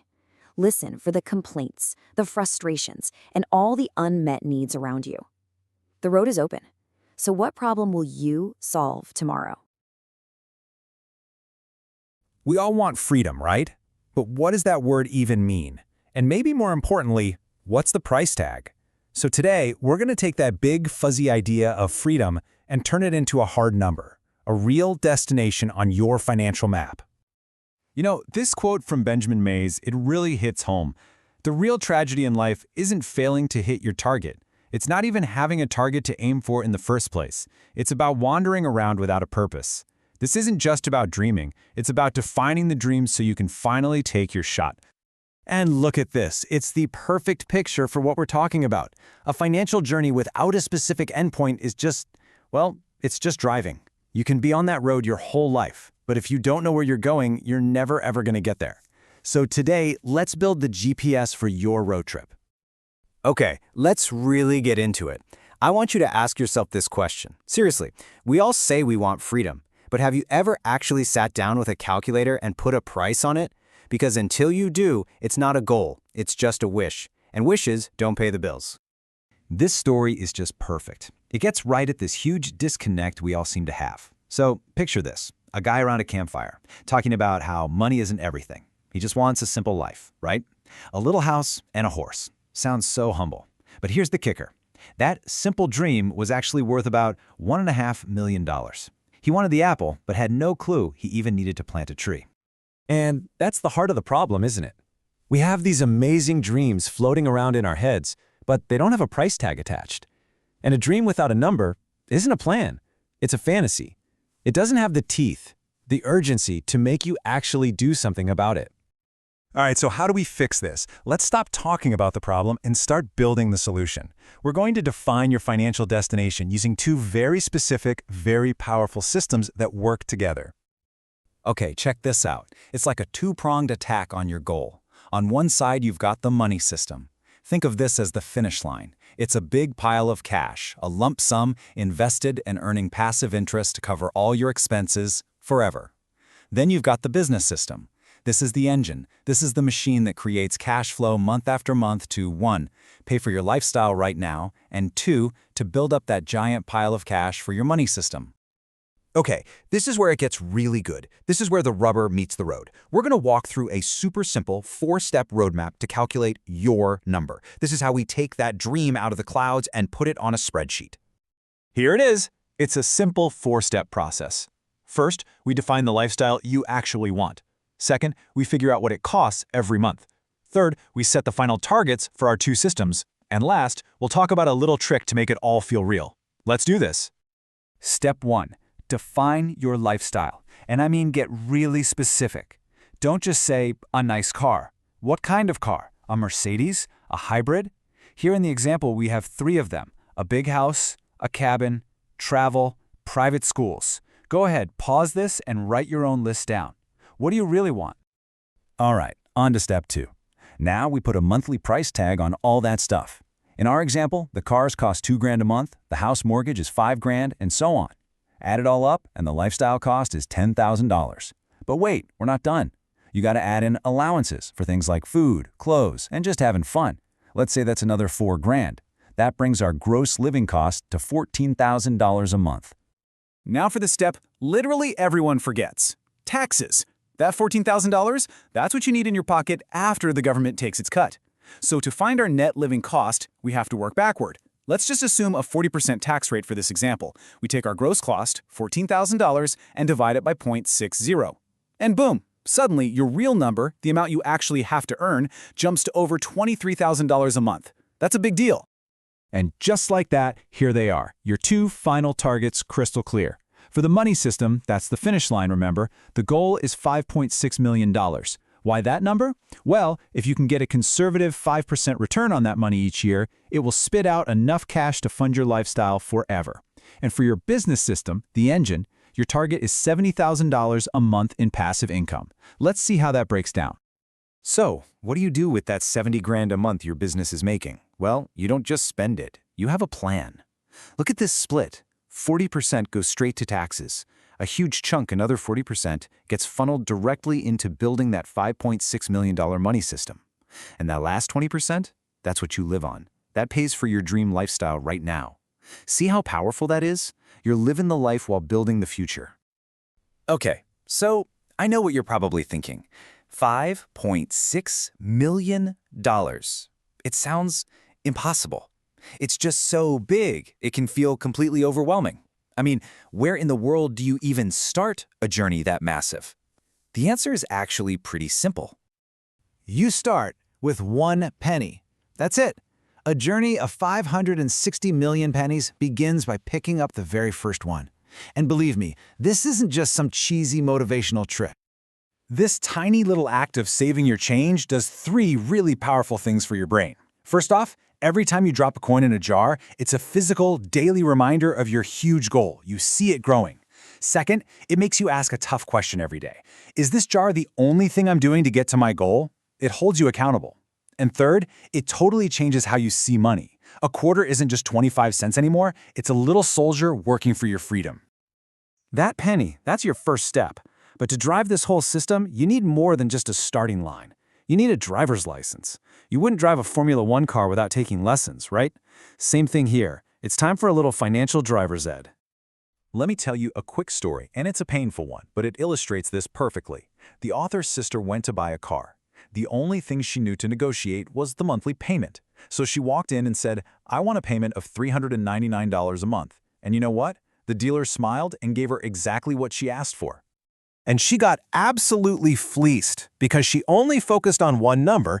The dealer was free to manipulate all the others. He stretched the loan out for 60 months and slapped an insane 18.8% interest rate on it. The result?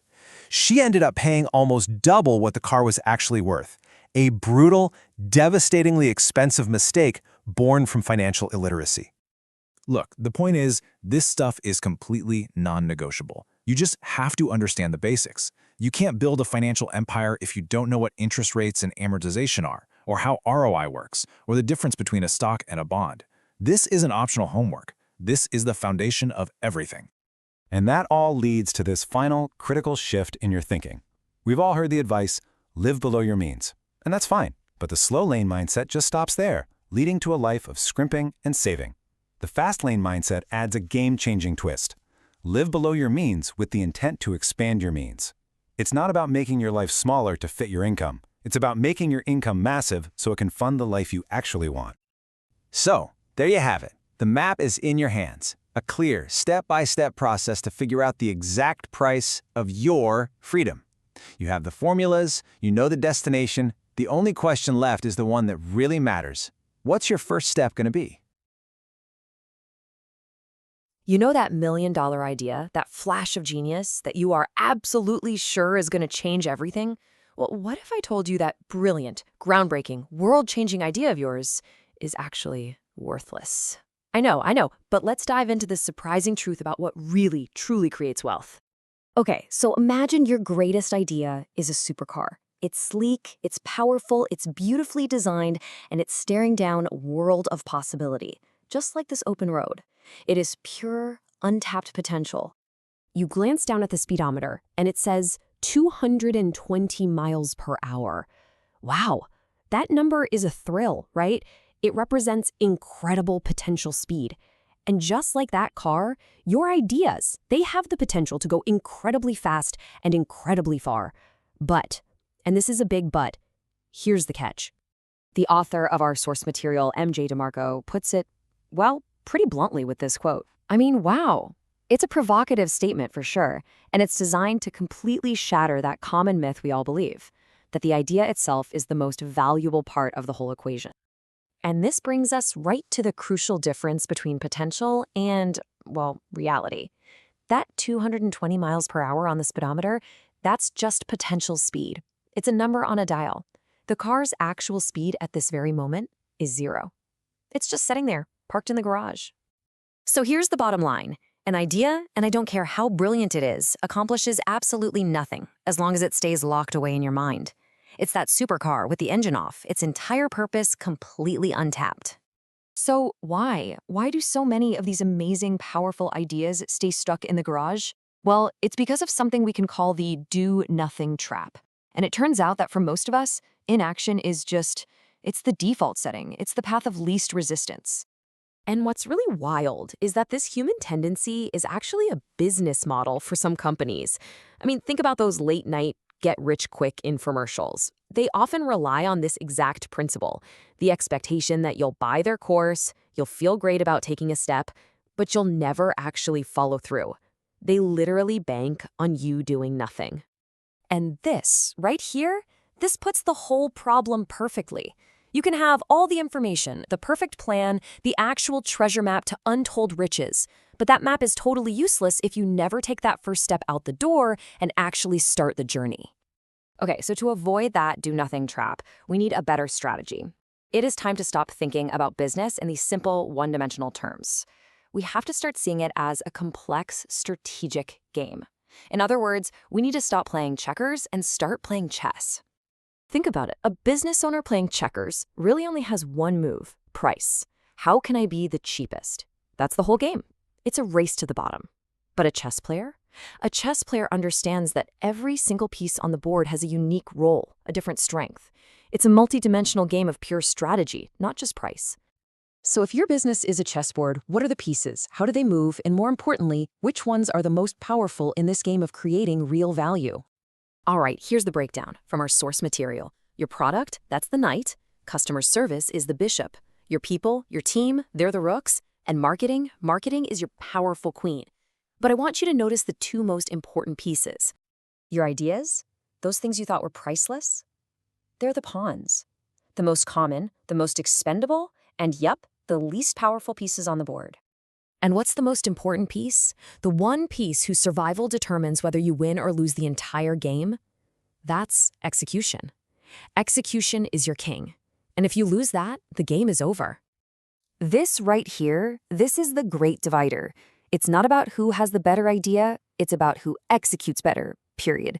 Winners are separated from losers based on one thing, their ability to actually make things happen. All right, let's just look at the math here, because this is where it gets crystal clear. A brilliant idea with basically zero execution is worth a measly $200. Now, look at that bottom row. A so-so, kind of forgettable idea, when you combine it with brilliant execution, is worth $350 million. The value isn't in the idea. It is all in the execution multiplier. This quote really just says it all, doesn't it? You don't own an idea just because you thought of it. I guarantee hundreds of other people have probably had a similar thought. Real ownership comes from being the one person who actually brings it to life. So here's the fundamental takeaway. An idea is a flash of inspiration. It's a momentary event. It happens and it's gone. But execution is a process. It takes sustained effort, discipline, sacrifice, and persistence. It's the hard, grinding work that turns that little flash of right into a roaring fire. And that brings us right back to our supercar. Your idea provides the potential, that powerful 220-mile-per-hour engine. There is no doubt about that. But all that power is completely useless without the key to start it and a driver to hit the gas. So the real question is, will you be the one to turn the key? Today, we're going to tackle a huge sacred cow of the startup world, the business plan. And we're going to explore a pretty radical idea, that you should probably just burn it and focus on one thing and one thing only: execution. Yep, you heard that right. The source for today's explainer kicks things off with this absolute bombshell. Business plans are useless. I mean, that's a bold statement that flies in the face of pretty much everything you learn in business school.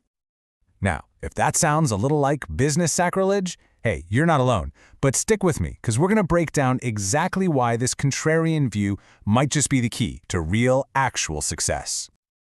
Okay, first up, the world is the judge. The whole idea here is that your plans, no matter how brilliant they look on paper, mean absolutely nothing until they get tested in the real world. Think of it like this. Your business isn't some theory in a binder. It's an experiment you let loose. The marketplace, real people with real opinions, they become the judge and jury. They vote with their time, their attention, and their complaints. Let me tell you a story from the source that just makes this crystal clear. The author poured 6 solid weeks into this sleek new website redesign. He was so proud of it, completely convinced that his customers were going to love it. But the moment he hit that launch button, disaster. Oh, the world reacted all right, just not how he'd planned. Complaints started flooding his inbox. People hated it. His brilliant plan met reality, and reality punched back. Hard. And we're not just talking about a few grumpy emails here. The numbers were brutal. His business leads plummeted from 1,200 a day down to just 500. That's a massive drop. This was the real-world cost of his plan being wrong. So, what did he do? He listened. He had to swallow his pride, trash the entire 6-week project, and switch back to the old design. The lesson here is so clear. The world is constantly giving you signals. Your job isn't to blindly follow a plan, it's to read those signals and react. And that story actually leads us perfectly into our next section, where we're going to look at exactly why that carefully crafted plan of yours is almost guaranteed to fail. When you put them side by side, the difference is just so stark. A business plan, it's static, it's a map. But the world, that's dynamic. That's the actual territory, which is always changing. A plan is just a theory, an idea, about potential speed. The world gives you a real reaction, and it shows you your actual speed. And here's the most important part. The second you actually do something, the world starts steering your ship. Your business will get pushed and pulled in directions you never, ever saw coming. I mean, think about Facebook. It started as a tiny network for college kids. The market will always corrupt your original plan. And you know what? That's not a bad thing. That's guidance. Okay, I can already hear the big question you're probably thinking. But what about funding? Don't I need a 100-page plan to get investors? Let's talk about that right now. Seriously, this is the #1 objection, isn't it? Every business course on the planet tells you that this super detailed plan is your golden ticket to getting venture capital. But is that really how it works out there? So, instead of writing, the advice here is to do. The real path to getting funded looks a lot more like this. First, create a prototype, something real. Then, build a brand around it. Create a track record, even if it's a small one. The whole goal is to give investors something they can actually see, touch, and feel. You got to show them, not just tell them. This quote just says it all. Angels to private equity never invest in business plans. They invest in people with track records of execution. See, investors don't bet on ideas. They bet on people who get stuff done. Your history of execution is worth so much more than any projection you could ever write. Which brings us to our final and maybe most important section. Let's totally redefine what a business plan should actually be. So what is the best business plan? It's not a document. It's not a PDF. It's a track record of execution. It's proof that you have the grit, the determination, and the resourcefulness to make things happen, no matter what the world decides to throw at you. And this is that FASTLANE concept in action. It's not about having a perfect map before you start. It's about getting in the car and just driving. Execution is the engine. That's what creates real speed and moves you from a static idea to a living, breathing reality. All right, let's just quickly recap the big ideas here. First, business plans are just ideas on steroids. They're totally useless without action. Second, the market will always mess up your initial plan and steer you somewhere new. Third, it's that track record of execution that makes you legitimate. And finally, if you want to get investors, build something real. So, I'll leave you with this final thought. Just for a moment, forget the 50-page document. What is one small thing, a prototype, a phone call, a simple landing page, that you can actually execute on today, right now, to test your idea against the real world? Hey there, and welcome. Today, we're digging into a really powerful and honestly kind of counterintuitive idea. It's this: how focusing on the people just walking by your business, the potential customers, the quiet observers, these pedestrians, can actually be your fastest path to getting rich. And it really all boils down to this simple truth from Jeff Bezos. We all get it, right? A fantastic customer experience is the absolute holy grail. When you get it right, your customers basically become your marketing department, for free. Word of mouth is just everything. But let's be honest for a second. Nothing's perfect. Products have glitches, services sometimes fall short, and yeah, customers get upset. So what happens when that amazing experience suddenly isn't so amazing? Well, that brings us to something we have all felt deep in our bones. Customer service that, let's just say it, sucks. You know exactly what I'm talking about. You call your bank or maybe your internet provider, and boom, you're immediately stuck in a robot voice maze, pressing 1, pressing 7, getting transferred over and over just to finally talk to a human who sounds like they can't help you anyway. It's a universal nightmare, for real. Now, here's the crazy part. We've been so beaten down by these awful experiences that our expectations have just plummeted. We're totally numb to bad service. We actually expect it now. And this is where it gets interesting, because that super low expectation, that's actually a massive business opportunity. That's because in the world of business, complaints aren't something you should run from. Oh no, they are absolute gold mines, just packed with clues that tell you exactly how to get better. I want you to think about it like this. Complaints are just road noise on your business journey. They're like those rumble strips on the side of the highway. They're there to tell you when you're starting to drift off course. They are priceless signals, giving you free feedback and showing you exactly where the gaps are in what you're doing. And you have got to listen to that noise. Why? Because for every single person who actually takes the time and energy to complain, there are at least 10 other people who felt the exact same way, but they didn't say anything. They just left. They took their business and walked away silently. So that one person complaining, they're the spokesperson for a whole crowd of people you're losing. So the mission is to learn how to listen to that noise a lot better. And to do that, we can actually break down all that road noise into 4 different types of complaints. It's like having a diagnostic toolkit for your business. Okay, here they are in a nutshell: change, expectation, void, and fraud. Figuring out which bucket a complaint falls into is totally key because it tells you if you need to act on it, and if so, how. First up, we've got complaints of change. Look, people are creatures of habit. So when you go and change something they're used to, like a website layout or the recipe for a product they love, you are going to get some heat. This one's the trickiest to figure out because it's not always about a flaw in what you did. It's about psychology. You have to really look at the data to know if the complaints are legit or if it's just people hating change. Next are complaints of expectation. This is way more straightforward. This is when you just failed to deliver what you said you would. You promise a 2-week job and it takes 2 months. You violated their expectation, plain and simple. These complaints are like a flashing red light telling you that you have a problem, either in what you're promising or in how you're delivering. And that's on you to fix. This quote right here is a perfect example of our next category. So the author of our source material was running a limo booking service, and he kept hearing this from his providers. I don't do weddings. This is a complaint of void. It means your customers want something that you just don't offer. And these are pure gold because people are literally telling you for free what new things they would happily pay you for. And finally, we have complaints of fraud. These are the ones that can really break your spirit. This is when someone is actively trying to take advantage of you with some bogus claim, hoping to get something for free. The best advice for these: you respond one time, politely and firmly. State your position and then just move on. Don't let them drag you into the mud. All right, so once you know how to read the noise, what do you do with it? How do you turn it into growth? Well, you unleash a level of customer service so insanely good, it's actually shocking. I want you to meet Souks, Superior Unexpected Customer Service. Yeah, I know, but because we expect service to suck, it creates this huge opening to just blow people's minds. Imagine calling a company with a problem, and instead of a robot, a real person answers on the second ring, solves your entire issue in 5 minutes, and you don't get transferred once. You would be floored, right? That moment, that wow feeling, is a Sucks event, and it kicks off this incredible transformation. You take a customer who has a problem and super low expectations, and you give them an amazing experience. They don't just stick around, they become loyal disciples, evangelists.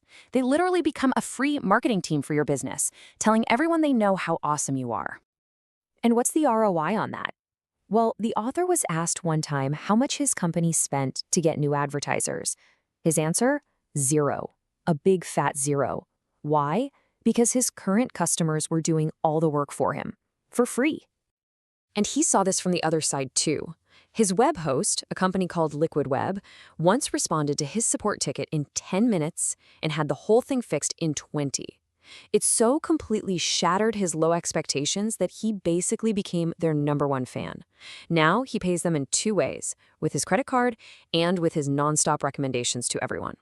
That's the power of Sucks. So, how do you actually set the stage to create these powerful moments? The strategy is beautifully simple. Look big, but act small. Here's the winning formula. On the outside, you project this image of a big, professional, dominant company. That makes customers think they're going to get slow, impersonal, big company service. But then, bam, you deliver this fast, personal, human service like you're a tiny little shop. That contrast is what creates the wow moment. The losing strategy is doing the exact opposite, looking like a small-timer but then acting all big and corporate with automated menus and slow service. And, there's this awesome little side effect to all this. When you look like a huge, well-established player in your field, would-be competitors get scared off. They take one look and think, whoa, I can't compete with that, and they go look for an easier target. You can win the game before it's even started. So, when you boil it all down, it really comes back to this one powerful question. The biggest myth in business is that you're your own boss. That's not true. Your customer is your real boss. They have the keys to your success, your growth, everything you want. So the only question that really matters is, are you actually treating them that way? It's easy to think the biggest threat to your business is the competition across the street, or maybe some big market downturn. But what if I told you the real danger isn't outside your walls at all? What if it's coming from the very people you let inside? Today, we're going to talk about how to protect your business from the inside out. And Mary Kay Ash really hit the nail on the head with this one. People. They can be your company's absolute greatest asset, or they can be its greatest liability. They can build your empire brick by brick, or they can be the ones who burn it to the ground. They are your single biggest point of leverage and your single biggest vulnerability. Okay, to really get a handle on this, I want you to think about your business in a totally new way. Let's just forget about spreadsheets and mission statements for a second. Instead, I want you to picture your business as a castle that you've built with your own 2 hands. I mean, think about it, right? Your partners, your key advisors, your employees, they're the guards you've posted at the gate and up on the walls. They're the ones holding the keys to everything. So you've got to ask yourself, are they loyal knights dedicated to protecting the kingdom? Or are they just crooks in disguise waiting for the perfect moment to plunder the treasury? All right, let's dive into the most intimate business relationship of them all, the partnership. This is so much more than a contract. It's a high-stakes marriage. And guess what? Just like real marriages, about half of them end in a really messy, really expensive divorce. This is the perfect example. Let me tell you about these 2 guys, Mike and Jim. They got a business going and it was all fueled by pure excitement. But it didn't take long for a massive crack to appear. See, Mike was working around the clock, just grinding it out. Meanwhile, Jim had just read some 4-hour workweek book and was barely contributing.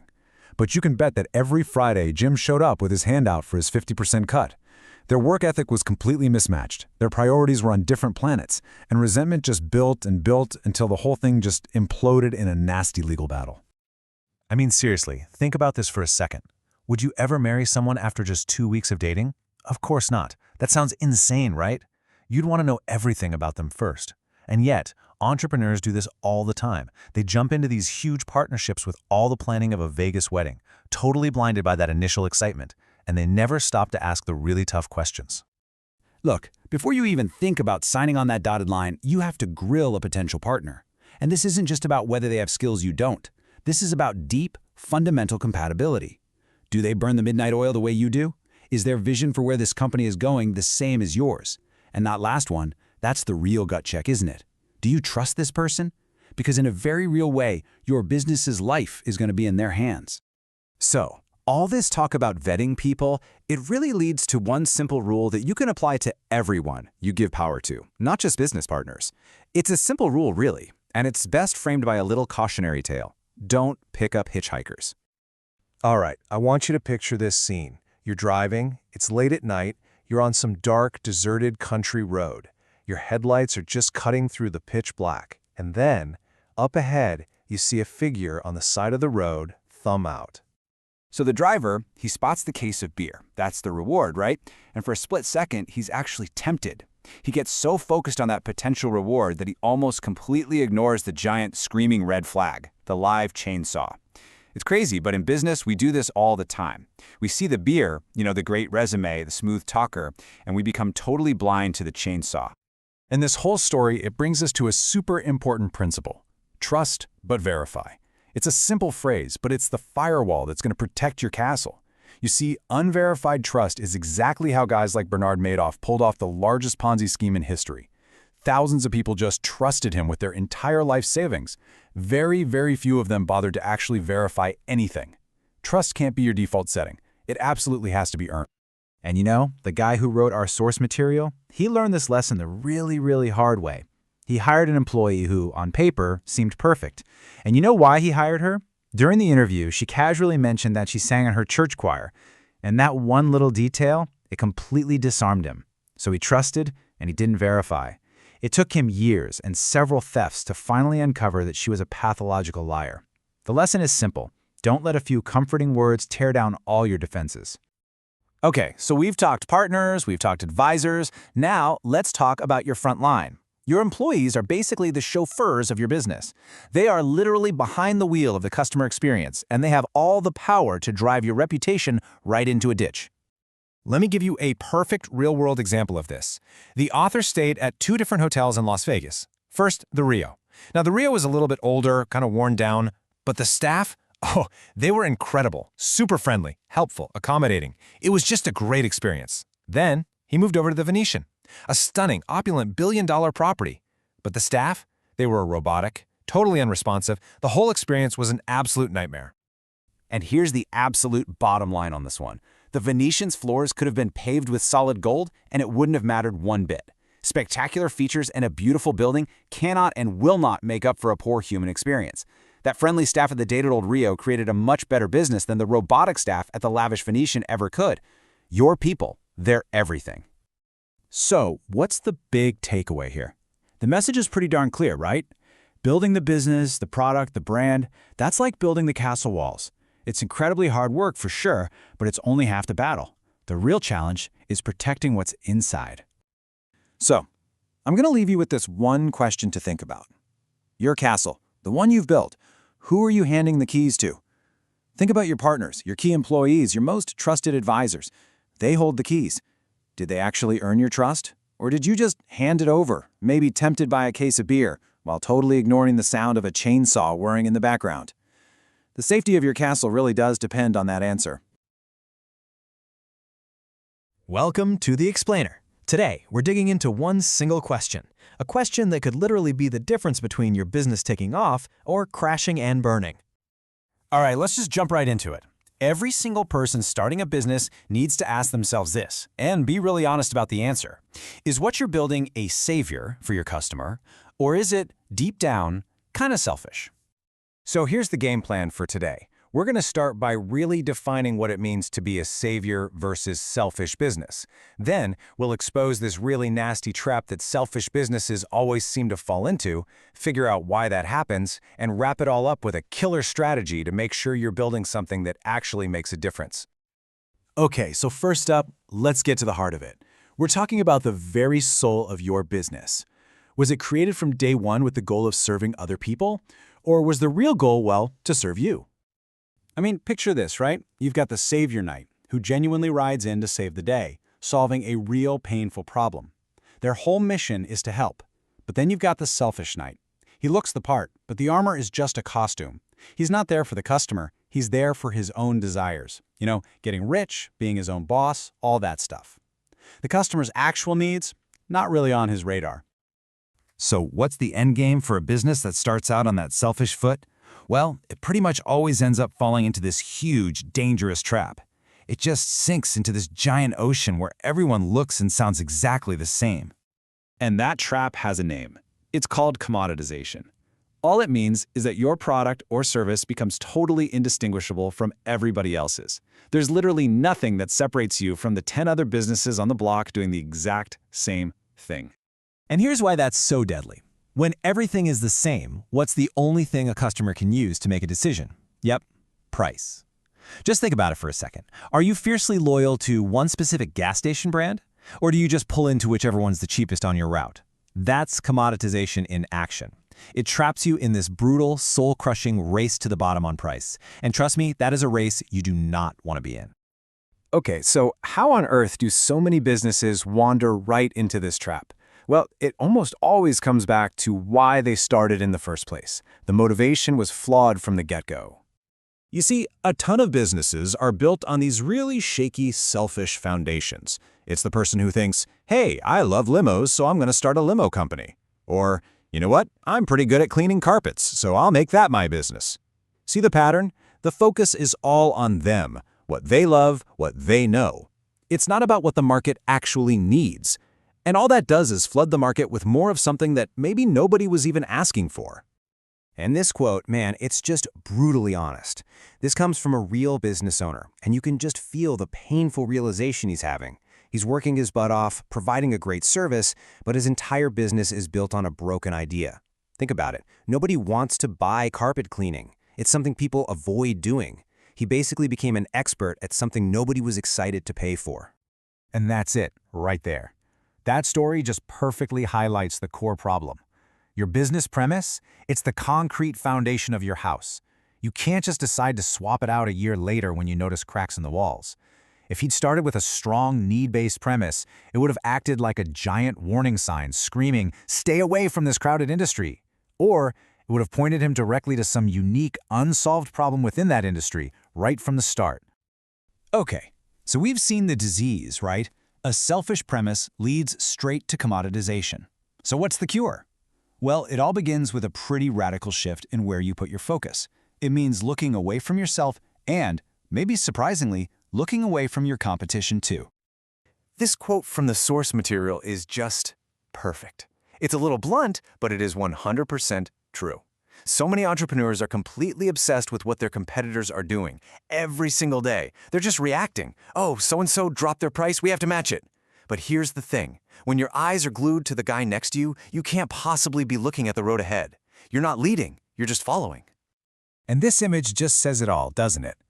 Are you focused on your own lane, on the journey ahead where your customers are waiting for you? Or are you just one of those drivers rubbernecking at the pileup in the other lane, completely distracted by the chaos of your competitors? It's about being proactive, not reactive. So, the solution to this is something called the 95-5 rule. And it is beautifully simple.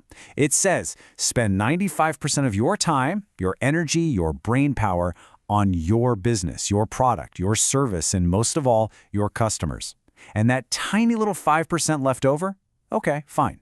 You can spend that on the competition. So that brings up a big question, right? What in the world are you supposed to do with that tiny little slice of your attention? Well, I'll tell you what you're not going to do. You're not going to copy them. You're going to do something way, way more powerful. That 5% is for strategic intelligence gathering. Think of it like a spy mission. You are not looking for their strengths so you can copy them. You are hunting for their weaknesses. Where is their customer service a total disaster? What promises are they breaking? Go read their one-star reviews. You're looking for the gaps, the things they're failing at, because their failures are your greatest opportunities. And this is the big secret. Your competitors' weaknesses are literally the building blocks for your brand's strengths. Every single customer they tick off is a potential superfan for you, just waiting for someone, a savior, to come along and do it right. That's how you break out of the commoditization trap. You differentiate yourself in a way that actually truly matters to people. And look, this isn't just theory.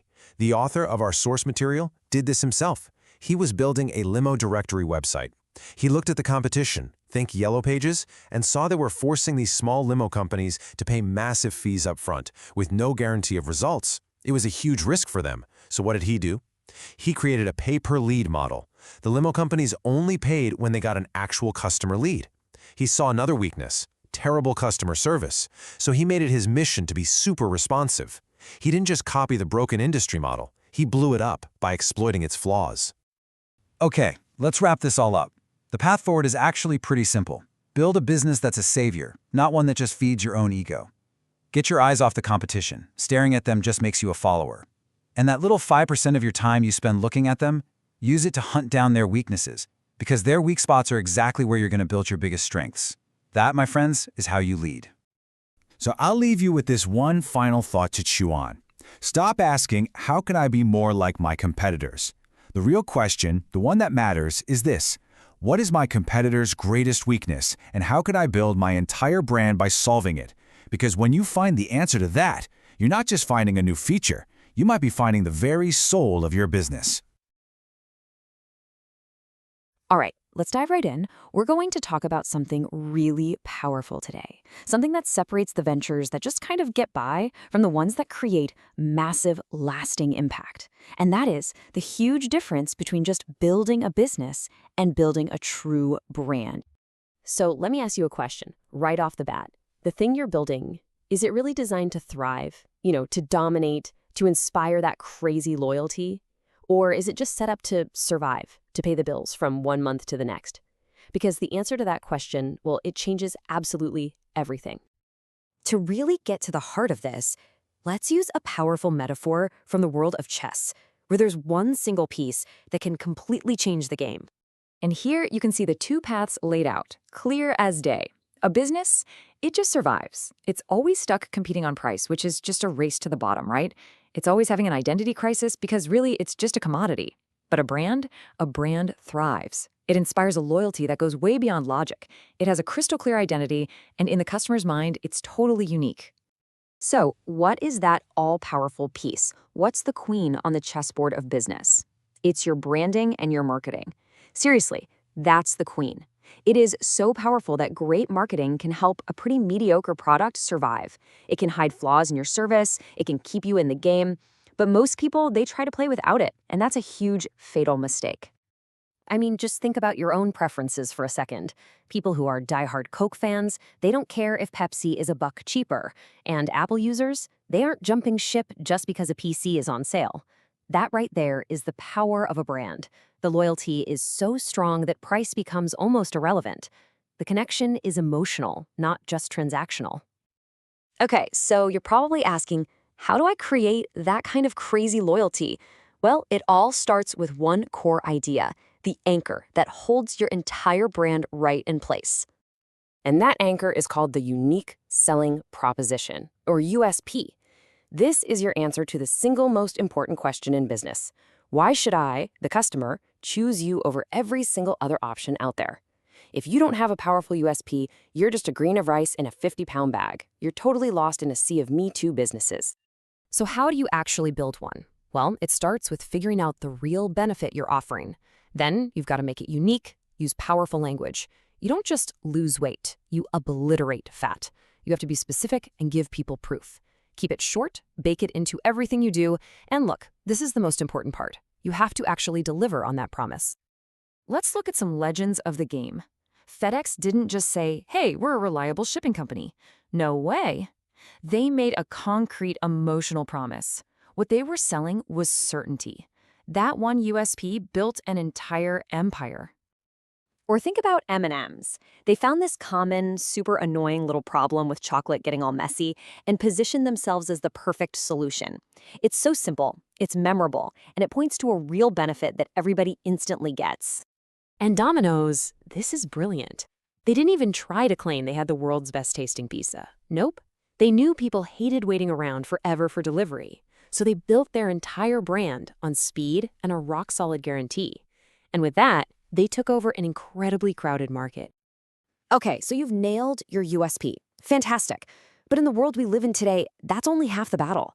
The market is just this constant, deafening traffic jam of messages. Your brand needs to be the Lamborghini in that traffic jam, the one that makes every single head turn. So how do you do that? Well, there are a few really effective techniques. You can be polarizing. You can even be a little risque to get that attention. You can stir up emotion, get people to interact, or just be totally unconventional. Let's dig into a couple of these. First up, polarizing.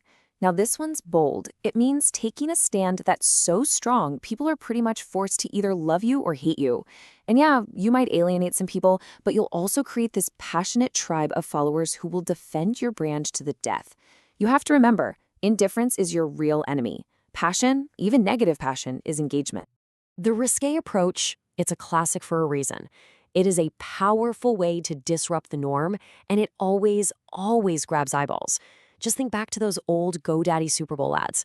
Man, they were controversial, but everybody was talking about them, and their market share just skyrocketed as a result. And this one might be the most important of all, arouse emotion. You know, we love to think we're these super logical creatures making decisions based on facts and figures, but the truth is, we buy based on feelings. Those ASPCA commercials with the sad music and the animals, they're not trying to appeal to your sense of practicality. They are designed to make you feel something so deeply that you have to act. Which brings us to what is probably the most fundamental rule in all of branding and marketing. You have to completely forget about yourself, your company, your product, and focus on one simple question that every single customer is always asking. And that question is, what's in it for me? Let's be real, people are inherently selfish. They don't care if you're the biggest company in Colorado or that your new drill has a fancy brushless motor. They care about one thing: how you solve their problem or make their life better. You always have to translate your features into their benefits. The key takeaway here is this: you've got to stop selling the drill and start selling the perfectly hung picture frame. You're not selling a product, you're selling the result. You're not selling a dress, you're selling the feeling of confidence. It's always, always about the ultimate benefit for the customer. Okay, and finally, let's talk about one of the most misunderstood branding tools out there: price.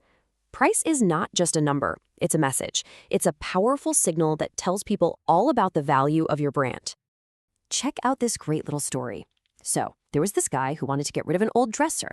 He puts it out on the curb with a big sign that says, "Free." And nothing. It just sat there.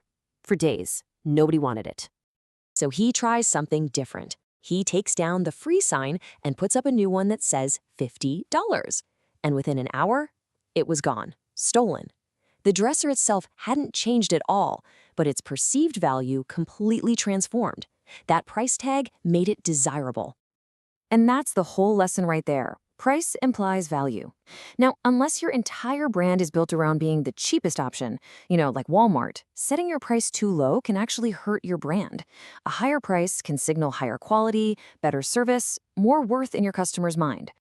So when it all comes down to it, building a brand isn't about having a cool logo or a catchy slogan. It's about owning a specific piece of real estate inside your customer's mind.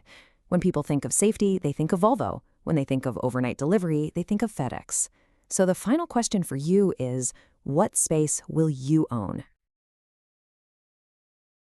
All right, today we're going to dive into a strategy for success that might sound a little weird at first. It's pulled straight from the Millionaire FASTLANE, and it basically takes a core principle from relationships and applies it to building a massive business. It's called business monogamy. And this quote right here, it just perfectly sets the stage. Focus, dedication, discipline. Look, these are not just buzzwords to throw on a motivational poster. They are the absolute foundation of what we're about to unpack. Greatness doesn't come from spreading yourself thin. It comes from laser-like concentration. So that leads to this kind of wild question. What on earth could marriage possibly have to do with making millions?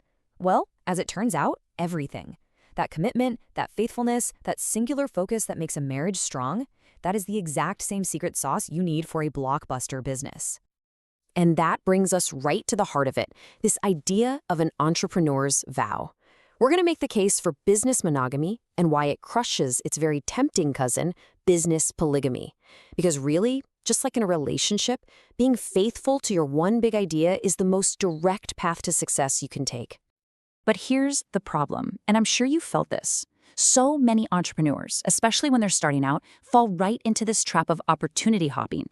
You know, that shiny object syndrome?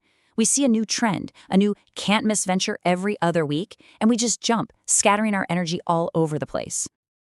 This problem is so common that the book actually gives it a name, and it perfectly describes this trap. It's called the Teckle syndrome, and it explains exactly why chasing every single shiny thing that pops up often leads you, well, absolutely nowhere. So what is this Teckle syndrome? It's that compulsion to scatter your focus. You know, the author named it after his friend, Marcus Teckle, who is the king of the new business idea of the week club. One week it's an MLM scheme, the next it's some ad thing, and the result? A whole lot of spinning wheels, but the car never actually moves forward. And this comparison just lays it all out, right? On one side, you have the business polygamist. They're just chasing money, throwing spaghetti at the wall to see what sticks, and they end up with a bunch of weak, shaky businesses. But on the other side, you have the monogamist. They're focused on filling a real need, and they build one thriving, powerful business, a real, solid asset. Let's just put some numbers to this. Imagine you have 10 different businesses. I mean, that sounds impressive, doesn't it? I own 10 companies. Let's say each one makes $10,000. Okay, but that's 10 sets of problems, 10 marketing plans, 10 of everything. Now, compare that to just one business earning $100,000. The income is exactly the same, but the reality? It is a world of difference. One strong, scalable asset is just infinitely more powerful than 10 weak ones that are stuck. Weak assets simply don't build wealth. So what's the antidote to all this? It's the power of one. And we're about to see how committing to a single thing isn't limiting at all. It's actually liberating. It's how you build that unstoppable snowball of momentum. You know, the author of the book, M.J. DeMarco, he's brutally honest about his own screw-ups here. He literally says, I cheated on my spouse. Now, his spouse was his main super successful web business, and the affair, it was a second website he started on the side. He figured, hey, easy win, right? But all it did was suck the time, energy, and focus right out of the one thing that was actually working. So he finds himself at this crossroads, right? He's got 4 options. He could keep trying to juggle both and probably watch them both fizzle out. He could hire managers, which is a whole other headache, or he could make the really tough call. And that's what he did. He chose option 4. He shut down the new business, ended the affair, and went back to his spouse with 100% of his focus. Now here's the twist. This is the part you really gotta get. The goal isn't to be monogamous forever. In fact, real, successful diversification, what we're calling business polygamy, is only possible after you've absolutely crushed it with monogamy. It's the ultimate payoff for all that initial intense focus. And the book has let's just say, a very direct way of putting this. To get that massive success, you have to eat, live, shit your thing. I know, it's blunt, but it's true. It's about total immersion. You can't just dip your toe into 10 different things and expect to make a huge splash. It just doesn't work that way. I mean, think about any legend. Think about LeBron James. He didn't become one of the greatest of all time by splitting his time between basketball and soccer and maybe some competitive chess on the side. No way. It was basketball, basketball, basketball. He ate, slept, and breathed it. And now that he's a legend, he's earned the right to invest in whatever he wants. Movie studios, tequila brands, you name it. So the path is actually crystal clear. Step 1, you commit to business monogamy. You go all in on that one venture.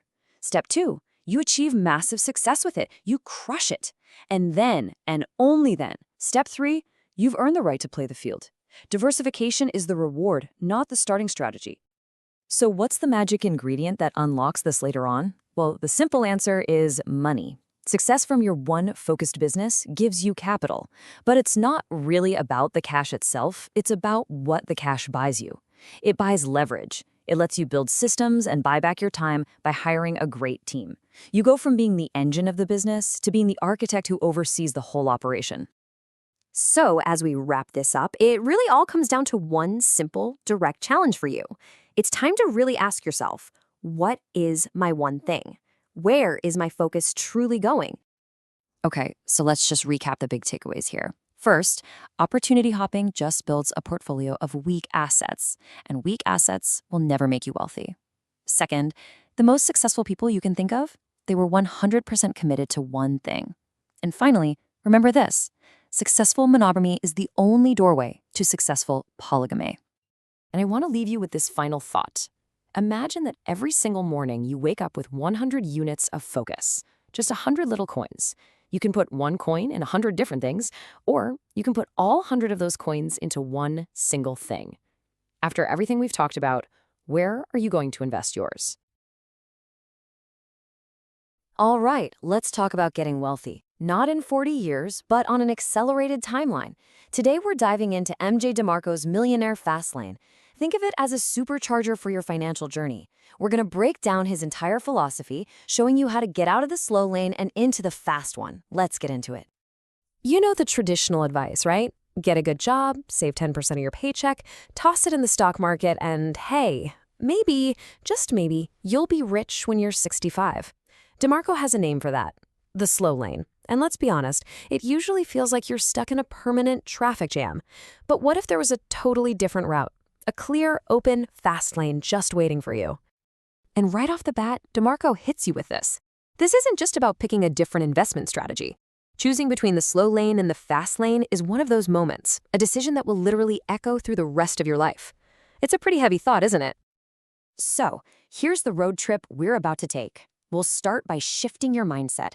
Then we'll build your wealth vehicle, learn how to scale it to millions, and finally, figure out what the destination actually looks like. Okay, first things first, before you can even think about hitting the gas, you gotta pop the hood and do a serious mental tune-up. The very first step is just admitting that the old get-rich-slow map is broken. The slow lane ties your entire financial future to things you can't control, like your boss or the stock market. And worse, it forces you to trade your precious time for money. The fast lane, it completely flips that on its head. It's all about building a business system that you control, one that generates wealth based on the value you provide. You stop being a consumer and you become a producer. So this new way of thinking really stands on 4 pillars. You have to stop living for the weekend, working a job you hate just for 2 days of freedom. Your work has to be driven by a real purpose. And time? Time becomes your single most valuable asset. You don't spend it, you invest it. All of this requires a huge commitment to learning, forever. Think of education as the high-octane fuel that's going to keep your engine running at peak performance. Next up, it's time to actually build your vehicle. Now that your head's in the right space, we can turn those ideas into a real asset that makes you money. And there's a clear process here. First, you legally separate yourself from the business. That's the whole LLC or corporation thing, to protect your personal stuff. Then, and this is so important, you find your road. You don't do this by chasing some vague passion. You do it by solving problems, because every single pain point out there is a business opportunity. Then, you make sure you own and control the whole shebang from top to bottom. And the final goal? Automation. Building a system that makes money even when you're sleeping. This right here, this is the absolute heart of the fast lane philosophy. You have to stop chasing money. It's a total waste of time. Instead, your entire focus should be on creating something that other people genuinely need, solve their problems, provide massive value, and you know what? Money just shows up. It becomes the natural side effect of helping people. Okay, so your vehicle is built and ready to go. Now for part 3, scaling to millions. This is where we finally hit the open road and see what this thing can really do. The engine that makes this whole thing go is something DeMarco calls the law of affection. It sounds a little complex, but it's actually dead simple. Your wealth is a direct reflection of your impact. You want to make millions of dollars? Simple. You have to find a way to positively affect millions of people's lives through the business you've built. So how do you actually put that law into practice? Well, scale comes from making your solution easy to replicate, so you can reach people all over the world. This means you're not just building a business, you're building a brand people trust. And you absolutely have to find a way to be different, to rise above all the noise out there. It's about creating something that can get way, way bigger than just you. And finally, we're on the last leg of our trip. Let's talk about the destination. This is all about knowing what your finish line is and what you'll do after you cross it. So let me ask you a question, and I want you to really think about this. What is your number? Seriously, how much money do you actually need to live the life you dream about? The Fastlane says you have to get specific. Figure it out down to the last dollar. Find pictures of that house, that car, that vacation, and stick them everywhere, on your wall, on your phone. Make that vision absolutely inescapable. For a lot of people on this path, the ultimate destination is something called an exit. This is the big moment, the liquidation event, like selling your company, that turns all that value you've built on paper into actual real money in your bank account. A single event like this can set you up for life, funding all your dreams and passive income streams. And this is the ultimate prize for taking the Fastlane journey. It's pure freedom. Once you've hit your number, the choice is 100% yours. You can retire and never work another day. You can reward yourself for all the hard work. Or, hey, if you've still got that fire in your belly, you can jump back in and do it all over again. So the choice is right in front of you. The slow lane is backed up for miles, like always. But the fast lane, it's wide open, just waiting. The map is in your hands. Your journey starts this very moment. So the only real question left is, which road are you going to choose?